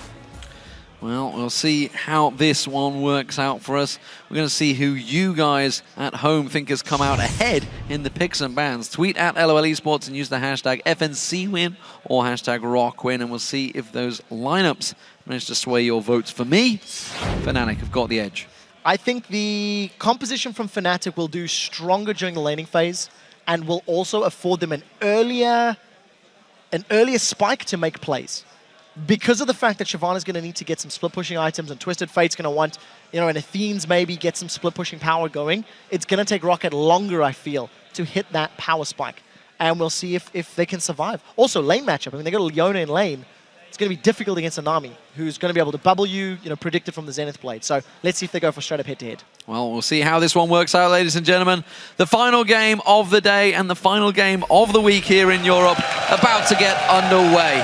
It is Fnatic starting out as the blue team up against the might of Rockat in the red team. Who will come out victorious in this one? And I think you can see Rockat once again committing for a slower laning phase. Overpower has gone for the Flask, Crystalline Flask to start. Going to look to regen and sustain through the poke that Pekka is going to be putting down. It is also not going to offer him combat stats, so he can't afford to make misplays or get overextended. Fnatic with the first potential move. They do have that living ward in Cyanide, so he can try spot someone from Rockat. And, Aqua Prison could send somebody to the death chamber. Well, I don't expect Overpower to step off to the side. We are seeing Sonic Waves being thrown out from Jankos. He wants to try and get vision of someone. He's pretty certain that they are there. Fnatic are still holding ground, that they are looking to go for that red buff invade, though. Yeah, definitely a delayed invade from Fnatic's side. If Reckless goes for the ambush, there's going to be 2 stealth champions that can move into the right position. But that's a good ward from Rockat. It's actually going to reveal the Fnatic invade. So Rockat have all the information to work with. I think Gambit have been one of the only teams that have challenged to defend their own red buff. They did that last week. Rockat want to fight and this. Did well. And wow, that's a big vote. Well, that's for sure a big Fnatic vote. It's kind of what I expected. Rockat do want to fight this one. Soaz might get caught out of position here. Gold card pulled, forced to flash already. Soaz there, precautionary flash, and absolutely was required as Rockat moved in full force. Look at all of the vision that Fnatic have put across the jungle. Rockat have got that sweeper, so they've cleared out vision on the red buff, but the top lane matchup, no champions walk past it. Rockat are going to look for the lane swap, so Fnatic going to decide. We'll see how they react to it. They've sent their AD carry and support bottom lane, and if Jankos does not punish Soaz without his flash in the next few minutes, that is a big misplay. We've seen every other jungler in the LCS in the opening weeks punishing the people who blow those early summoner spells, and Jankos has got the perfect champion to make that happen. Well, we'll see where Soaz goes. At the moment, he's shadowing Cyanide, passing through that mid lane, so it looks like they're going to go for an invade here, actually, towards the opposition blue buff. So a double blue buff steal potentially for Fnatic. Very smart play. They have the numbers advantage on this area of the map. Jankos is trying to get a blue of his own, almost anticipating the steal, but he's too late to the party. Fnatic started smart. They secured their own blue. They've got AD carry and support, and Pekka is very extended. Pekka is deep, but he's got the satchel charge. It blows him in towards the tower, but he moves back towards his teammates, and you can see that steal is already well underway. That's going to be Cyanide that gets himself the second blue buff. And there's such smart play from Pekka and the rest of Fnatic. They take advantage of the lane swap. They're in an advantageous position. Jankos is going to try grab the big wolf. He does have smite, and this is a little risky, but at the end of the day, Peke, he was pushing very deep. Jankos gets the camp. But what I really like is Peke forces the hand of Rockat. You delayed Jankos, you denied him a buff, you slowed down his leveling process. And it's going to reduce the threat of that dive on Soaz, because look at Soaz, he's got all the support in the world. Well, both these AD carries have had themselves some free reign in both the lanes. You can see the pressure they're putting down to it. Teleport comes out from Zazas. He's got the wave pushed up. He doesn't want to make sure he misses any of that CS or experience, but it's going to be potentially a 4-man dive from Fnatic. So this is going to be 4v3. You can see Vanda's in the right place at the right time. Salivar's left alone in the top lane. Nobody is challenging him, so he's going to have time to theoretically pull ahead in CS. We need to keep tabs on how effectively he does farm. Yesterday we seen Ro8 from the Wolves having a completely uncontested lane for a long time, but he didn't have any significant lead over Genja, so a lot of pressure is going to be on him. And I also think Salivar may have a tough time against Lulu in lane. The glitter lance and the auto attacks and the shields may give Lulu the chance early on. Peke in trouble here. He's got flash available, but he's got 3 members on towards him. There's the Zenith. He's going to completely locked up. That's first blood. It goes to Jankos. So well played by Rockat. They got off to another strong start. They actually secured some early kills against Alliance yesterday as well. But they need to convert it. They need to do it more. Zazas is going to take a lot of damage. Aqua Prison lands on Zazas quickly. Punished off by Reckless, putting some damage down towards him, contaminating towards the end. So Zazas taking low. Ooh, Vanda feeling aggressive, it seems, with that Zenith Blade whiffing past Soaz. No flash on Soaz. A third of the cooldown still available. Jankos is looking to go for the dive. He's going to face check into Cyanide. Cyanide has done a pretty good job of this one. Look for the Zenith Blade or the Sonic Wave. That's going to start it. Oh, they're going to go towards Soaz. They don't realize that Cyanide is there as well. It doesn't matter because Soaz just gets dropped. No problem there. Salivar gets the kill. And as predicted, Fnatic with a somewhat awkward invade at level 1, loses Soaz his flash. It directly leads to another kill for Rockat several minutes later. So, someone's going to give Jankos a high five. He started well for his team, 2 successful ganks, and actually extend that high five to Vanda because he's the one that's landed that crowd control with Leona with the Zenith Blade. Avoided the weak matchup in the 2v2 and instead roamed to help get his team kills in a gold lead. A lot of damage being done towards that bottom tower though for Fnatic. They're keeping that pressure down. You can see it's almost gone and Fnatic are continuing to keep that pressure. It seems that they want to get that 2v2 lane back in action, it seems. Soaz returns himself back to that top lane. Will finally get himself a little bit of CS, but doesn't want to push the lane too hard. Zazas keeping as much as he can away from that tower. You can see that burnout running on everyone, but Fnatic, they're just going to work down that turret. First one of the game will go down for Fnatic. So that's going to even out the gold and more importantly, open up the AD carry and support from Fnatic. Once we see Reckless getting items, then we might see him roaming. But for the time being, I think he still needs to farm himself up.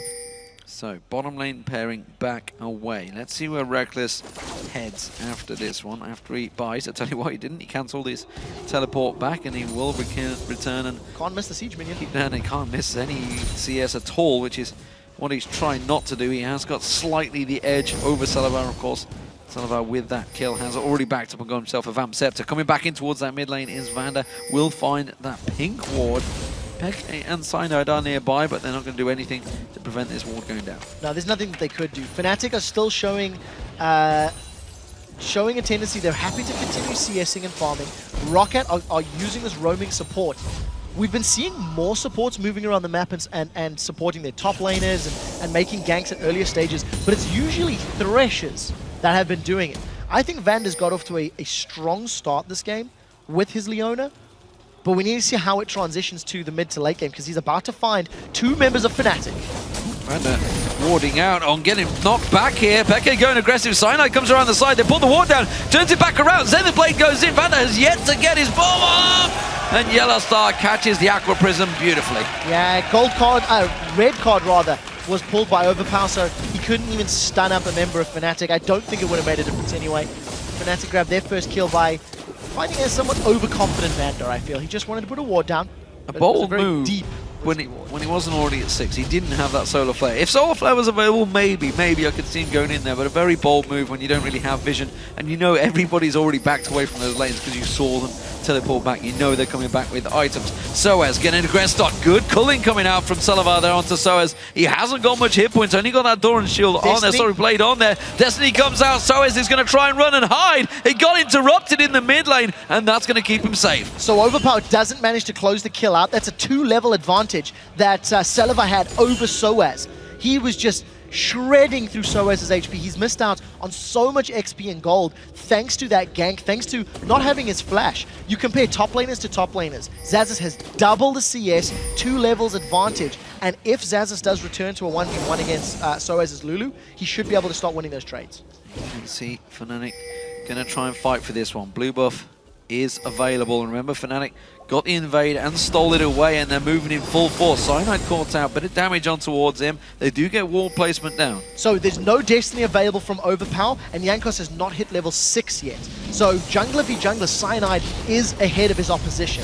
There is the threat of a steal corner smite by Cyanide, but it looks like they're going to back away and play this one safer.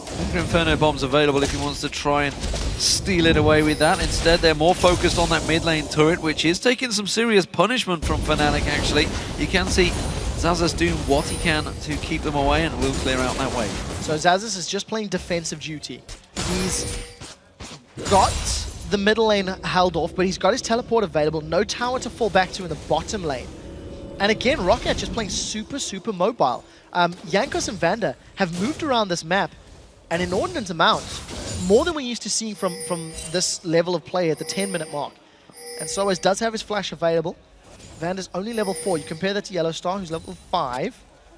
The roaming is costing Leona time. He's not got access to that solar play yet. It's costing time, and that mini wave is going to get wiped out. That wave will go down, but nevertheless, Rockat, of course, only needed 2 hits on that tower. They were again trying to position themselves to gank onto Soaz, who's been focused fairly heavily. And you know, you talked about how you know, obviously it's costing Vander, but it's definitely costing Soaz as well. He's fell behind in levels, and of course quite heftily in terms of CS.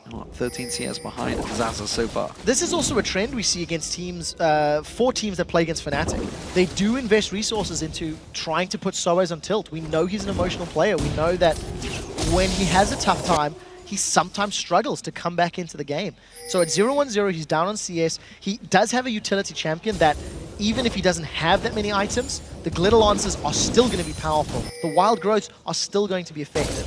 So that is a positive for Soaz. Even though he's, you know, behind in levels of gold, he's still going to offer a lot to his team once he starts grouping up and starts getting involved in the bigger objective team fights. So there's a problem like that right now for Reckless, who hasn't got a lane to go to. You can see he's actually going to make his move in towards the mid lane instead, because that bottom lane has been held by Salave. He's been keeping it there, which is why he's going looking for Overpower. Does not land on towards him. Is it going to quite be enough? He's going to tower dive, and Reckless has got the power to take down Overpower. And he grabs himself the blue buff as well, so these next few minutes, Reckless can just punish anybody that's out of position. There's still no solar flare for Vander. He's only level 5. Not a lot of minions to work with, but Rockat should successfully defend this wave, thanks to the late addition of both Salavar and, of course, Jankos from the sidelines. This is exactly what they did yesterday. They had no lane to go to. Instead, they went looking for a kill. They found it once again. Fnatic started to try and uncover any of those problems that they had back in the spring split. Xaxus going aggressive on Soaz,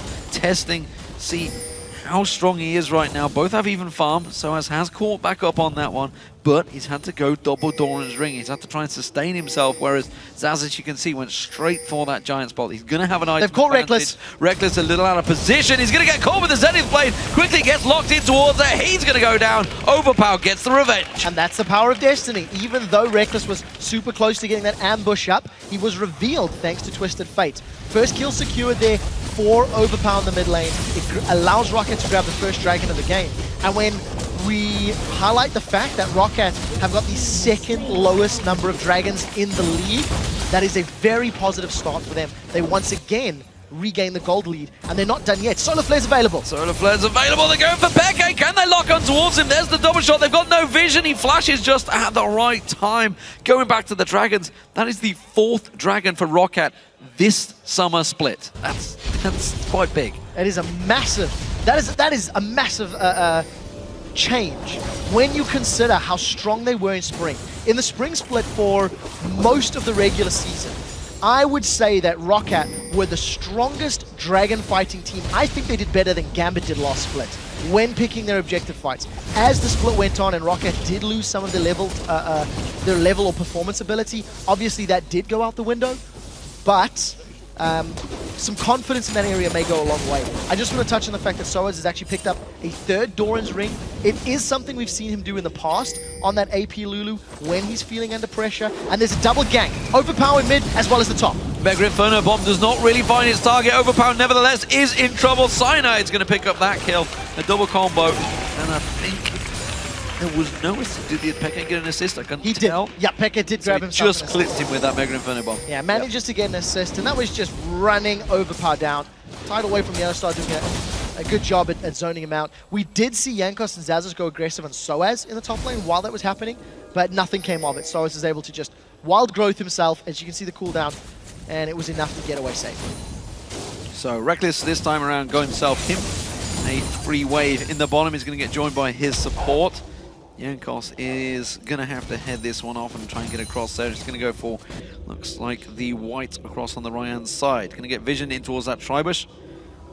Actually continuing to go aggressive on this one. Does he think Reckless is on his own? He's going for it. Doesn't realize they're both there. Destiny comes out. Yellowstar gets focused. He goes down. And now Reckless is in trouble. He's going to run headlong in towards Sullivan. They're just gun him down where he stands. And that was a simple double kill for Rockat. Very well played by Jankos, managing to find the duo of Fanatic. I think Fanatic a little bit brave, recalling in the river. You know, they felt that they had vision control, the sweeping lens, and I believe been used. Overpower looking. That's not the card you're looking for. Ghost used. He goes for the red card, dodges out towards the Mega Inferno Bomb. Vander comes in, flashes, gets on towards him. But on the backside, we see Cyanide come through. Pekka's in trouble though. He's going to get locked down, and now Cyanide needs to run. Have they got the stun to catch on towards him? Sonic Wave gets in there. Jankos can't get either side of him. Has to safeguard away. Teleport comes in. Soaz joins the party. He's going to be very, very low. Aqua Prison gets on towards Vander. They're going to dive this one. The tower's going to go down. Vander's got nowhere to run. Has he going to escape? Fnatic back away because the teleport comes in from Zazas. He chases on towards Yellowstar, and everybody steps away from the battle. But back and forth action between these teams. Rockat were incredibly lucky to get away from that engagement, only losing their tower. The potential for more kills was very, very big. Both top laners blowing their teleports. Take a look at the minimap, because this is where all the drama starts. Overpower gets run down by Cyanide, as you can see. And you can immediately notice Soaz has started to back away. He didn't want to potentially be interrupted while channeling teleports, even though I don't believe Zazas actually had his Dragon's Descent. And I think this is just a brave Rockat, but they overcommitted. Much like they did yesterday when they played as well. They just overcommitted to fights. It was yesterday or last week they played against the Copenhagen Wolves, and they just kept going deeper and deeper and deeper, but at different times and on different pages. They cannot do that against Fnatic, who have got such strong pick champions, and they're going to get caught. Oh, that's going to be Overpower. He's caught out. He's going down. Reckless gets himself a revenge. Back on towards him. But Fnatic, well, they're going to keep on pushing on this one. They got 5 members in the mid lane. The wave is coming. Rockat are nowhere near this one. This could be an inner turret. It looks like it will be. Solar Flare is available for Vander. We see Zazas moving into the sidelines. Unless they fully commit, this is going to be a tower trade. 1 for 1, but Fnatic come out ahead because they picked up a kill onto Overpower as well. Overpower's going towards what looks like an early Lich Bane. So I do think there is going to be a focus on map control and split pushing from that Twisted Fate and from the Shyvana, and I think that's the right call. Because in that regard, they should have an advantage at trying to contain, like either Lulu or Ziggs, force their hand to wave clear or use the Mega Inferno Bomb, and then look for the team fight once you know there's ability to down. And you know, you mentioned the Rockat game, of course, against the Copenhagen Wolves. I think it was 6-1 they were up ahead in the lane phase. That was last week, last Friday. and then they just seem to get a little bit chaotic, and it didn't really work for them. But they're up against Fnatic this time around. They are the kings of chaos. They are completely excel when these games get a little reckless like this, and it seems to work well for them. Mega Inferno Bomb again saves out that mid lane. But just actually ironically talked to Alliance after that game, and you know, they were very happy that despite the fact they were up against the Ziggs, they closed the game out inside 40 minutes because they didn't feel it was possible. Normally when a Ziggs is there, we just saw the wave clearing capability that they have. That Mega Inferno Bomb stops any push in its tracks. It really does. And unfortunately for Selfie, I think his Mega Inferno Bombs are a little baited. They're more Reckless. Reckless caught out again. Overpower is this time not. Yes, he does. Gets it with a dot wildcard. Back and forth. They've killed each other twice now. Look at Reckless's face. He's not happy with himself. I mean, that is a very frustrated, disappointed look. But unfortunately, the composition that Fnatic are dealing with, Rockat can find those picks over and over every time Destiny's available. When was the last time you saw Reckless die 3 times?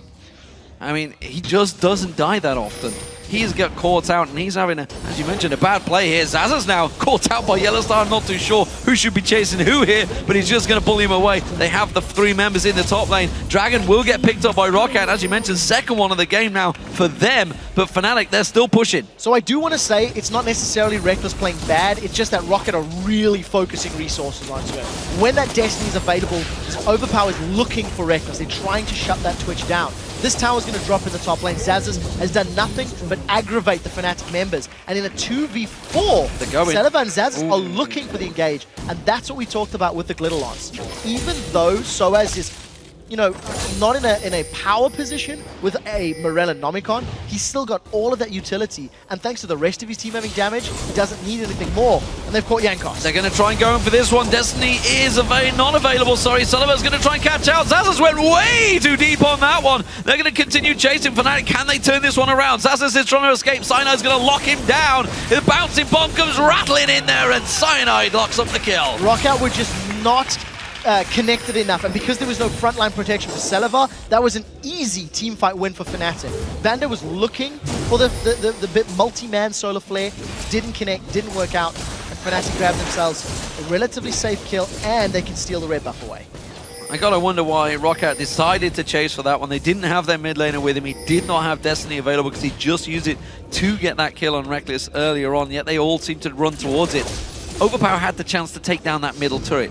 If all they had to do is delay them recalling, delay them back in, they had no vision on that river, they could have taken a tower. Instead, they went chasing kills. It backfired on them. Fnatic still in the lead in towers, 5-2. Now, this is something Rockat does when they're behind. They force fights and force... they force skirmishes, is the words I'm looking for. Now we do see the wave clear from Pekka, and Cyanide's running in. That's not going to work. It worked very badly. Jankos, though, does manage to land the kick square on the jaw of Cyanide, forcing him away.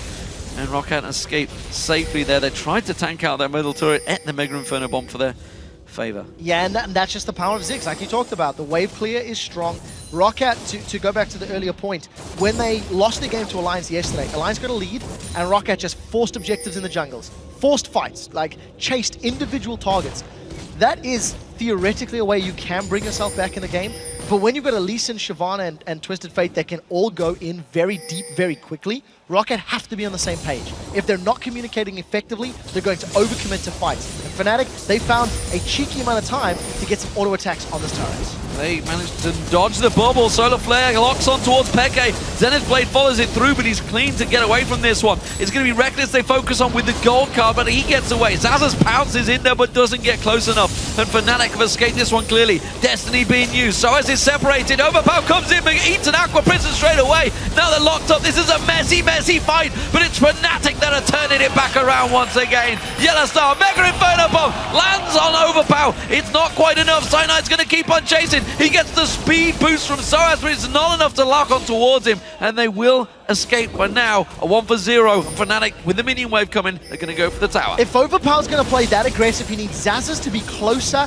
and also needs Zazas to have some damage. because Zazas has gone full tank, he's not really going to be able to kill people on Fnatic's side. There was no hourglass for overpower either, so he committed to a 1v4 in the hope that the rest of his team was going to get there quickly enough. And that is the problem that Rockat have right now. Their decision making and their team fighting ability is not on par with what they're looking to accomplish. The team wasn't there quickly enough. They didn't have the builds or the damage really to close that fight out.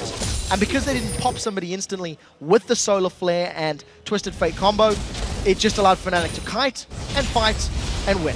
Well, despite the 6-2 tower advantage that Fnatic have, remember Rockat have picked up 2 of the dragons so far, which is what's kept them close in this gold. It's just 1,000 difference. That's going to level itself out. Now 500 gold as they do get themselves the 3rd turret of the game. So all out is now down for Fnatic. Rockat have managed to get themselves small advantages in certain areas. The question is, who will go down in the next big fight? Dragon up in 1 minute 30. I wonder if that will be the focus. I think Fnatic should be comfortable to fight now. They've hit some very big item thresholds. You can see that Reckless with his Phantom Dancer and Blade of the Ruin King completed. Yellow Star's got some more tanky stats with that Negatron Cloak built up. They have not contested a dragon yet, but the vision around Rockat's jungle was pretty solid until Rockat have just started clearing it out in this last minute or two. So I feel like Fnatic could look to challenge. They could look to push up. There's nothing for Rockat to defend other than the inhibitor turrets. They've got no objectives to hold on to on their side of the map. And Reckless, he's looking for Vander. Reckless is going in, he's found him. Mega Inferno bombs in there. Reckless gets the kill on Vander. And that's the item threshold. Phantom Dancer plus Blade can burn through even this fairly tanky Vander with that Solo Eclipse stat. There was unaffected. The rest of Fnatic, they want Zazas. Zazas caught out, standing on a ward. They're going to go for overpower instead. That's going to be the Wild Growth knocking him in the air. Zazas now locked up. The wave comes through, not quite catching on, but the Aqua Prison down well does, and Zazas goes down to Soaz. Yeah, when you get bubbled, you're in so much trouble, and that costs Zazas his life. Fnatic with 5 members, minion wave backing them up. They've set their sights on inhibitor turrets. Minions coming in, they can push on through. Just 3 members to try and defend this one. It's not going to be though. Fnatic going to take this tower down. Selva doing what he can to take those minions out, but it will be the inhibitor that will fall to Fnatic. Yeah, it's risky. There's 2 seconds left on overpower. He's respawned, but he does going in. Guards. Solar Flare goes down, locks onto Reckless, but there's 0 follow-up there, and that's an easy kill again for Reckless. This time around, they're going to keep on chasing. Jankos, man, lands the Sonic Wave, but he's not going man mode. He's not going to follow that. Like, I don't understand. Why would Vander go in? In order for Vander to jump into a team fight, the Culling needs to follow that Solar Flare, or Zazas needs to jump in on top with you. Yes, the Solar Flare was good, but it didn't equate to anything. Reckless, he's found Jankos now. Jankos just kicks him away. Not too worried about that. Mega Inferno Bomb, not going to quite catch him. Close. Taken low there. I think he did actually catch on towards That's him. Dragon.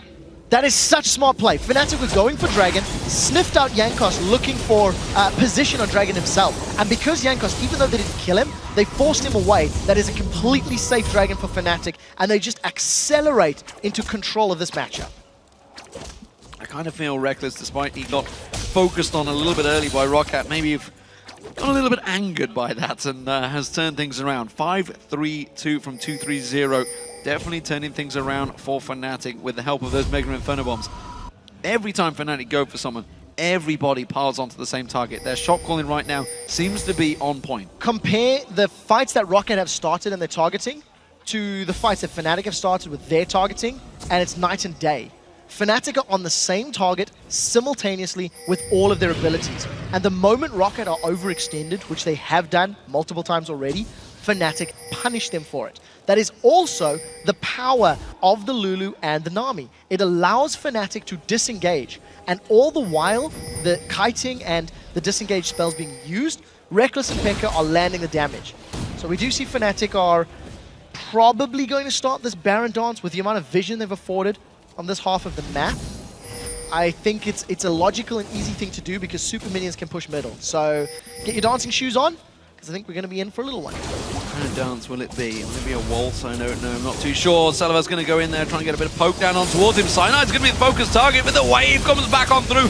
Doesn't really catch in there. Teleport comes in. Not too sure that's where Zazas wants to be, but it will be where he ends up. Cyanide is the focus, taken pretty low from this one. Not a bad fight by Rockat in all intents and purposes, but Cyanide he's going to have to step away, and that's going to slow the Baron down. So aggressive play from Fnatic. This is what they didn't do super effectively yesterday. They jumped onto Rockat. Oh, that's the Destiny used and wasted. They have no vision. They had to make it count. Fnatic, though, not going to go for this one. They're going to hold off. Because Rockat have no vision of that Baron pit, the Destiny was used to predict Baron. They've seen the Fnatic were not rushing it down, so they're playing it fairly slowly and safely. I think they're assuming Fnatic won't run the risk of going for Baron, and that does seem to be the call. If Fnatic back away, Rockat are going to have time to just clear out those wards, and I think this is the smart decision.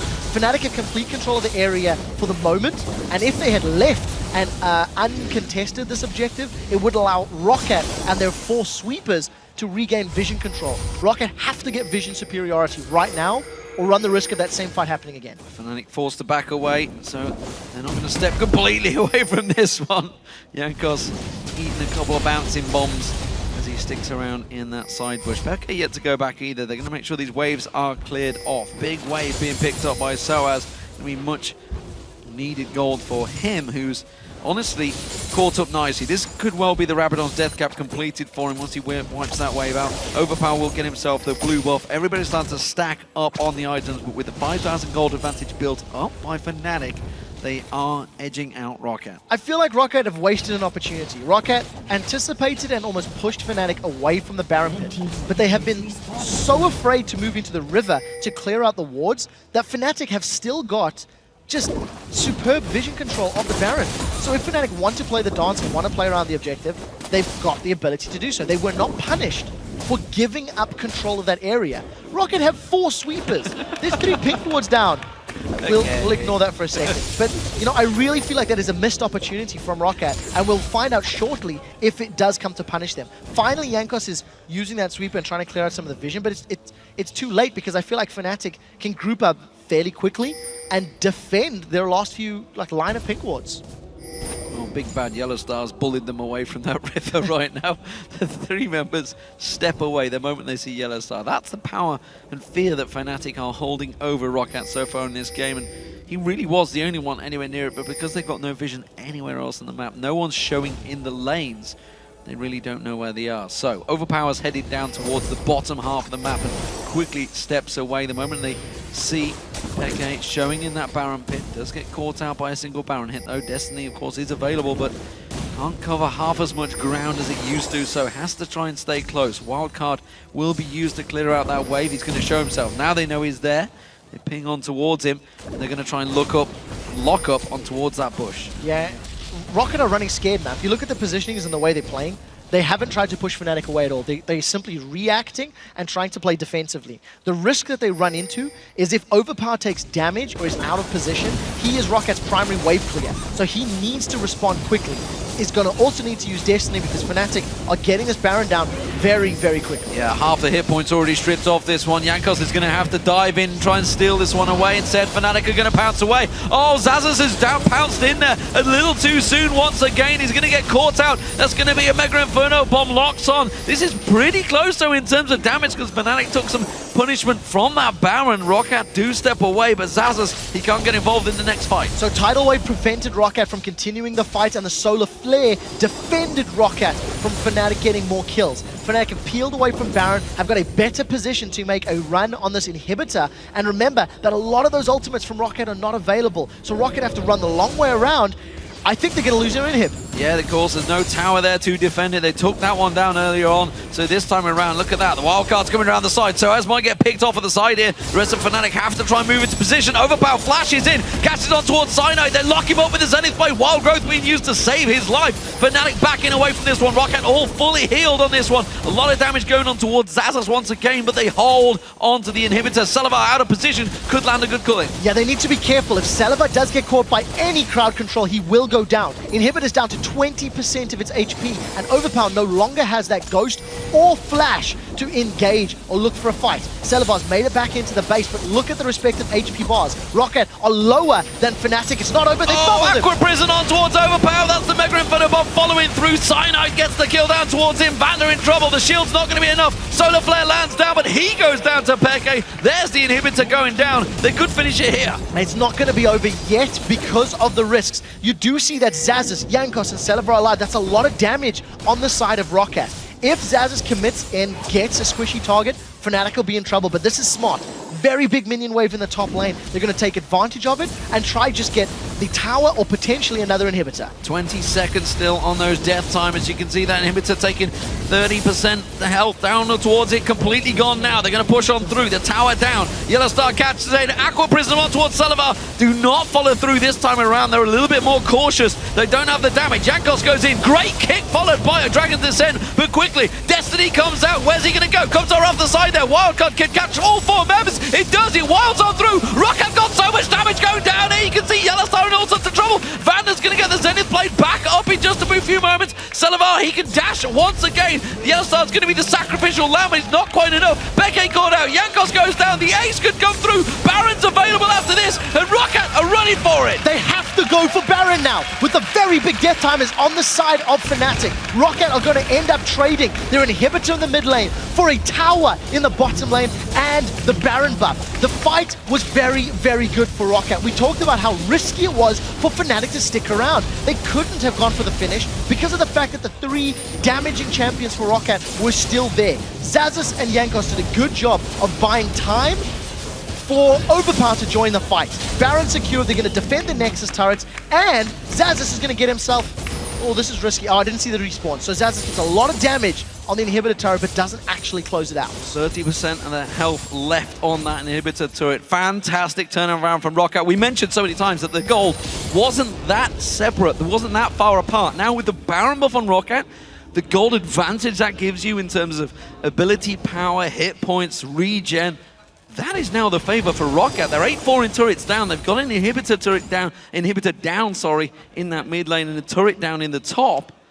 But they could turn this around. So this resets the game.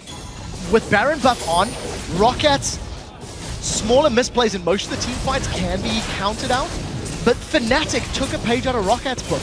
They stayed overextended for literally 5 seconds too long. And it was that small margin of error that gave Rockat a near flawless team fight. They ran Fnatic down. Actually, it was a flawless team fight. I'm going to call it that. They got all 5 of them. They got the Baron.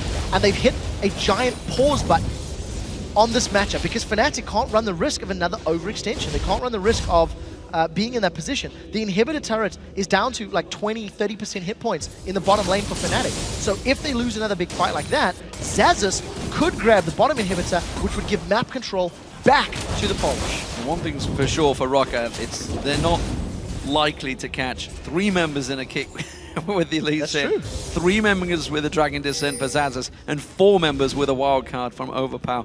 All of that damage accumulated was fantastic. But Rockat, what will they do with this Baron buff? Was it a Baron of opportunity, which, well, it was. Will they make it count? It seems right now they are playing defensive duties, of course. Super Minions pushing up that mid lane. They have to hold these waves. Yeah, and something that you also noticed with that team fight, Fnatic didn't have any of their disengage spells available. You know, they got a few of those glitter lancers down, but the tidal wave, it had been used in the previous fight. So when Fnatic want team fights, they want their wild growth. They want their glitter lancers hitting multiple targets. And when they get surprised and shut out from multiple angles, it reduces the effectiveness of that disengage power. Now Rockat have not made an aggressive play for 15 or so minutes because they've been defending the Fnatic siege. They do have a number of towers down, but they've got to get the top and the middle inner turrets. And they need to get much better vision control. Their warding just sucks right now. So much more wards on the map to counterbalance the aggressive plays they'll need to get back in this game. They have managed to shove all of the waves just over the halfway marker, which you see Xaxus doing right now. That Baron buff, well, it's got around about a minute left on it. Reckless zipping around speed mode. Looked like he was in fast forward there because of the speed he was going coming out of that ambush. With the extra speed the Phantom Dancer offers as well. You can see the damage he's got. Infinity Edge almost completed. Has also switched out to the Scrying Orb for Fnatic. I'm so glad you said that because he did the same thing yesterday. Did exactly the same thing yesterday against the Super Hot crew. When we get to these later stages of the game, I love seeing the Scrying Orb because it reduces the risk of whatever play you want to make. You want to make a play around blue, red, dragon, Baron. You've got that information to work. Reckless, he's found Salivar. Stealth Bomber coming in. Salivar going to get caught out. The damage is just about enough. The flash finish from Reckless takes knocks down the AD carry. It's a 50-second death timer. That is very, very high. Rockat were able to defend with a lower number of players previously, but the circumstances are different. Fnatic have all of their key ultimates available to them. Wild Growth is there if they need it. The Tidal Wave is available if they need it, and they get an uncontested in-hit. Big plays. We saw Mr. Rales doing the same thing against Peke yesterday as well. That unlocked itself an inhibitor. This time around, 2 inhibitors picked up for Fnatic. They're going to back away, take themselves great objective control now. They are in the driving seat once again. And all of that vision that Rockat did not have comes back to bite them in the butt. They needed better pink wards. To be fair, Celebar was also fairly overextended. He was down to the river with not much support, super close by. And one single death on the side of Rockat gives Fnatic now utter map control. Super minions in 2 lanes will allow them to push the bottom wave once their minions get to the bases or to the steps of Rockat's half of the map. So let's see how they do it. I mean, Fnatic now have got all the time in the world. They've got a few minutes of uncontested map control. Well, they were forced to rush away from that just for a moment there. Rockat showing signs of aggression, of course. Baron not available to them for a few more minutes. Maybe Rockat are going to try and move in and get some of that vision control that you mentioned there. They have got themselves a good portion of the map to try and get through. Pink Ward is just in that death push, which they can clear out. So Rockat, they're trying to push through. They're trying to get some of that vision, and they need it because the next Baron in 2 minutes' time could be vital. They've got super minions, though, pushing up the middle and top lane. They have to hold off, and you can see Fnatic, they're pinging the bottom lane. They don't care about Baron. Yeah, I think Rockat have done a pretty bad job of vision this game. They finally got a ring of wards towards that Baron now in anticipation of it respawning. But one thing I also want to note is that 40 minutes, we're still not seeing any damaging items on Xaxus. Yesterday, Youngbuck did a similar thing with his Shyvana. He just built full tank against Gambit, and it offered nothing. The only damage threat from the Wolves yesterday was their AD carry. Rockat are at least supplemented by Overpower, but even then, I don't feel like that's enough of a threat because the 2 of them alone are not going to get through Wild Growth, heals, Mikhail's Crucible, Summoner Heal. You know, there's so much that you've got to burn through if you're on the side of Rockat. A Blade of the Ruined King would have been very, very important. Jankos, looking for an aggressive play, may get caught out. Fnatic, with their superior vision, have read this well. They know exactly where Lee Sin is, and they're making a calculated move. Going to try and pressure him off the side there. They know he's going to pincer his way through. There's super minions in that mid lane, which are going to have to be dealt with as the wave comes up the middle. They're going to try and tank this one out, get some of that damage down. And remember now, of course, with all that damage that Rockat have stacked up, Teleport comes in around the back. Dragons descend on towards him. Soa's taken down a half heal.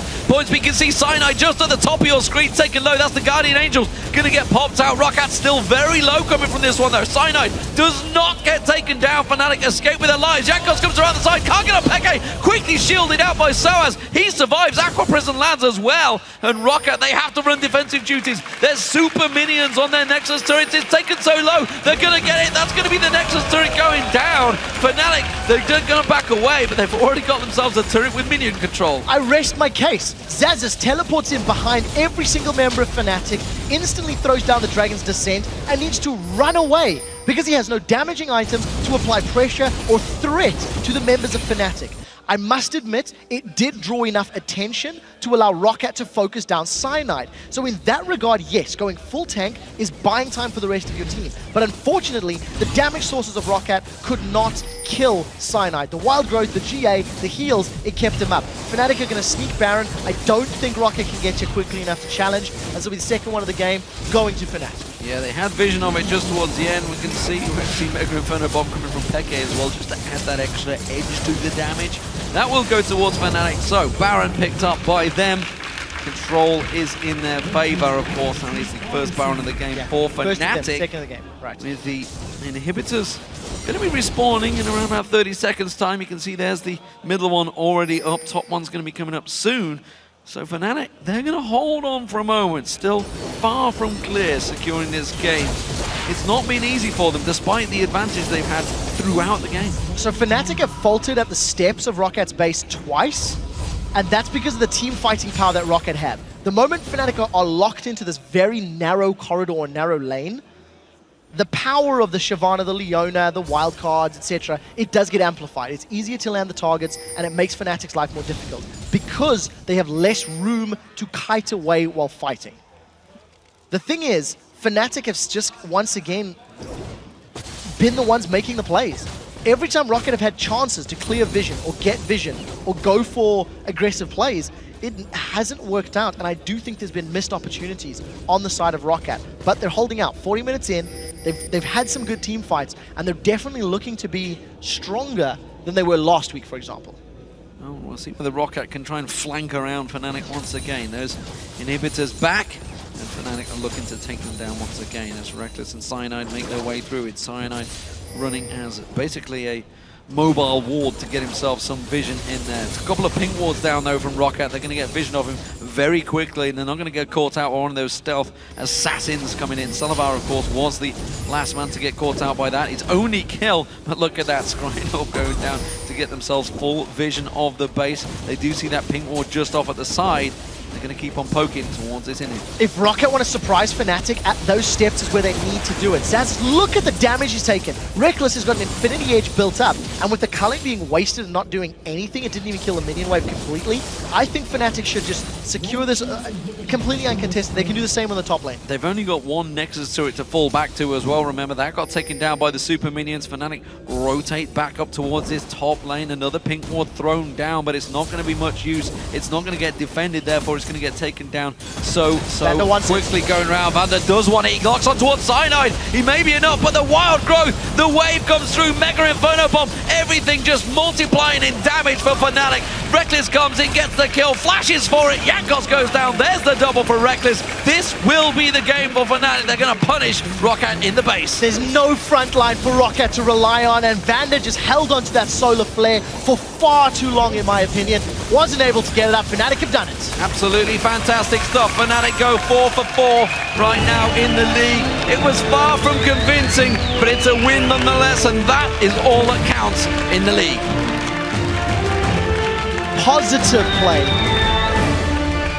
Distraught faces on the side of Rockat. Jankos not looking happy with that game, and you know what? Fnatic, they took charge of the game. It's something they didn't do yesterday. They didn't make enough plays against the super hard crew, force their way into a strong position, but today they did, and it worked against Rockat.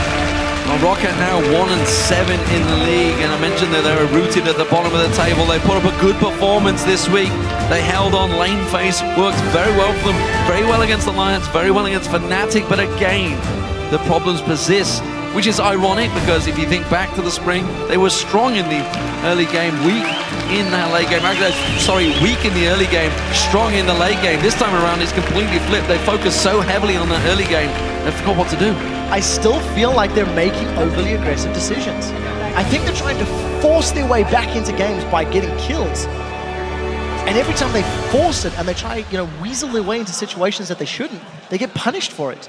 So I think a level of calmness needs to be imbued on the team, because unfortunately they keep getting, the red mist takes over and they get punished. Yeah, Fnatic took good control despite being rocked a couple of times by Rockat there. Of course, that ace in that top lane led to that Baron. That was their chance. But as we mentioned so many times, when there's a Twitch out there, they have the ability, especially when the Blade of the Rune King's complete, the Last Whisper, the Phantom Dancer, there's a lot of damage there. If they sneak up on you, catch you out, generally, you're going to die. What I would also say is Fnatic has clearly demonstrated their focus on preferred team comps this split. Nunu in the jungle, Nidalee. Yesterday, Trundle, Nidalee, Nami. Again, Lulu, Nami. They want disengaged compositions. They're not looking for hard engage. They're not looking to create team comps that can jump on, pile on, and blow you up. They want to be backing away, forcing you to come to them. So Fnatic are playing a style where they are encouraging their opponents to make mistakes and taking advantage of it. It is more difficult to make plays with those styles of comps, which does explain the passive play style. But it's definitely something I think teams need to cotton onto, because it is a very clear focus. So what do we make of the league so far? Clearly, obviously, big difference between the top and the bottom right now. Alliance at the top, 7-1. Rockat down the bottom, 1-7. A lot of teams in between. But I feel the power shift is already starting to show quite clearly this summer. A big difference between the top 4 and the bottom 4. I agree. I'm going to say the top 2, the middle 2, and the bottom 4, because I do feel that Alliance and SK are simply outperforming everyone else that we have seen. the games that they are playing, they are winning much more convincingly. I do think that the Super Hot crew are sitting in that sort of third hover spot for me. And there's a little bit of room for error for the rest of the midfield. But I think those are definitely the top three. And it is a stark contrast from the spring split where it was Fnatic and Gambit all the way, to the end of the split where Rockat and Alliance and SK did level themselves up. Yeah, this is a big, big problem. We'll see how it works out, of course. Many more weeks to go, but for now, we're going to send it over to Shox and Officio. We're standing by with Soaz. Thank you very much, Dima and Officio. And I are indeed joined by Fnatic's Soaz after that win. Soaz, break down the picks and bans for me from your perspective, because yesterday we saw that maybe you didn't get anything you wanted. This time, Twitch in the first rotation immediately. Was that the biggest priority for you guys? Yesterday we kind of wanted to have Twitch as well, but we were like, oh, they didn't first pick it, we can wait next rotation, and it was our mistake to leave them Twitch Nadali. And yeah, we pretty much have something in the champ select yesterday, so yeah. All right, so Lulu top lane. Your build is a little bit different from what we normally see. Triple Dorans into Morello and Omicron. Can you explain it to me? I don't really like the Athene build on top lane, especially. I think Morello is a bit better. The problem with Triple Doran is that you don't have much ward, but I just sold one Doran a bit earlier than usually. So the main problem of this build is about warding, but otherwise than that, you have a lot of damage, you have cooldown, so... How come, again, Morello and Omicron, why do you take it over Fiends? What is the difference for you? I just prefer Morello for laning phase and just the passive against like heroes like if it's Renekton, for example, or other heroes. The passive of Morello is just better for me. True. And tell me about the game in general, because you guys built up a lead, not too big, and then in the top lane it went really bad for you guys, that fight at one point. It seemed like it could go the other way. Okay, so on top lane, we were like, okay, let's get the turret. And after I say, can we actually get the inhib or not? And no one replied, and we just keep focusing the inhib. And we should have just back off after the turret. It was really bad. A final question for you guys about the state of Fnatic in general. Usually we see you guys being really happy after you win. Not this season, though. It might be the hardest season for Fnatic that we've seen so far. What are your general thoughts about the state of the team? I think it's a bit the same as before. We just need to get our flow and know how we want to play in this current state of the game. And we just need to do better rotations, of course. All right, well, thank you very much. Soaz, now let's send it back over to Demon and Quickshot at the desk for an update on the standings.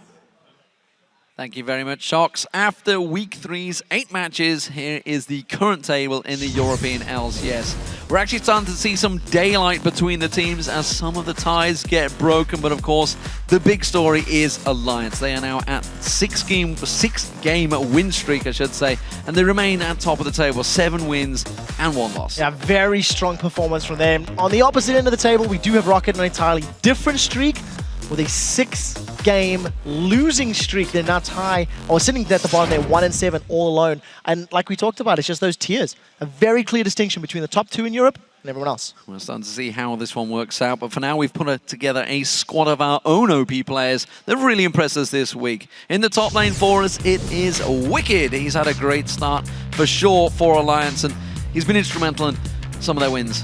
Definitely. He surprised me yesterday by first picking Jax. Definitely caught me off guard. I wasn't anticipating it. Played very well. His Shyvana game today worked out great. And he's Irelia game rather. He's synergizing very well with the rest of his team. His engages are good, and he picked up a win on Irelia, 1-for-1 in the split. Well, in the jungle, we've gone for the man from SK Gaming. It is Sven Skeren. Fantastic kill participation, especially today, 68% over the week, but today I think it was about 96%. Incredible stuff. 9 assists. It's crazy. It was all the Sven Skeren show. He was so largely responsible on his games of Lee Sin, and he's finding a way to do it every single game. If you compare Sven from last year to this year, it is such a big upgrade. Very big impact player for SK. Absolutely fantastic stuff. Who else would he go for in the mid lane? It's got to be Froggen, of course. Double Anivia games this week, and absolutely incredible, 21 KDA. Yeah, he's going to be disappointed he gave up a death. You know, it's his first death on Anivia in his last 3 showings. I do think he has room to improve on that. We'll see how it works out. Alongside him, well, it's another member from Alliance. It is Tabs as the AD carry. Crazy stuff. Only 1 death with 9 kills and 2 double kills this week. Yeah, and very, very good play. We did see him play Cogmore as well. I like the fact he's pulling out a wide array of AD carries, and his team has got such a good synergy that his stats are always great to back it up because he's never in trouble. Well, it's the team that keeps on winning. Nif is the support as well. Another fantastic show for him. This time around with Morgana and Nami. Yeah, so in this particular time, managing to get 22, being involved in 22 out of his team's 27 kills, it just speaks volumes to Alliance's playstyle. They are not about winning the lane to only win the game. They group up, they push as a unit, they win as a unit. And of course, from those 5 players, we have selected Sven Skeren as our MVP for the week. And 11.5 KDA, highest of the jungler in one week of this split. Yeah, and again, he's just a very high impact player. He finds kills all over the map all the time. We do have a clip that actually illustrates his performance on Lee Sin. He's going to be able to ride this Thresh Lantern, grabs wards, he hops all over the place as soon as we get that clip up on your screen. And generally, Lee Sin on Sven, it reminds me a lot of how powerful he was on Pantheon in the last split, just finding all of those kills and doing a really good job.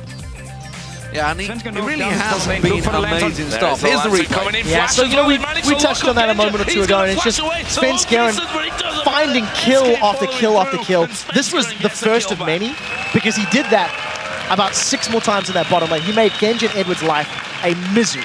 Kept that big smile on his face throughout the game as well, because it was a fantastic performance. 16-2 yesterday as well, of course, for SK. Dominant performance from them and Alliance so far. The North American LCS will be kicking off their Week 3 tomorrow with Team Solar Mid versus LMQ, and then it will be Evil Geniuses facing off against Cloud9. Then Team Dignitas will take on Counter Logic Gaming, followed by Complexity facing off against Curse. Those matches do begin at 9 p.m. Central European Summertime, which is 12 noon Pacific. The European LCS will be back next Thursday with Week 4. We'll be starting things off with an El Clasico between SK Gaming and Fnatic. That, of course, will be followed by Rockat versus the Copenhagen Wolves. The Super Hot Crew will then face off against Millennium, and Alliance will square off against Gambit. It's the last LCS game of the day. So we'll see you back here for those matches on June 12th, right after a new episode of the preview show at 5:30 Central European Summertime. That is 8:30 a.m. Pacific. But for now, it is time for the final European Challenger Series quarterfinal match as H2K face off against SK Gaming Prime in a best of 3. Over to you, Freak and Zyrene. Thank you very much, guys. What's up? Welcome to the 2014 European Challenger Series, brought to you thanks in part to our friends at Coca-Cola. David Freak Turley, alongside me is Aiden Zyrene Moon. How's it going? It's going really well. I'm ready to close out the round of 8 for the EULCS who makes it to the semifinals. I'm glad you're so Challenger invested. Series. I'm glad you're so invested in this series. Well, today we've got a good one for you. The former Cloud9 Eclipse, now H2K Gaming, the 2nd seed, goes up against 7th seed SK Gaming Prime. Yeah, and the name has changed, but H2K Gaming is still the team with a target on its back. The Challenger Spring Series, they finished first, and even though Jungler Ko left and for Ninjas in Pajamas, and former support Voidal is also gone somewhere else in the Voidal, this is still a very good team that everyone wants to beat. Exactly, it's pretty much top dog. So this squad is composed of top solo queue players all around Europe, and now they're being joined by jungler Trashy, who carried Reason Gaming to 4th place last split to replace Ko, as well as a new support in AOD. And on the other side of the battlefield is SK Gaming Prime, who have looked good so far in the Summer Series 1, with mid laner WTFox and top laner Smitty leading the way in 2 seemingly easy victories. But tonight, they will definitely be tested against a team who is already competed for a spot in the EULCS. Yeah, we saw them, and they didn't do super hot against the super hot crew, but hopefully they do well here in Challenger. Don't blame them, though. They went 3-0 against super hot crew, who upped their game and are now top 3 in the EULCS currently. Yeah, so it's forgivable to lose to one of the best teams out there. So guys, to earn the opportunity to compete for an LCS berth, you must first traverse our Mighty Challenger Series bracket. Here's how the Summer Series 1 tournament is unfolding. The first round of the quarterfinals happened last week, and Ninjas in Pajamas came out on top against Unicorns of Love, 2-0. They're going to face Gamers 2 in the semifinals, who also bested Chantal Machtwau in 2 games. And the other semifinal match will be set after today, with yesterday's winners Lublin Shore going up against either H2K Gaming or SK Gaming Prime. And now not only do winning teams move in the bracket, they also are rewarded points. The teams who made it to the round of 8 were awarded a single point. The squads who have since won their quarterfinal matches got several more. In Gamers 2, Ninjas in Pajamas, and Lublin Shore all have 4 points, with the possibility of more to come if they win their semifinal matches. And everyone else is tied with 1, but of that crop, only today's teams have the ability to earn a higher score in Series 1. And if a team doesn't have an asterisk, that means their score's locked because they've lost so far in Series 1, but those points still carry over to Series 2 if they're able to requalify. Now, gotta ask, Zyrene, it feels like your hand's bothering you. What's going on? Yeah, I like to take really extensive stats and notes on these teams. And, my hand is starting to cramp sometimes. You know we track those things at lolesports.com. Really? Yeah, it's really handy. You just click the Leagues and Tournaments tab at the top of the page. Lets you, you get everything you need to know about the Challenger, about the LCS, all season long, so you can be at ease with the pen.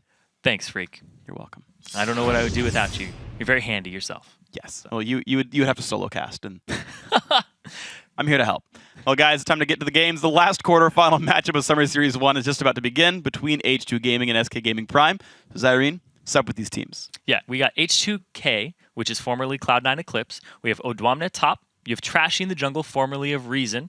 And you have Febevin in the middle, Yernin in bottom, and AOD, who's a new support. Now, this team is a team that everybody's been looking at for a very long time. But then we also have SK Prime Smitty in the top lane. In the last 2 games, he averages about 90 CS more than his lane opponent.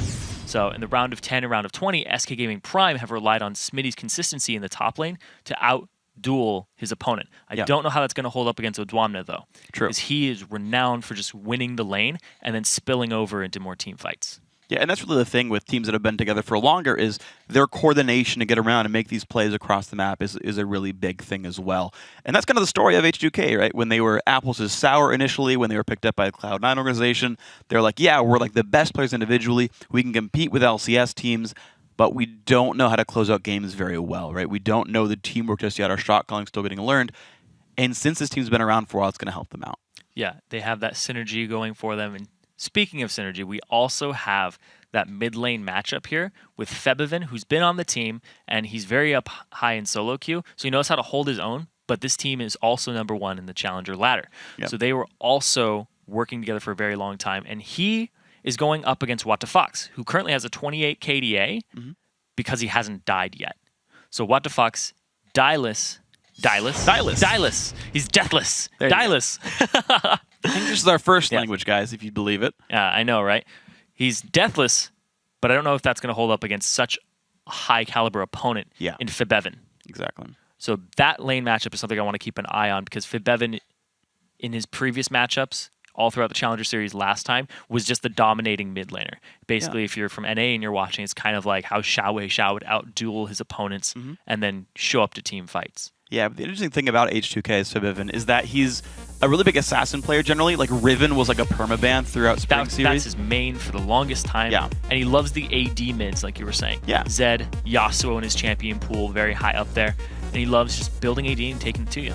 Yeah, so we'll see how that's going to pan out for these guys. Kha'Zix, Jax removed away right now. Odwamne losing out of one of the top lane hyper carries there. Kha'Zix removed away from Gilius. This is still 4.8, so this is the damage reduction Kha'Zix getting removed away. Next week's games will be in 4.9, so you'll see how those changes shape up for the pros here. And Braum. And Braum will be available, as will Shen and Rengar, I believe. They'll finally be unlocked, so see how those go. But that's all in the future, so not going to dwell on it Predicting too much. it now. Yes, we will potentially see them in champ select. Lulu also banned away, and again, you wouldn't, great, ban the AP mids because Febevin's going to play something else. Yeah, absolutely. It doesn't dip into his champion pool, and it just hinders what WTFox is going to bring to the table. And WTFox has played some Yasuo himself, so that's a contested pick between the 2 mid laners currently. But he also dabbles in the Nidalee. He also plays some Zed, some Yasuo, He actually does play some, just a little bit of the Riven himself. It's not too high up there, but I don't think they're going to try to play take it away. Yeah. Honestly, they're probably going to leave their mid pick for way later for H2K just because of their style. They want to be able to counter pick. SK Prime will probably leave their mid lane pick for much lower down unless they're going to prioritize something like a LeBlanc here that's been left open. Yeah, that was going to be my one tell is the actually... caveat. Is Febevin's been playing more AP assassin types. He's got like Fizz, Cass, and LeBlanc in there, and maybe that's the contested pick you look for. Now, Twitch is up right now, as are all the conventional support. So if you want like to rush pick a Morgana or something, that's available. There's actually, I feel like there's a lot of cream in the crop up right now because people have been like the tier 2 of most of the roles right here. Yeah, the thing here is I think they'll probably first pick a Twitch because... Okay. No. Okay. They're going to go with it. They leave Twitch open in the 1-2 spots here for SK Gaming because Zeiss can just go ahead and pick that up himself. Yeah. Yeah. I completely understand that because Lucian's banned away. Now you're going to force Yernin onto something like a Jinx, which he does play a lot of. Sure. And he's still really good at.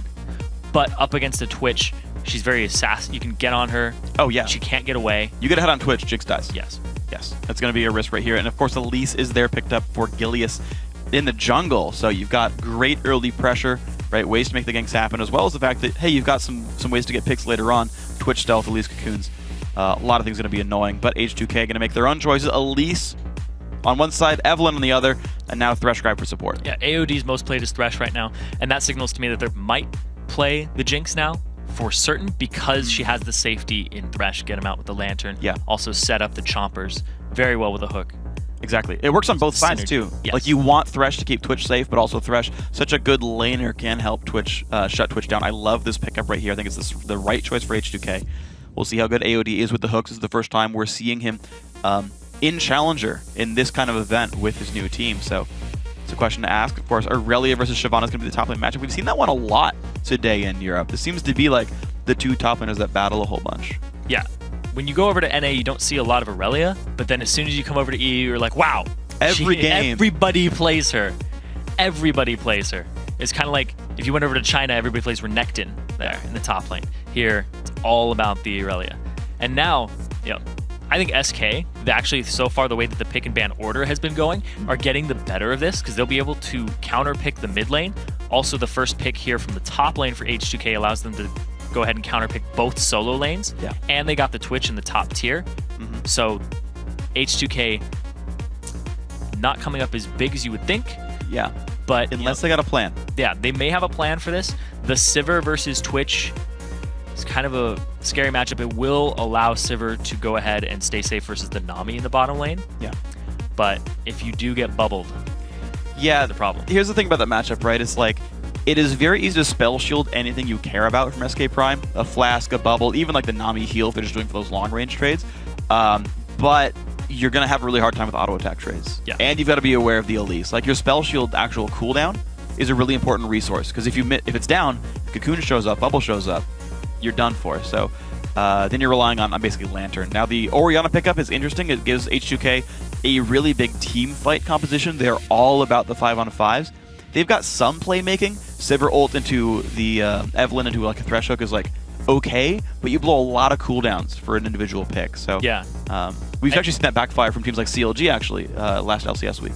Yeah, and what this signals to me is that they're going to go ahead and use On the Hunt. They're going to slap the ball into Shyvana, have her jump into a team fight, and then they're just going to chase people down after they're low and staggered from the Orianna ultimate and dissonance afterwards. Yeah. That is the objective here for H2K, is to get those types of picks, and the Sivir isn't so much for dominating the lane, but transitioning into team fights here.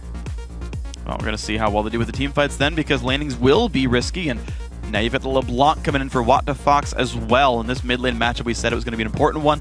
LeBlanc versus Orianna, the matchup here. And now it's great. Fabivin, gonna want to get into team fights, join them up with the team, look for dragons, maybe things like that. But WTF gets to play make all game.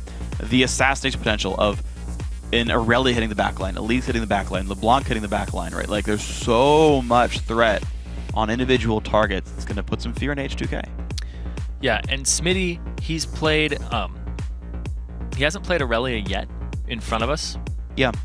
But so far, he's been out CSing his opponent to see if he can make a lead in the top lane. I don't know if he can versus Odwamna, but the team fight prowess here of H2K Gaming is much higher than SK Gaming, and they're more pick-oriented here. They have the Twitch, they have the LeBlanc to pick people off in roam, they have the Elise Cocoon. You can also separate people with the Nami ultimate, just create dead zone for a little bit, and then the fact that Aurelia is all single target damage aside from her ultimate.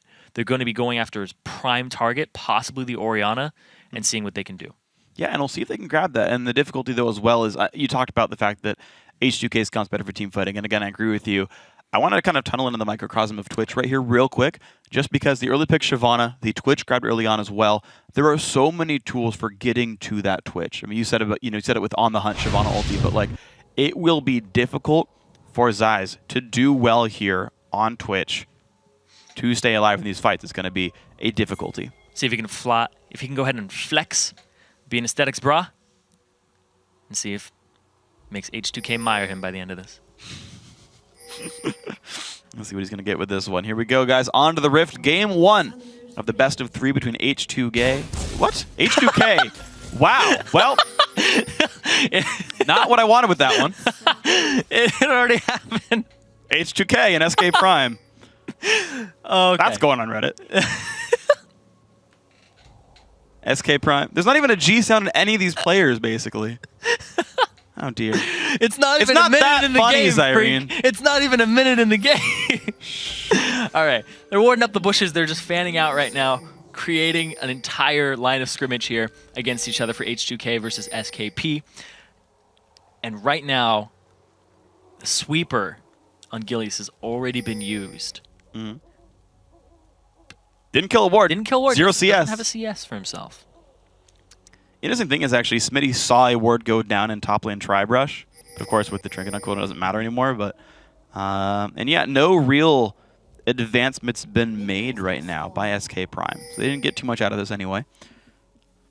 Right now, just the standard line of scrimmage for these guys. Interestingly enough, Yarnen's actually hiding kind of towards the back lines, like underneath his turret. Doesn't want to get revealed by the fact that they're lane swapping this one. Yeah, and there's actually an advantage in terms of ward coverage here. For H2K, and there's an advantage in summoners. Yes, there is. You know what? Disregard summoners, acquire kills. Sure. Zyze is totally fine with that. In your 2-on-0 lane where there's no champions to fight against. Yeah. Great. I mean, to be fair, like he's probably not going to get in any real major fights until 6 minutes anyway, but yeah, we're going to see how it starts up. Trashy, Odawamna, going to start up on the red buff. Smitty's going to spot that. They know about this this jungle route. Looks like we're going to have a pretty standard 2-for-2 buff start, as both teams make down to the south side of the map, and the duo lane's going to be there to defend on both sides. The thing here is Smitty is down in experience. He won't be hitting level 2 anytime soon in comparison to what Odwamne has going for him because he's double jungling right now. Gilius, on the other hand, like I was saying it, but then Zyze ended up blowing a summoner spell. They have a vision advantage here for H2K coming into it. When they walked straight in, there was no ward coverage. SKP didn't have any idea. They had to check with Smitty because they saw that it was a 2-on-1. We're going to see how this pays off, though, because 2 levels now on both these guys here. They've shared their second camp. No, really, neither team does too much here. Actually, you're just putting a decent amount of damage down. I want to know if a 4v0 does start. Unlikely. Uh-oh. Uh-oh. Bit of counter jungling. But the Trashy might see these guys soon. Uh-oh. Okay. Hello. They spot him. And now, can they make the play? The problem is, so Thresh is recalled. They could theoretically 3v2. They know they're going double golems. I don't think there's a play to make here, though. Smitty's not level 2, though, so they do have a level advantage. If they do collapse on them, though, there's the bottom lane of SKP is very close by. They do have AOD. Level 2 just came out for Smitty, so they didn't engage it previously. He's just stalking him.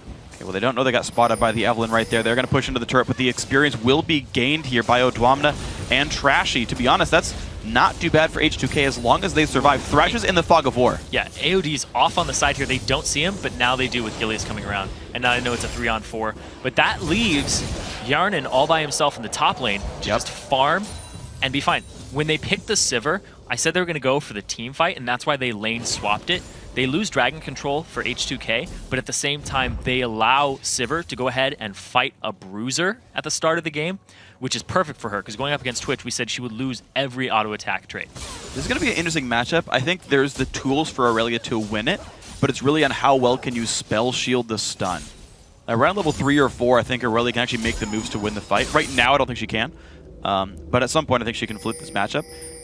I do like H2K's early game, though. They actually managed to get to the bot lane in time to defend any dragon attempts, to defend any fast pushes. That was actually very successful by them. I like their early game here. But there you go. You're going to see a big damage comes out. Spell Shield means nothing there. A lot of damage comes through. Earlier than I thought it would, but that worked really well. Level 2 Smitty, Equilibrium Strike, Blade Search. No hit 10 style. If he had it there, it would have been a kill with the extra auto attacks. But here is Trashy off on the side, and he loves ganking. Gets spotted out, gets a stun there. Smitty there's with the W as well, though. Good damage coming through. 300 health, the flash, auto attacks on a trade, they heal. boomerang for the lane. move speed. The chase on in. There's the Q, and there's the first blood. Yernan claims it. Great gank by Trashy. Now, if you remember Trashy from Reason Gaming, his style was always gank early, gank often, get objectives, and control them. And as soon as they get that kill top lane, is a huge advantage. Gilius, nice minion right there, being a hero, saving Trashy's life. They're going to be right on this one. Just the quick push going in for Gilius to keep the freeze from happening. Smart choice to go there, but it does mean they know where the jungler is now, this Elise. AOD off on the side. And Fibevin's also routing. Ooh. Had to guess his moves, couldn't quite guess him there. That would have been a flash force if he got it.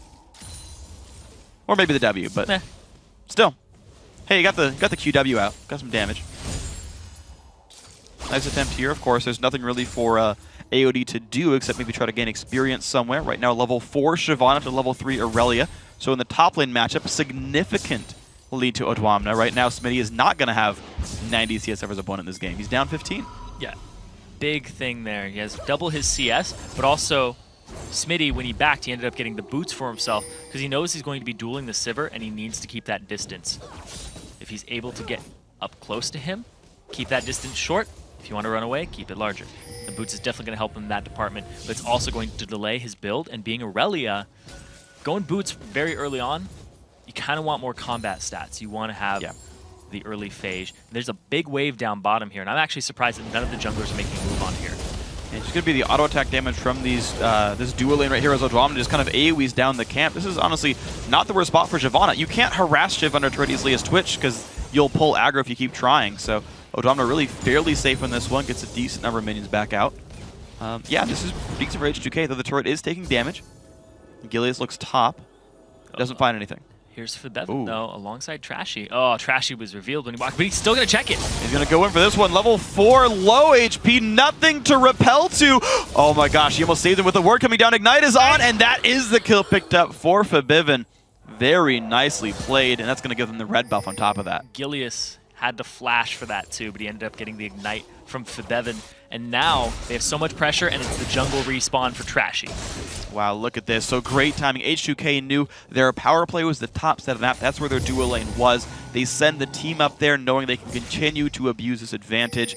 H2K are playing the numbers game so incredibly smart. Yeah, and SK Prime, they're just looking to take turrets and try and get these objectives, but that's not what H2K are going for. They're like, we'll eventually get this turret, that's fine, then we'll rotate down bottom and we'll get Dragon eventually because now we have a gold advantage, we have a level advantage that we've created for ourselves. The ultimate already here for Yarnan, whereas Zyze does not have that available to him. If they fight a Dragon right now, with the Orianna ultimate and the Sivir ultimate, it's going to spell death for SKP. Yeah, and speaking of Yernan having you know, a good lane to start with this one out, he had enough money for BF Sword like a minute ago. So he's like super rich when he goes back to base right here. It's like BF Sword, Boots, and a Longsword or something here. And yeah, if they do group up in Dragon for this one, with this gold, no Boots. Yes! The Prophet Freak! Play a little bit of AD carry in my day. So, yeah, so like, right now they can group up for Dragon. Teleports up in a minute for Odwamna. And if they can, now Twitch is already recalling, so they're going to have pretty close to item parity on the AD carries. But again, it's still a teamfight comp for H2K. Yeah. But here's the thing too, is H2K, they decide to swap it back, like you said, but now they have Yarnan in the bottom lane, BF Sword, pretty much in a straight out teamfight will trump Bilgewater Cutlass. Yeah, absolutely. And if they fight the Dragon, which now Fibevin was forced to use his ultimate, it's not going to be as advantageous for them. But they still have the Sivir with the ultimate chase people down. Very teamfight oriented here for SK, or for H2K. H2K. A lot of Ks. Yes. Now we're seeing... And 2 is like a backwards S, so they're pretty much the same team. Exactly. Thank you for that. So the 2-on-2 lane right now, bottom lane turret is already dead, meaning if you get the Gilius gank, it's going to be rough. But look at this. Great plays there. Ziz putting a lot of damage down. The ulti popped as well. Huge damage from Contaminate. There we go. Finally the Lantern. AOD tanks the Cocoon. They're going to be okay with this one. But Ziz, will he TP? Will he flash? The wave's going to land. Big damage comes through. Zayton shows up. AOD flashes the bubble. Ward over the wall. Here comes the Fox. Nice jumps over, and the kill is picked up by Gilius. excellently played. Sivir in the 1v2 was not the right spot to be. Now they're going to go ahead and get this dragon off of that one pick. They also blew the ultimate from Sivir. For Bevan, they know that Shockwave isn't up currently. It was a great rotation by WTF to go ahead and apply the pressure. There's no chance that Trashy can get in there and steal it with that pink ward. Wow, excellent play by SK Prime. Yernan fighting up where they get you in the bot lane, set that whole thing in motion, and SK Prime have basically answered for the early kill and CS lead by getting a dragon back and, of course, that bottom lane turret. Yeah, in the top lane, though, is the only real tilt here. There's 2 levels up for Odwamne, and being such an item-dependent champion as Aurelia, she's really going to be down right now, but this is great on Trashy to recognize that.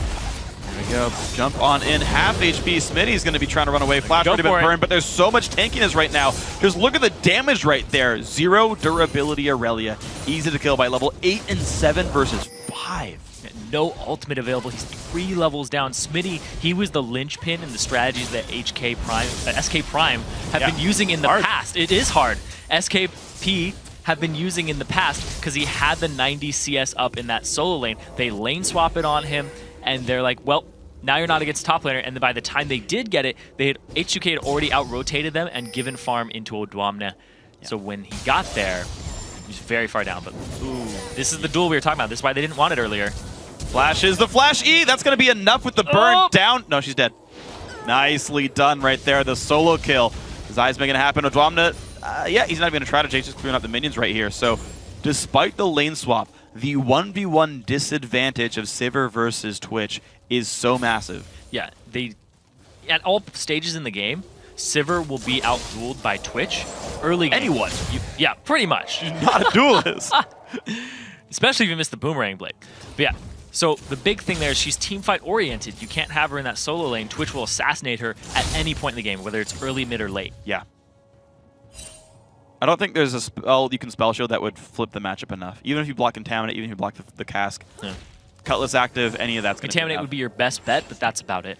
Yeah, even still, that means you're going to get slowed by something. And you get like 6 more auto attacks because of it. Like, there's no...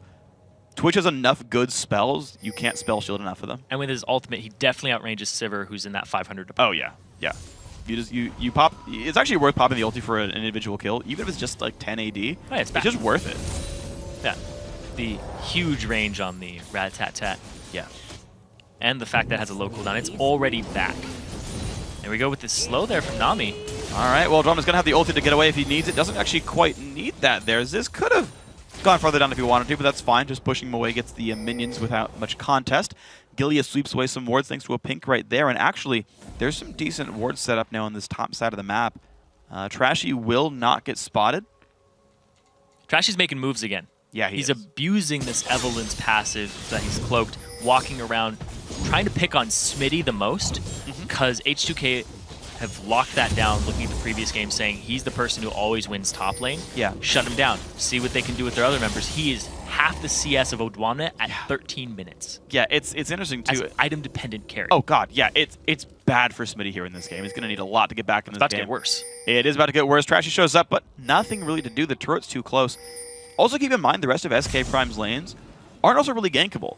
It's like, what's Evelyn going to do to a LeBlanc? Slow him before she jumps away, right? Like, and Twitch and Nami are so big right now, despite not getting a ton of CS in the 2v0 because of the fast push and everything.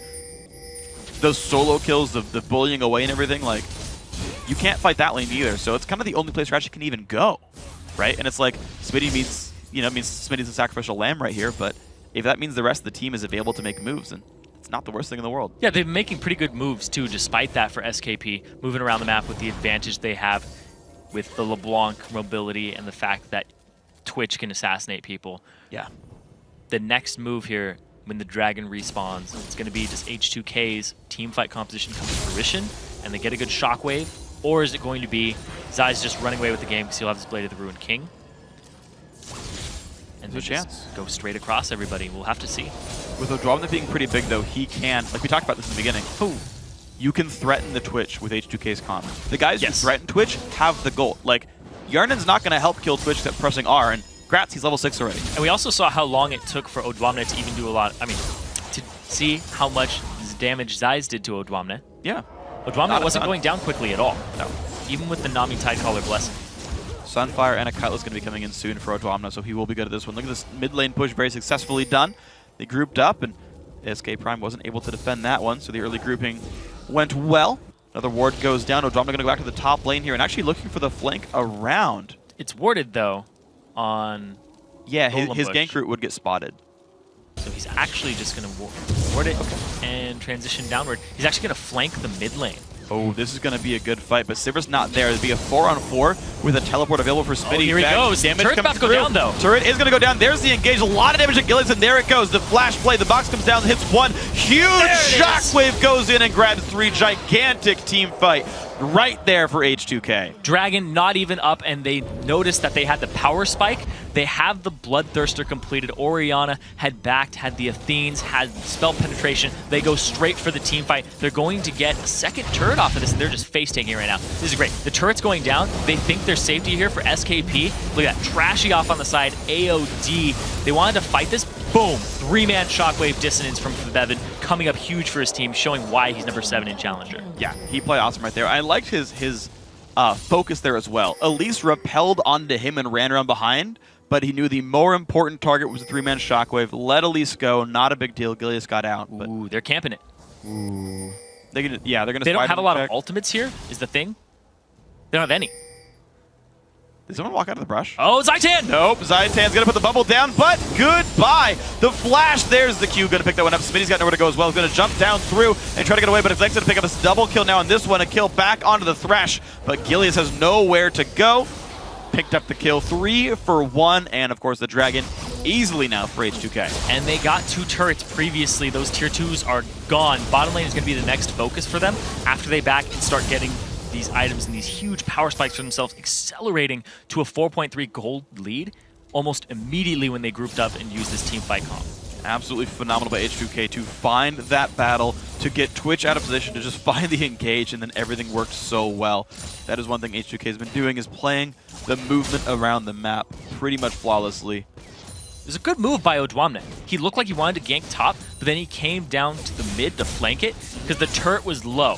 They knew they were going to lose that turret, but it also baited SKP into a sense of security. Yeah. It's like, we have a guaranteed 4-on-4, take the fight. We know they're going to be there and they won't run away. It was awesome stuff right there. Unfortunately, for SK Prime, not enough defensive wards to spot that was happening, of course. They didn't see Shyvana at all until she came in. And it was a really good team fight there. Now, H2K not trying too hard to kill down bottom turrets right now. Yerna knows to be safe when there's a Twitch on the loose. They gave a lot of CS to Smitty. He's catching up. He's only 1 level behind now. He's only 20 CS down instead of the 40 or 50 that he was previously. And now Odwamna is going to come back to the top. Has teleport available still. But man, 0, 3, and 1 on Aurelia. Very shut down. Only has a Phage and a Zeal moving towards that Trinity Force at 18 minutes in the game. Very delayed in his build. Very delayed to the point that he might not even reach that Trinity Force power spike at all. And at this point, it's not going to be right. Got to be careful because Goon's going to land. Big burst comes out, pops the ulti, but that's going to be enough damage. 1 picked up. Now Yerna's got to be careful. Shockwave only hits Gilius. This Sivir still trying to run away. Sorry, Vivid taking even more damage. Nicely played. The cocoon and everything. 2 kills picked up. Now Odwamna limping into the fight. H2K way overconfident. Just 1 at a time, falling over. And now SK Prime look at Baron. They're going straight for this. There's only Yernan at very low HP. He doesn't have a Bloodthirster, so if he can find himself a jungle camp, he'll get up a little higher. And AOD, no smite available. And the big thing here is it's a team fight comp versus a pick comp. If you go in 1 by 1, you're going to get picked off 1 by 1 by a pick comp, and they're trying for it. There's the engage. Good smite there by Elise. Going to pick the one. They're going to trade 1 kill onto the support, but AOD goes down for it. So they trade off one of the Baron buffs, but look at that. SK Prime right back into the game. They make the 3 consecutive picks. They're within 1,000 gold. 1,000 gold difference. Baron and temporary combat stats onto SKP. They're going to back right now. They're going to start hitting some items for themselves, these desperately needed items for these players. Get themselves back into it. A big part of that, though, was WTF. He was given his first death of the Challenger series, but he's 3-1-4 on LeBlanc. He can make huge picks alongside the 4-1-2 of Zeiss. These assassins are reaching their potential to just instantly burst squishies on H2K. Yeah. Even the tanky members right now are not safe. And the funny thing is, what's really great about this is the fact that SKP have been warding defensively, and so that when, like normally, right, the way you prevent getting picked is you get wards down, so you see them coming. But SKP is going so quickly, they're getting people when they're going to ward them. He's like, I'm going to get this pink ward down. Oh my god, there's a Twitch right there. And at that instant, they're already ready for them. So I love this play by SK Prime to be in the right place at the right time, get those picks, turn the game around.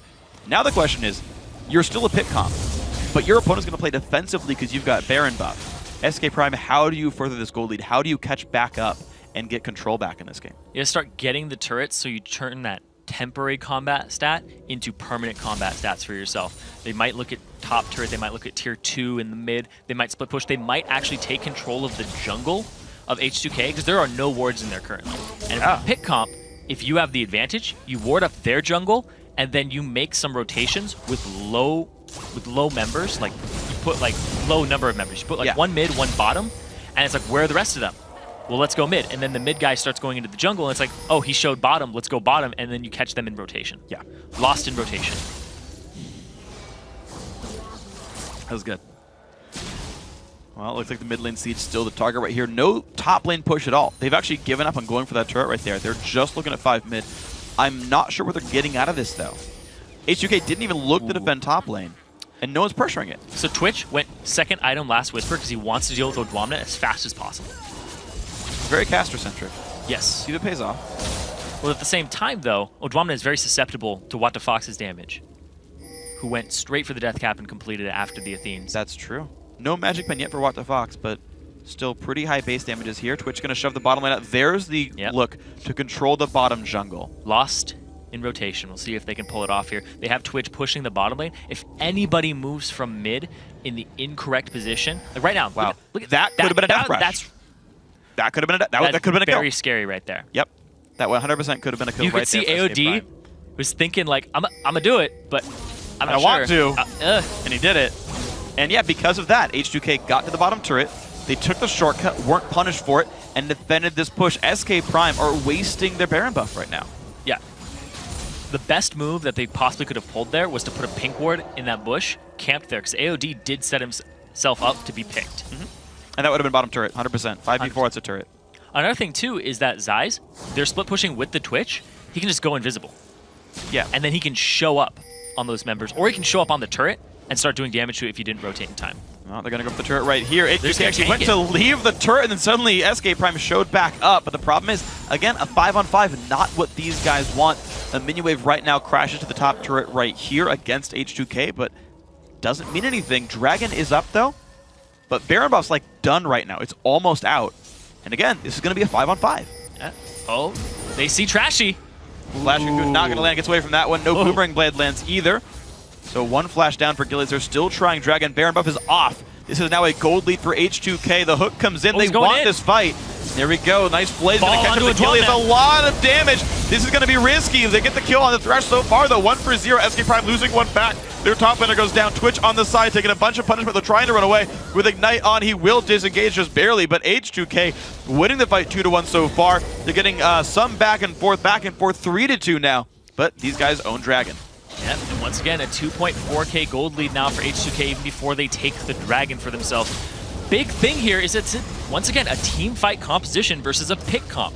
And SK Prime, they look like they had the makings of playing it correctly back when they were in the jungle. But now look at this, the team fight just goes 100% H2K's favor. Even the Shockwave just hitting one person is enough to chunk them down, and they go straight for Zyze after that. They try to slow him, they get him immediately out of the fight, and What the Fox, doing what he can, gets Trashy afterwards, but he gets picked up himself.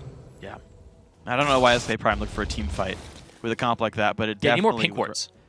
You see a lot of teams that when they back, it's just like green and pink wards all throughout their inventory. You have open slots here.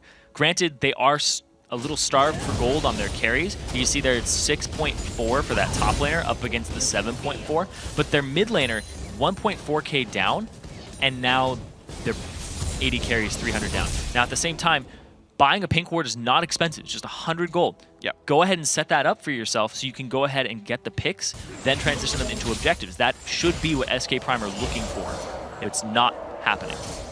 Yeah, exactly. Like the ward coverage is super important for these guys. So one of my favorite quotes, I'll repeat it because I said it before, but It's Crapo. And he's like, yeah, if you're endgame and you still got a Doran's Blade in your inventory, sell that and buy some wards. Yeah. The most board that you can have in endgame is some ward coverage there, and it's just not something that SK Prime has. You're seeing right now the ward coverage of H2K. Theirs have actually all timed out right now, so it's going to take some time. Like, think about it. Last time H2K went to get ward control, they got caught out and died for it. This is the time that SKP can pick up random kills by waiting in brushes that they know aren't warded. H2K was stuck in their base the last 3 minutes because of Baron buff. SKP knows the map is dark, or could know that it's dark, but they're not finding their way into the map. They are suspecting it. At the same time, though, H2K, they have more wards just in inventories, too. They're setting up for that Baron because if SK Prime get another Baron off of them and another pick, then SK Prime, they get another opportunity to play the team composition right. You don't even want to give them that chance. No, you don't. You want to play your comp your way, not your opponent's way. Give yourself the right kinds of fights and don't fall into the trap of them. Right now, SKP, maybe they're just overconfident with the fact that their Twitch is 5-1-3, that they can just go for 5v5, Twitch will carry, but the rest of the champions can't do that. H2K now looks like they're going to be the ones looking a little bit more aggressive. Some wards have been swept out back and forth. SKP do have pink wards to fall back to. H2K don't get in on this map just yet. But Trashy's tanky. 4-3-7, a good score for him. Wards go down. SKP knows about these top wards. They're forced to back off, though. H2K, you look at this. They're all going in a group. No one's more than a screen away from anyone else. So if someone gets caught, they're able to regroup and catch up. You're the only one a little bit far away, but he'd be pretty much within lantern range. Big thing here is that teleports haven't been used too much in this game for team fights. Because it's a pick comp versus a team fight comp. The team fight comp wants to group up, and the pick comp wants to catch them when they're out. So, Zaitan, and he catches it. Fish on a hook. Kill picked up. No ulti comes through in time. WTFox also going to go down. Double kill there for Trashy.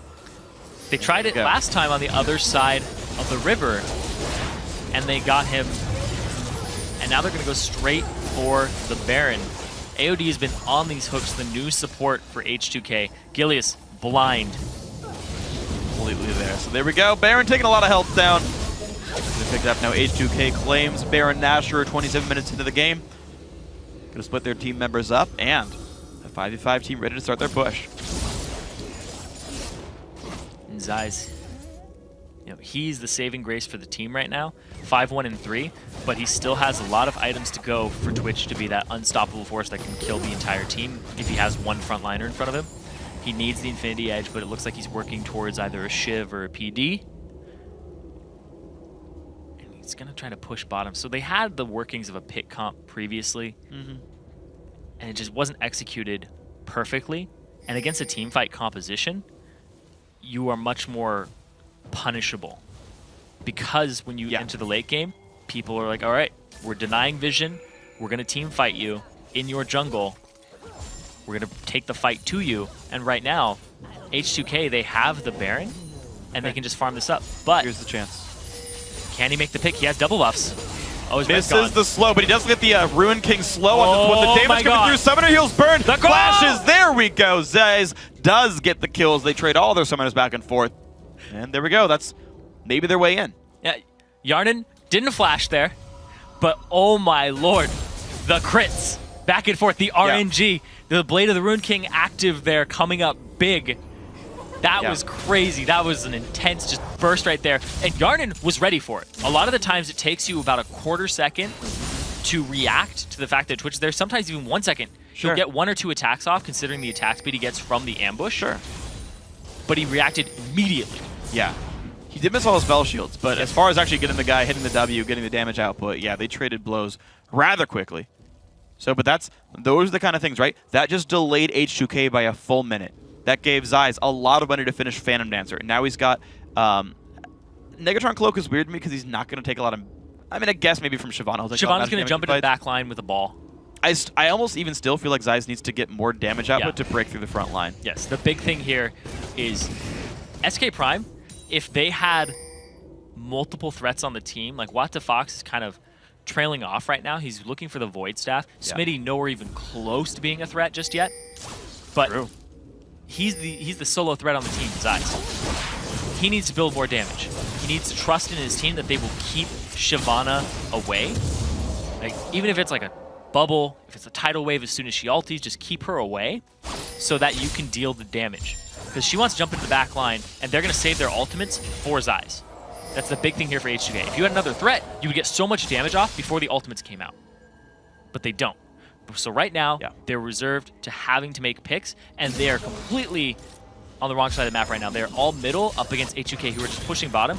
They're just going to go for a base race exchange here. But the top lane, if somebody wins that or tilts that, it's going to be huge. H2K is so much faster here, though. There's so much damage output available from Sivir and everyone else. Sivir's attack speed with Ricochet on is huge. They're going to teleport to these. Oh, but Dwamna is going for the defend here. That's going to be the right choice there. They're going to get the inhibitor turret down right now. The inhibitor under fire as well. And this is going to be the base going down so rapidly. H2K going to make their way towards the Nexus. They're a full inhibitor ahead on this race right there. And SK Prime not recalling nearly in time. Of course they are. This is going to be the game-winning push. H2K just out-rotating there. And they're going to go for this Nexus immediately. That Nexus is gone. SK Prime, they can't do anything about this.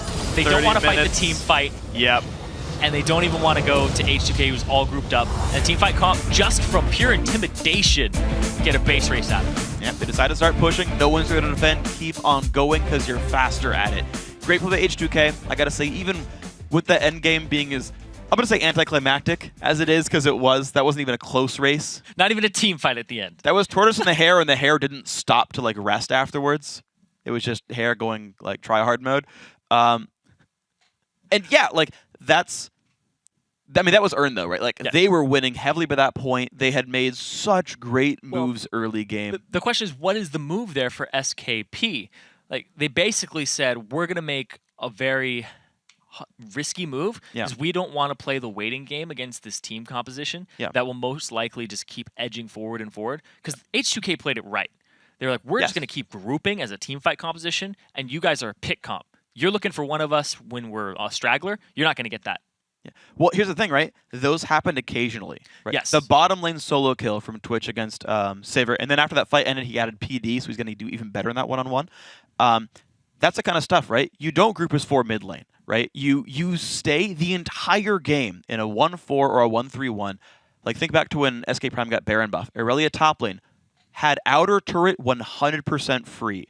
They could have warded left side jungle and gotten tier 2 turret in the top lane 100% free and said, look, we own this part of the map. We are stronger than you were a pick comp with Baron buff, and they could have gotten that global gold. Don't group as 5 in Siege. That's the wrong call for a team like that. And then when H2K got Baron back, you saw the solo kill in the bot lane.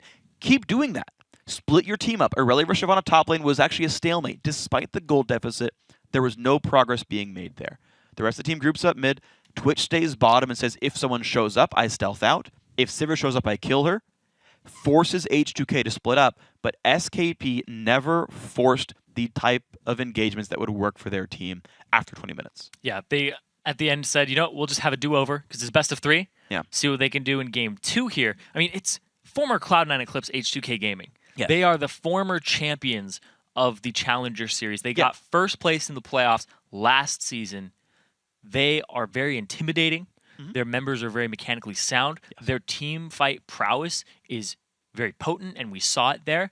That's what they like to do. In every team fight, they came out on top, except for the straggler one where they kept coming one by one into SK Prime. You were basically feeding a monster at that point. You're just like, here you go, just spoon feed. Oh, here's a triple kill. Oh, here's an Orianna. Oh, there you go. Here's Dwamna. Here's Shyvana. And then it's like, oh, I'm all full. And then they didn't do anything with it. No. They didn't do anything with that extra energy and extra gold they'd made for themselves. They kind of just sat on the Baron. They looked for that pick. That could have been such a beautiful pick onto AOD. I know. But of course, you know, hindsight is 20/20, and when you have full map vision as an observer, you can just pick off those things. Yeah. But they need to be a little more aggressive with the pick comp when they are even or have an advantage, and they can create pressure and make a pick. That's kind of the weird thing is like when you're a team where you're like, okay, we finally found our advantage back in. We finally found a way back into this game. I think we know what we can do. Just grouping as 5 is not necessarily the best way of doing it, right? You still have to play the way your team comp is built, even if it's risky, right? You're like, oh my god, we just want a team fight. Let's split up and push all the lanes. Like, yes, that opens you up to getting picked off by a Sivir ulti to engage, but you've got to be smart enough and have enough ward control to play around that, because your optimal gameplay is still that 1-3-1, and you do it regardless of the risks. you use your fact that you had map control to put wards to mitigate the risks. That's how you play that kind of composition. So if SKP can make that kind of change or just run a team fight comp, then they're going to be okay. I don't know if they can out team fight H2K though. We'll have Maybe to not. see depending on the champions that people draft here. And from the start though, like SK Gaming Prime, they did look like they were winning champion select, and I was saying that they were getting what they wanted here. But then the fact that the Sivir came out and they ended up picking Orianna, they were like, yeah, team fight. Team fights. You guys got Twitch. We're just going to team fight it and have things that get to Twitch. Yes, because there was no peel. It's in a LeBlanc and Elise. It's not going to hold people back away from Twitch. And so you saw him have to, getting pushed away despite a 6-1-3 game from Zeiss. Yeah, 6-1-3. Same kill participation as his mid laner and support. Like they were showing up to the fights, the picks when they happened, but they just the big picks there by AOD in the end to go ahead and just hook onto Zaitan, pull him into the brush, have him picked off, free Baron at that point, and then they just snowballed it over and over again. So excellent play there by H2K overall, I gotta say. Impressed with the team. Since last spring, since the spring split, have looked even better, so it's a good team. Now, guys, that was a fun game. It definitely exhausted us, so we're gonna grab a quick Silver Sash, and then when we come back, it's time for Game 2 between SK Gaming Prime and H2K Gaming. Don't go anywhere.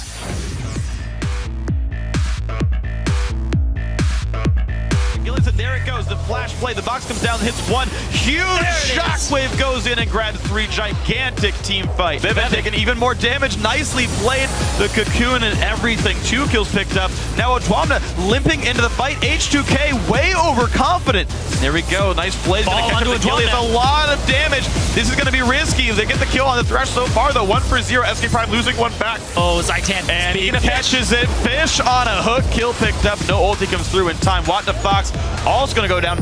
Can he make the pick? He has double buffs. Oh, he's misses the slow, but he doesn't get the Ruin King slow on this one. The damage coming through. Summoner heals burn. The flashes. There we go.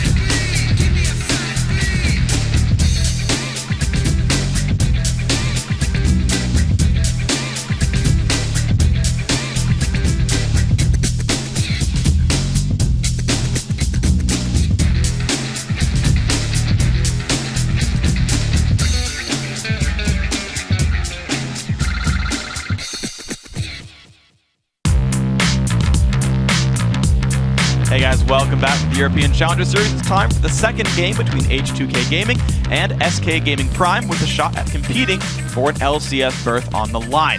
Now H2K does lead the series 1-0, and they've looked pretty good so far. Oh yeah, H2K. Yeah, that happened. H2K's team fight was superior to SKP, and they fought a lot. And what ended up happening was it was a pick comp versus a team fight comp, and the team fight comp won. And then they base raced each other at the end. It just basically SK Gaming Prime threw down the cards and said, yep, we're going to try this. And it didn't come up big at all. Yeah. I understand the choice to go for it just because they were far behind. When a team is pushing as 5 with a Baron buff, good luck, right? They didn't even have very good wave clear. It's like they got Twitch ulti and Aurelia are, right? Like there's not a lot of good ways to defend. So I understand the choice to say, yeah, let's just be desperate and try. Yes, it didn't pay off. Honestly, I'm not sure if there are many plays left, so I'm not like gonna flame them for the base race attempt. But yeah, to let it get that far, definitely mistakes by SK Prime. We'll see if they can turn that one back around here. H2K, just over and over again, they seem like a very solid team who's done their homework. Their level 1 was awesome. They came down to the bottom lane in time to contest Dragon or a push, whichever it was going to be, and they were there to defend. The fact that they got Odwamna a bunch of farm, whereas they actually really held down, Smitty, perfect play, right? Like, H2K strategically got the first 50 minutes down pat. They got caught a little bit too much, and they kind of tossed the game away for a short time, but they came back and turned it around. Yeah, and a big thing here is I'm just going to say it flat out. It's easier to play a team fight comp than it is a pick comp. You have to be more organized in a different manner. Yeah. You have to split correctly. You have to rotate correctly. Team fight compositions, you're like, all right, group is 5, yeah, and fight them. Yes. Our abilities are better and more AoE oriented. Yeah.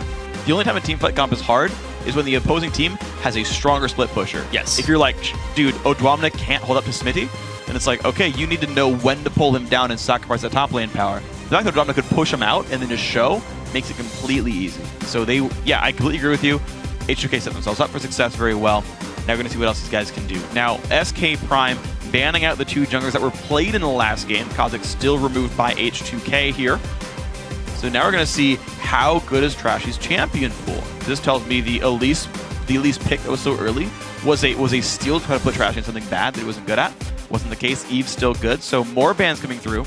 H2K, what can they pinch from the jungle? Or SKP, what can they pinch from the jungle? Yeah, here's the thing is, we always talk about how there's those top 4 junglers with Lee Sin, Evelynn, Elise, and Kha'Zix. They're all off the table right now. Thing is, Trashy, very, very potent Wukong player. Yeah. He has played Wukong since the beginning of the Challenger scene, and he wrecked with that champion. I remember his objective control and his team fight prowess. That's exactly what H2K played last time, was a team fight oriented composition. If they go for Wukong, they're going to go straight for that again. Absolutely. He'll have a little bit less early playmaking, but certainly I want to see what this ends up being. Of course, Jax has been left up, so that goes through. Twitch available if they want it, plus a support to peel back for him, or it's like, is Vi or Nocturne or Jarvan like this really big deal where you got to grab him? Yeah, see, that's the thing too, is he's been playing a lot more Jarvan recently than Wukong, because the nerfs to Wukong's Q is not as great of an early game jungler. Jarvan, had this conversation with you before, and since I love Jarvan from Season 4, Season 3, he's very powerful right now. In 4.9, he's even more potent because of the lack of experience in the jungle in comparison to before. But right now, he's still really good. If they pick an Orianna in synergy with that, then it's a huge win for them, because they will be able to pick the fights that they want, jump in, use Cataclysm, just get everybody into that fight with the Shockwave and the Dissonance. But they're not going to go for it just yet, is what it looks like. I would be very surprised to see this Ashe go through, and that's much more likely, yes. So they go for the cream of the crop for the bottom lane here. They want to bully this one out.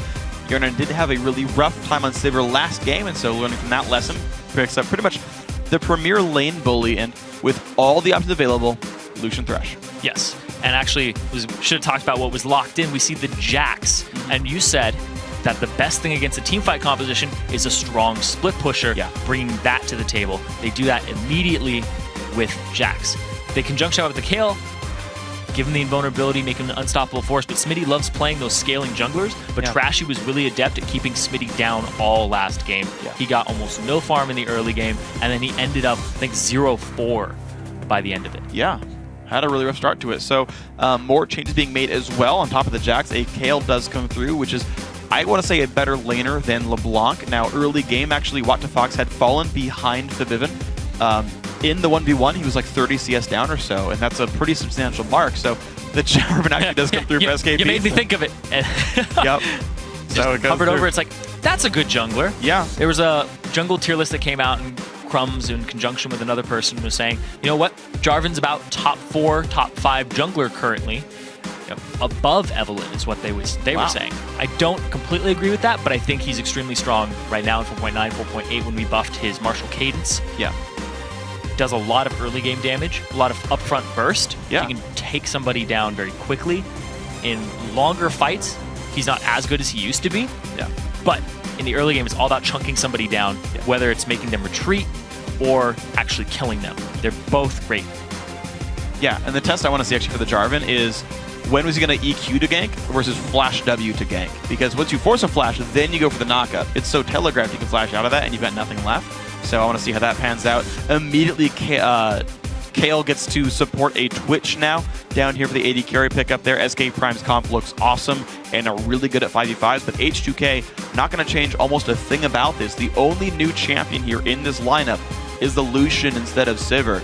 And they will need a new jungler, but H2K is saying, worked last time, let's keep it going.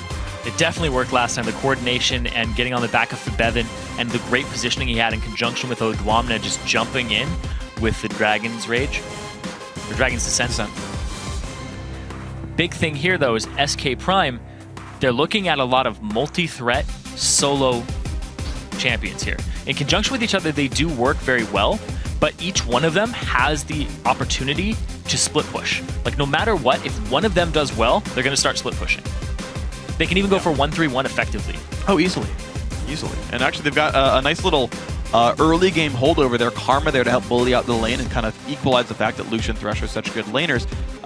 Not the best peel for Twitch, but they've got a Kale anyway, so who cares?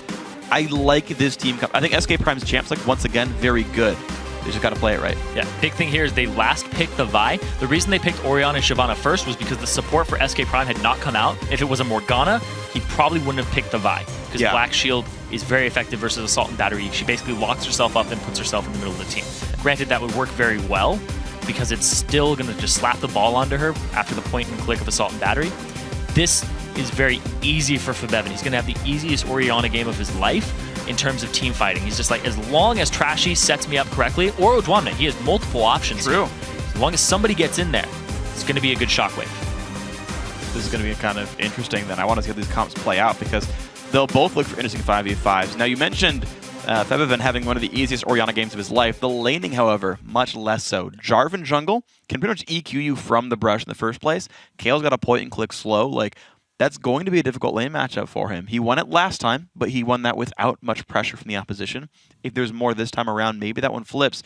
And, I mean, a lot of this game could change just based on the fact of who's playing well individually right now, who's getting in on these fights and you know, getting the ganks off, getting the early lead. And then because the comps play similarly, they can just bash heads, and if you have the gold lead, you'll win. Yeah, exactly. And I feel like SK's composition has more options available to it. They're good at team fights.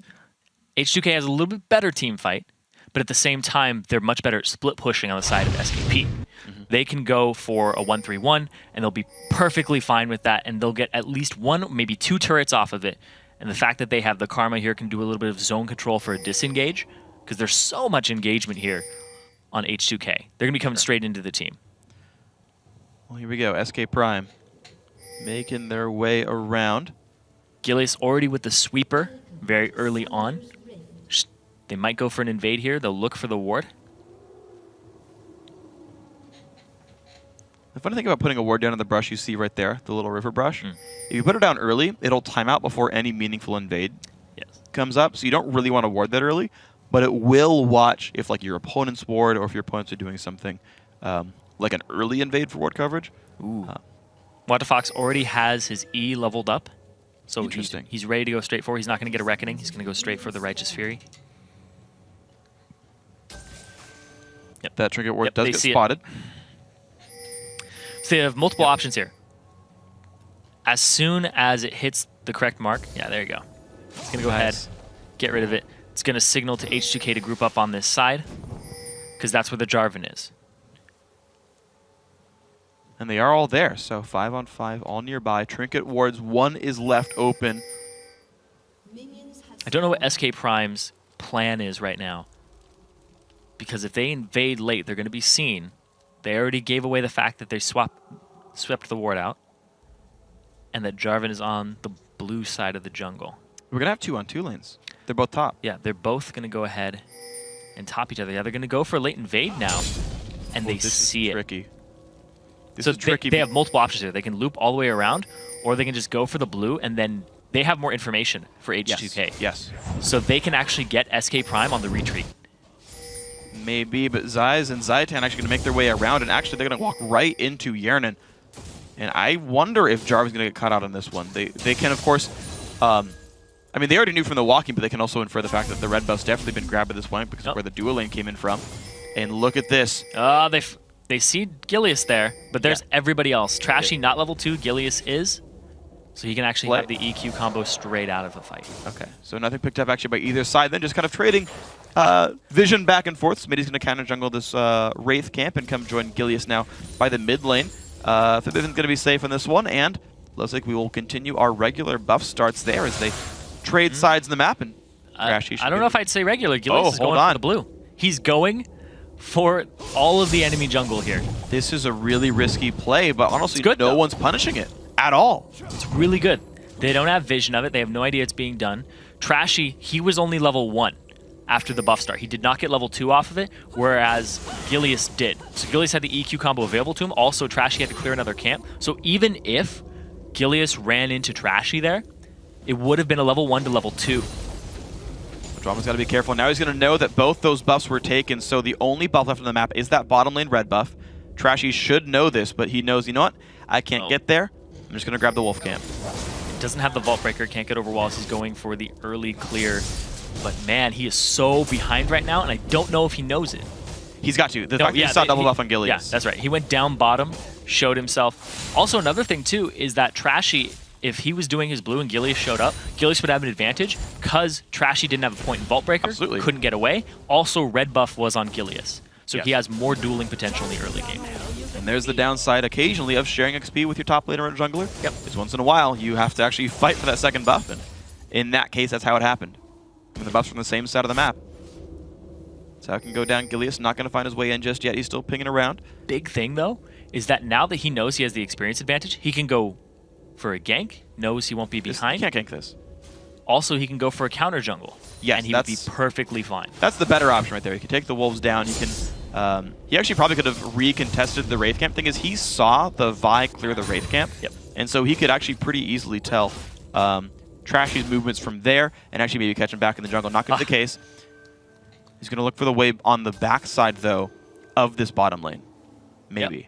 Finally level 3 here for Trashy. Gilius just completely counter-jungling Trashy. Trashy's going to have almost no option on the Vi except to go for a gank because he can't try to counter the counter-jungle because he'll end up losing. And the fact that if he goes into Gilius' jungle, Gilius is about to just put himself back in there and start farming his own. So Trashy's going to be picking up scraps. Ooh, hook though on a Zaitan, good damage. Nice two-man play. Ignite is on. Zaitan forced away. But look at that lantern, the jump forward. One more attack will do it. There's the W, the flash auto attack picks up the kill. Now Zeiss in a 1v2. I don't think he can stay. Good play. This is not good for the Twitch. One more attack would do it. Already flashes down, but he survives with the potion regen. But look at that. H2K. They pick up an early duo lane, and it pays off. AOD's hooks all last game were on point. This game coming up big as well. I'm very surprised that SKP didn't actually go for the Morgana in Champion Select because they'd already seen the Thresh come out. It would have been a very good pickup for them, but also at the same time, it would have kept Twitch safe, and it would have stopped a Vi pick. Absolutely would have. So great stuff now. H2K doing awesome things. SK Prime going to try to keep that Twitch catching up, but he's down 8 CS right now, and they're going to have to wait on that one for a while. WT is doing well in his mid lane, up 6 minions over Febiven. Udomina versus Smitty right now actually holding equal as well, so it's just the duo lane that's really paying off right there. And Gilius, equal level right now to Trashy, hasn't held him down too much, aside from the fact that Trashy's only picking up scraps. Yeah, didn't clear it. Trashy does have 21 CS, but they're mostly raids. Mostly tiny little things that he's had to clean up. And Gilius sitting at 8, but he's sitting at a big chunk of 8. He's sitting top. Just camping. Yeah, well, he's out of range of what a Trinket Ward would be. In fact, he will see that AOD is going to ward this. Or walk through it. Okay.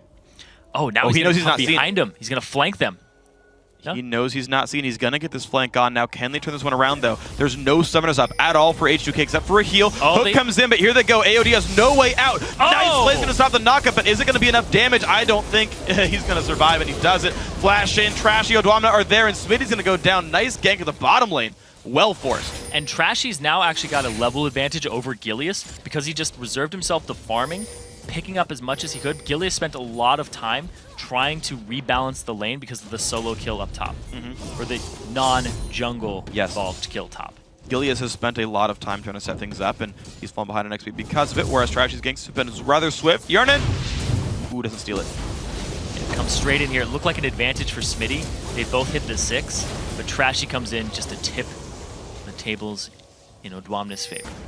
A good flash into the Vault Breaker afterwards. All this pretty happy. So H2K, though, they are equal in gold right now. These teams are tied, basically, because look at this. Zeiss has now gotten ahead of Yernan in minion kills. This blue buff going to be going over rather easily to What the Fox. Gilly's got to be a bit careful. Hurry up. Easily. Hurry up, Kale. Easily. Hurry up, Kale. Ooh, all right, he's fine.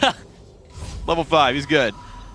He said easily, and I was like, that's the hardest blue buff I've ever seen. Oh, my lord. Whatever, he didn't die. Yeah, close, because he hasn't backed yet. Yeah, true. Whereas Trashy has backed too. twice. He backed and got the Spirit Stone, and now he has the 2 long swords. Now they're just even in their builds currently, and he's coming back up top. Trashy already 6. Wow, that is a lot of experience. So we're gonna see that's gonna pay off too much. Lantern There grab. it is. Here's the attempt for nope, just the ulti right away on his back side. to the Vault Breaker. The Vault Breaker as well if he wants it. There we go. Kill picked up by Yearn and good dodge by Zeiss. But the level 6 Vi gank, nice and secure. The fact that he had Thresh means that he can go ahead, take the Lantern to close the distance, not use the Vault Breaker, use Assault and Battery, and the Assault and Battery will put you on the opposite end of the person. So you just Vault Breaker them for like a quarter second, just tap the button, and it knocks them into your team. And nope, that's not up for another 3 or 4 minutes at this point. Yeah, it was cleared around 6 minutes, I believe. 6 minutes is when Vi came in. Trashy cleared that one out. Gilius, unfortunately, missing all the wards. They walked by a pink ward, didn't see it. Swept the wrong brush. That tri-brush ward's there. So plenty of vision to keep H2K safe on that side of the map. Trashy, he's repeat ganking top lane right now. They see him. Wow. Oh, that's gonna reveal him. Yeah. That particle shows. You see the excessive force through the wall, especially just like you see Nocturne. Yeah, exactly. And there, he even pulls the ward will help. Yeah. The one thing is actually that ooh, that was close. The white actually showed that Twitch was down there because it aggroed upwards instead of over to the and they just got knowledge that there's a ward in there because the minions followed Trashy all the way through. Minions will not follow you through a bush unless there's a ward in there. Pro tips. Pro tips. This entire game I'm like, pro tips. Junglers that I play all the time. Jarvan, you want to Q it before you hit it with your passive because your passive physical damage and your Q is armor shred. He just walked by a ward again. Oh. He got pinged. He's cool with it though. He's like, he wanted to ward further up to see if somebody would come and stop him from getting the pink. Yeah, and then he flag tosses to watch the other where you did. Yep. Flag Keep yourself covered. Good play then. All right, Gilius, making it happen. Level 6 now on Jarvan. Now Shyvana has a way out of the Jarvan ulti though.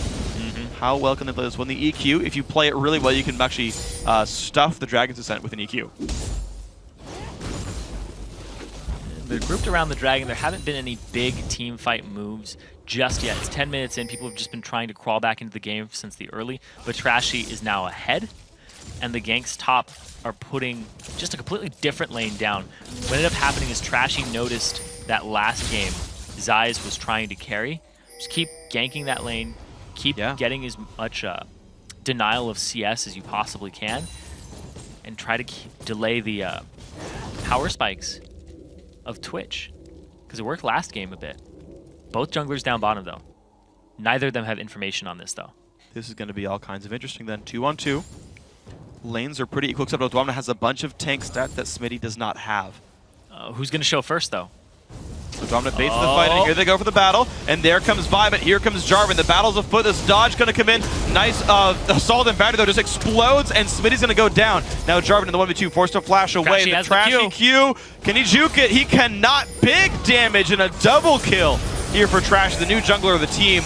making it big right here. Zai's now hooked up as well by AOD, the new support. The Q comes out, one more auto attack, one more for the kill. Flay's gonna miss, but the summoner heal, Yernan, he wants He's got this 1 second on his E. Oh, he doesn't quite find it, but What the Fox binds the kill onto Febevin. He's got the run heal. away. Odwamna, the W's up soon. The Q.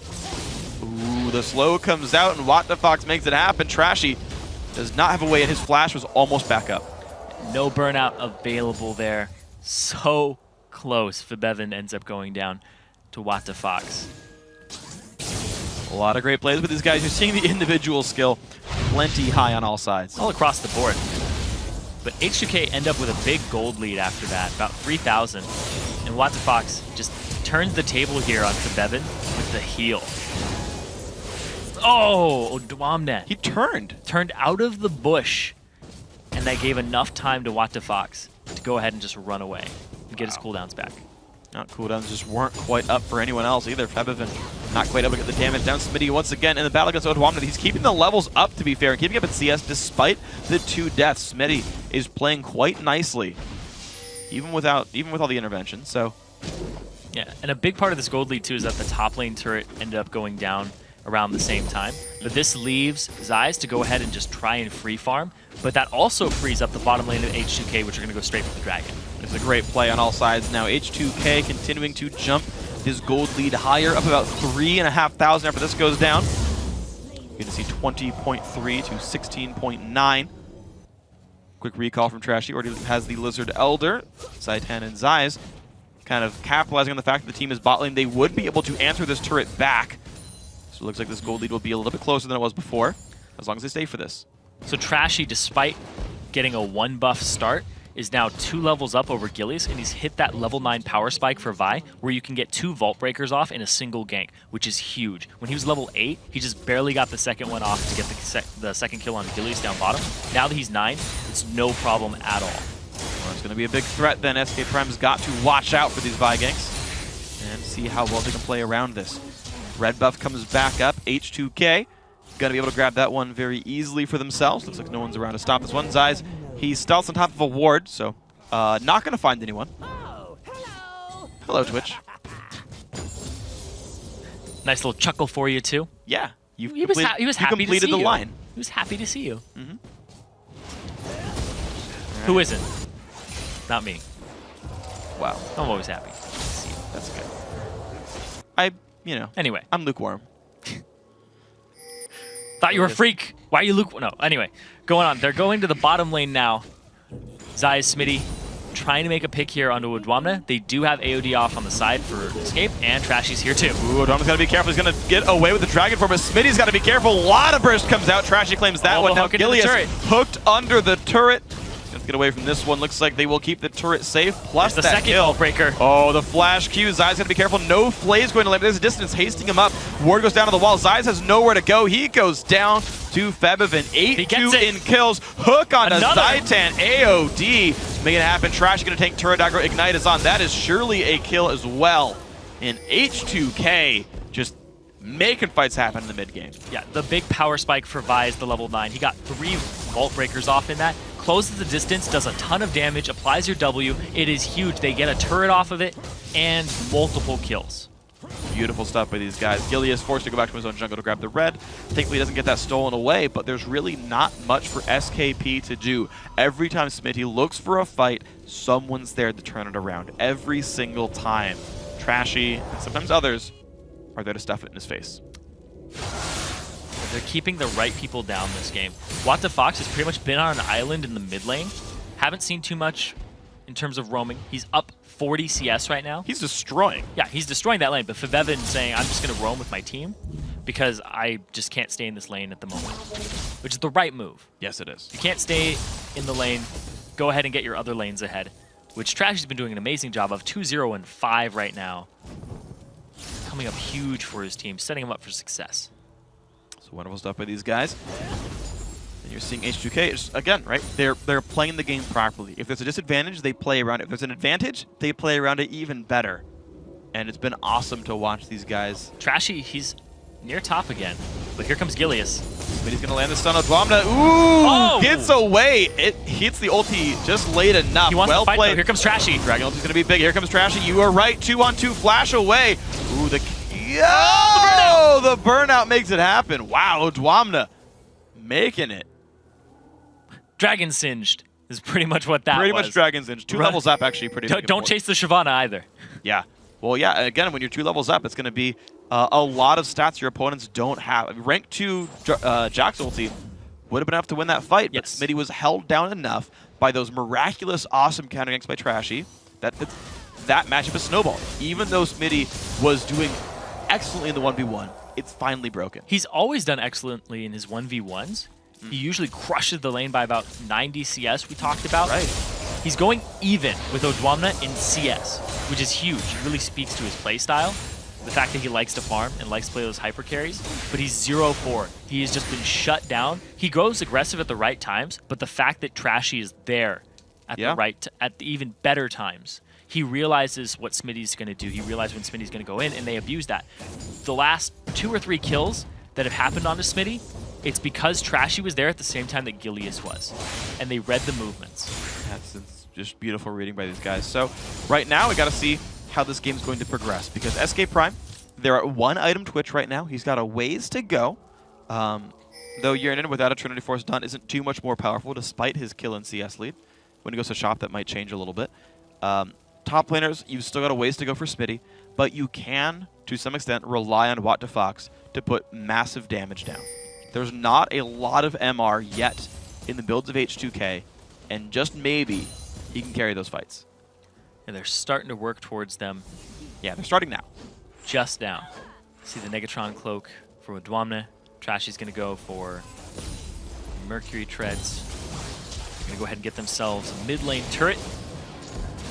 As they see down bottom, there are 2 members of SKP continuing to push it down. Also taking advantage of the jungle, dragging up in 30 seconds. And the ward coverage here is superior for H2K in that area. Yeah, they've played the timings exactly right. They went down, went to the top for the blue buff. Now they're going to go down for the dragon 15 seconds till that comes up. These guys are ready for everything as it spawns around the map. Keeping the timers. Oh, Zeiss. Play. Hook. Oh! Ooh. Flash play. Box gets flashed away from. Zeiss burns heal though, and it breaks his stealth. That's not good. Down it goes. Nice ulti in from Trashy. And that means dragon. Absolutely for them. They're going to pick this one up for themselves, make it even higher gold lead, around the 7,000 mark for H2K. This game's just rough right now. 19 minutes in. It's very, very rough right now for SKP. The gold all across the board in every lane, even the mid lane, is in H2K's favor. The global golden kills and assists he's gotten has made that one happen. So H2K, what are you going to say about them, right? They're definitely in commanding lead right now. Yeah, they're definitely one of the scariest challenger teams out there, the one with the target on their back that everybody's chasing after, because they won last time. They took the entire thing. They got 3-0'd by Super Hot Crew, who are the top 3 team right now in the EULCS. So it's completely understandable. Sure. Because, I mean, 5 other people are losing to the Super Hot Crew. Yeah. The cool thing is, like, H2K, they look better than the C9E that was at the playoff tournament, right? Like, one of the big questions was, these guys lost Ko, and you saw how weakly they played when Ko was gone. With Trashy, Trashy's doing awesome. Voidal's gone from the team. They grab AOD. Those 2 replacements are looking really, really good for this team. Yeah. And Trashy, great plays. To sing his praises, ever since I saw him in the Challenger scene, I really liked his jungling style because he does everything. He doesn't just gank. He will farm when he has to, and he will get the objectives and the control. We saw it here that he was down in levels at the start, and he immediately came back. He got level 6 over Gilius after only getting a 1 buff start and getting counter jungled. He completely came back on his own. And Trashy, in my opinion, was the best member of Reason Gaming based on KDA, based on the way he set his team up, and they ended up getting 3rd place in one of the Challenger Series and getting 4th place in the playoffs, basically off of Trashy's back. H2K realized that, pick him up, and it's a great pickup for their team. Yeah, this is a scary-looking team right here. He plays very similar to Ko. He does. In terms of play style. Very smart, very active. He's not as aggressive in his ganks as Ko is, but he's very active, very present on the map. He will gank very frequently and very early, but he knows how to control the objectives. So that would be a very exciting matchup eventually. But right now, thing is can SKP come back in this game? Right now, since the team comps are very similar, we talked about they got to go for a pick, but it's so hard to pick against the Thresh. Yep, exactly. You see that right there. They go for it, they land the slow, flag toss, and nothing. Like, they can try to split push, but Smitty's not at the point that he can split push. WTFox can get dueled right now. Oh, yeah. Yeah, he's like, there's a lot of people who could do it. I was thinking about him, like, Odwamne might be able to come up once he completes his magic resistance item. But I don't think they would even go for it. Like, at that point, if WTFox is out of fight. Oh, wow. Zeiss, he gets the ulti though, but they just twitch over to the Kale. Twitch still goes down anyway. The Lantern comes in as well. Nice amount of shields. Shotgun keeps Gilius back, and this battle's going so well for H2K. Big damage down to the jungler. Jax in the back lines actually finds the kill though. 2 for 1 so far. Odwamne actually forced away. Maybe they can find just something, but no. 3 for 1 in this battle. H2K playing it right, flashing away with Odwamne. And that just erupted out of nowhere. Zeiss, he was standing around people as if they were his teammate. Yeah. I was like, that Twitch is extremely close to enemy champions. Well, what's happening? They end up going 3 for 1 and getting a turret off of it, just even more map pressure. They're going to be able to ward up this entire area and rotate down bottom and possibly get themselves another turret. Look at it, he's so close to Yarnan, but Trashy comes out from the fog of war, immediately switches targets when the intervention comes on. And oh, Trashy gets out, but he goes back in. He got the Lantern, and Smitty finally gets his first kill of the game. Odwamne ends up getting Gilius. They trade junglers there. There's a good Lantern by AOD. AOD is also a very, very good pickup. Yeah.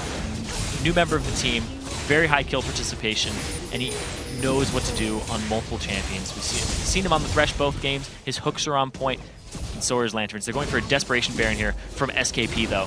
Shockwave is almost up.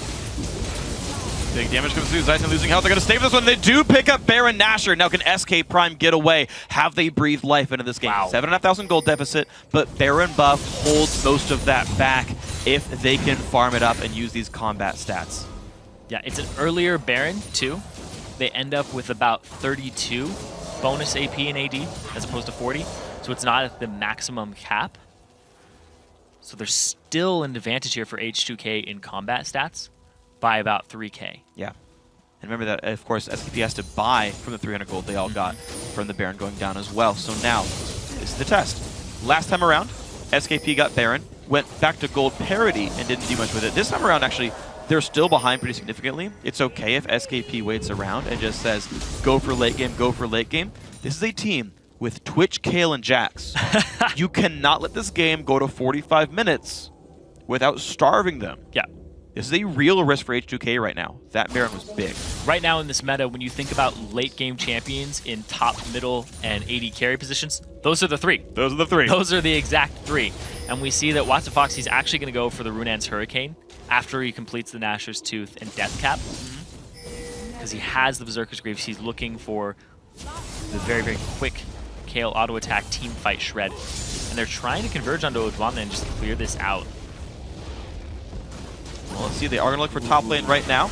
Zeiss is nowhere near this fight. Ooh, Jax is still coming around as well. It's going to be a temporary 5-on-4 for this wave, and that's going to be enough for the top lane tier 2 turret to go down. This means an 8,000 gold lead, or 8.5 actually. It's a sluggish response from SKP. Yeah.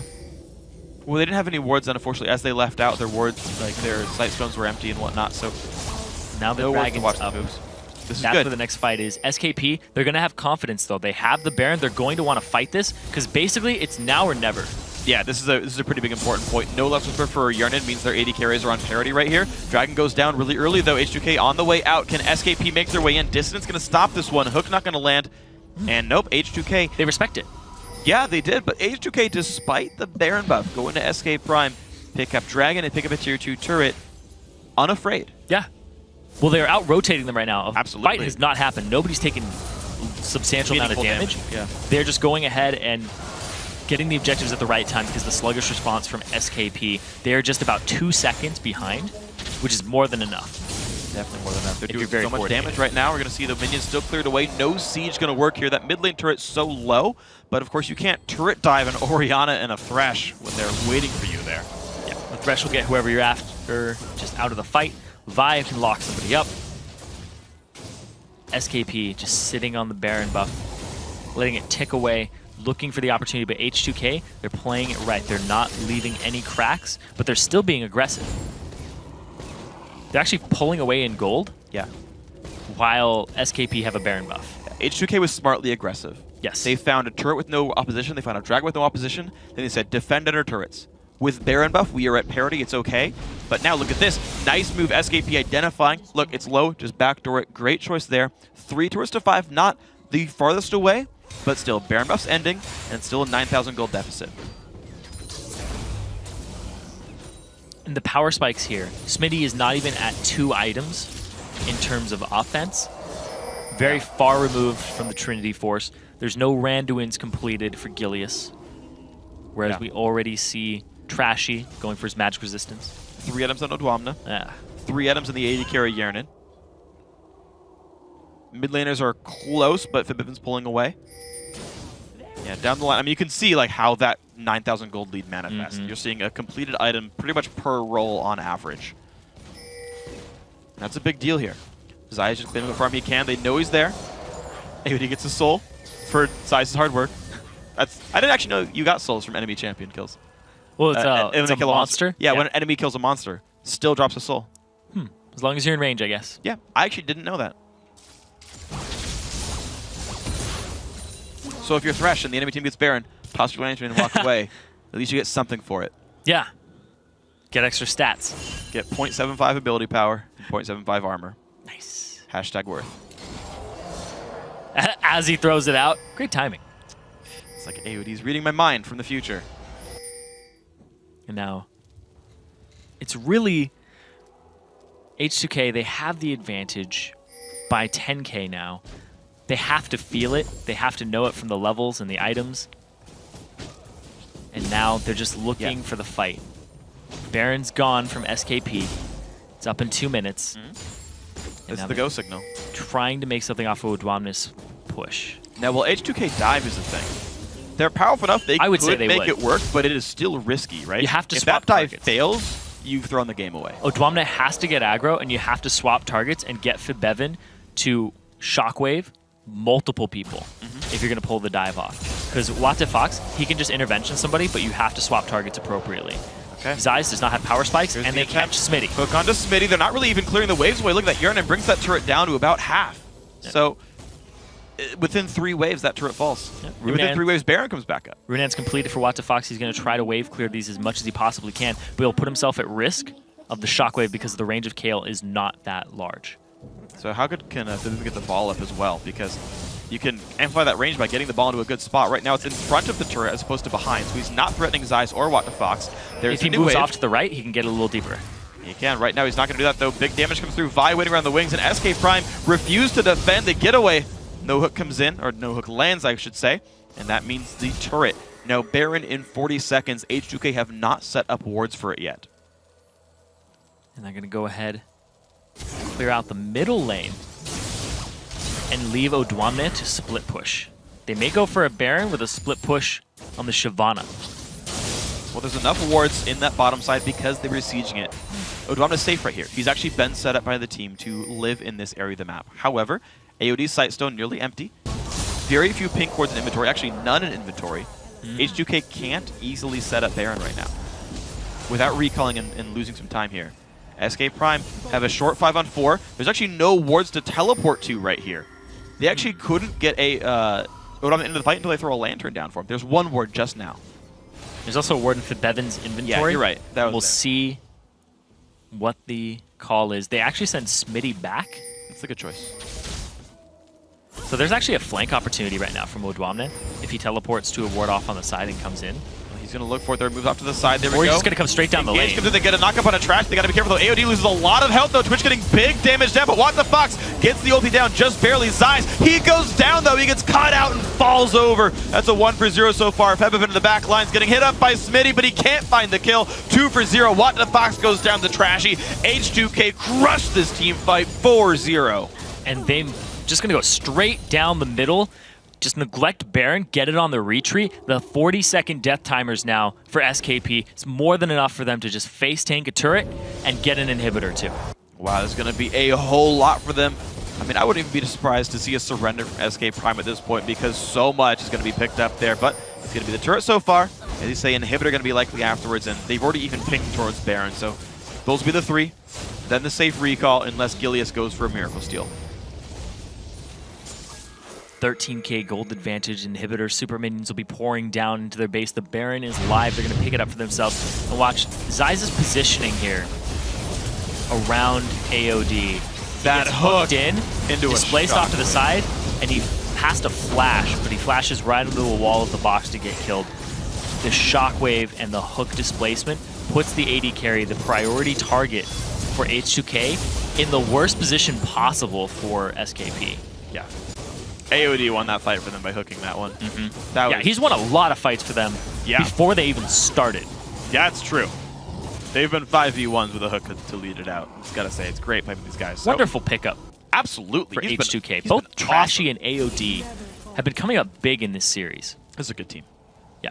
I was hesitant at first because I'm like, they lost Ko. They lost Voidal. Sure. Don't know if H2K are going to be at the same form, but they are proving that they're definitely on point, they're definitely in form, and they're a little bit better than they were before. Yeah. They were. I mean, how do you get better? They were number 1 in the Challenger Series last time.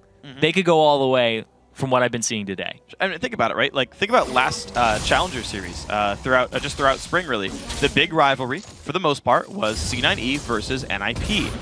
Ko went over to NIP, that big rival. Now, the Challenger Series 1 finals, the first place match, is going to be played at that London Roadshow in a couple of weeks, live in person, and you're going to have basically H2K saying, shouldn't left the team.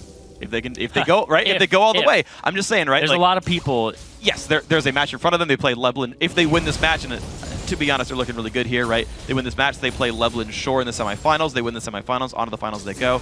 NIP, of course, is going to fight Gamers too, but like this rivalry up inside the bracket. They're definitely favorites to meet in the finals, but the semifinals, there's always upsets. There's, best of 3, anything can happen. But right now, anything can happen right now. Gilius, he's going straight in. Jumping on him, but down he goes right away. 5-on-4 to start the fight out. They find Twitch on the side as well. WTF in the middle of the enemy team. Intervention not going to be enough. There's 4 kills, make it 5. AOD tanks the turret just for good measure. Gets out with the shield, and now this is going to surely be the game. That's going to be the turret going down. Looks like Surrender going to follow up with this one. 34-minute game, and H2K make it 2-0 convincingly.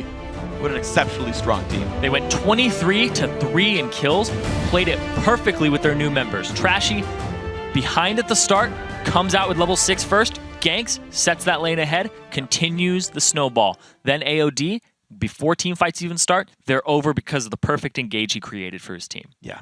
I gotta say, Trashy to me is the story of that game. I mean, I loved AOD's hooks, I'm not gonna lie, he was good as well, but the fact that Trashy was in the right place at the right time every single time, the number of times he turned around the Jax vs Shyvana matchup, he read the gank and knew to be there. Like, the fact that Smitty went 1-7-0 wasn't entirely his fault. No. Most junglers wouldn't turn every single one of those kills around, and you get one of them, the lane snowballs. So I gotta say, impressive stuff by Trashy. He was freaking awesome. And H2K look real good. Yeah, they look really, really good right now. And other Challenger teams could be watching this. They're going to be a little afraid of H2K. They're going to be a little afraid of NIP. See who they bring in for those new positions that they have open. And man, I'm really excited because we actually have all of the brackets locked in for the semifinals at this point in time. SKP, they looked good in the round of 20 and the round of 10. But they're really going to be tested today by a top-level team. Yes. By definitely one of the top 4, as we can see, because they're in the semifinals. And they have had a track record of success. Cloud9 Eclipse always had that target on their back. We said it before. People have been chasing after them, being like, can we beat C9E? Can we beat NIP? These are the challenger teams to beat because they will most likely be up there competing for those top spots. Yeah. Is there a team out there that can upset them? The answer is SKP cannot. No. Can Lublin Shore? I don't know. It's going to be the interesting question. I mean, Lublin Shore's new roster looks good. They look pretty sharp. That's going to be a fun match next week. Yeah. Now, guys, after today's matchup, let's take a look now at the bracket. The semifinals are now locked in. Next week, June 12th, Alex Ich and Ninjas in Pajamas will take on Ocelot and Gamers 2 for the chance to compete in the Series 1 finals in London. And on the other semifinal match, it is on June 13th. It'll feature Loveland Shore and tonight's champions, H2K Gaming. And that's going to be fun. But before all that, there's more LCS action on the way tomorrow when the North American LCS Summer Week 3 gets underway. Team Sulamit takes on LMQ, and then Evil Geniuses goes up against Cloud9. Then Team Dignitas battles Counterlogic Gaming, and Complexity takes on Team Curse. It all starts at 9 p.m. Central European Summer Time, 12 p.m. Pacific Daylight Time. And then the North American Challenger quarterfinals wrap up when the new Team Coast goes up against Team Green Forest. Now with that, we've reached the end of our time together tonight, but before we go, I want to say thanks again to our friends at Coca-Cola, and now for myself, Zyrene, the entire live broadcast crew. Thanks for watching, good night, GG.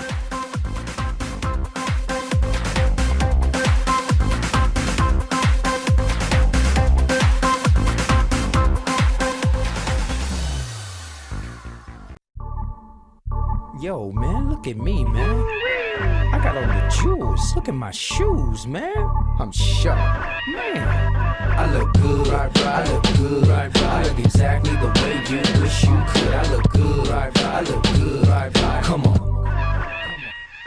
I'm in love with a girl that I call old school. Sipping on my brandy, I'm feeling brand new. Got the feather in my hat because I'm just that cool. You peeping at my alligators bent kinda slow. They peeping at me pimping cause I got all the game. And even if the day change, it's all the same. You rolling up the block, but you in the wrong lane. You hating on a brother, man, you must be insane. I look good. I look good. I look exactly the way you wish you could. I look good. I look good.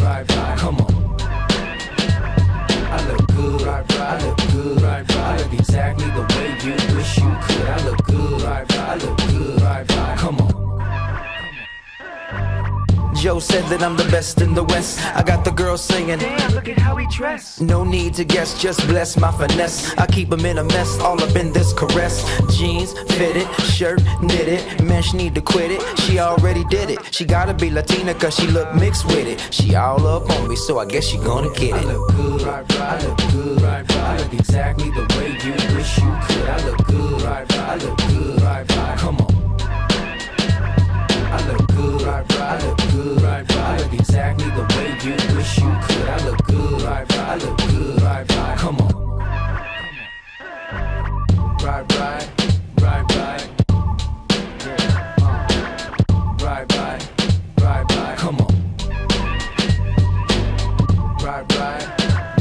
come on. Right, come on. I look good, right.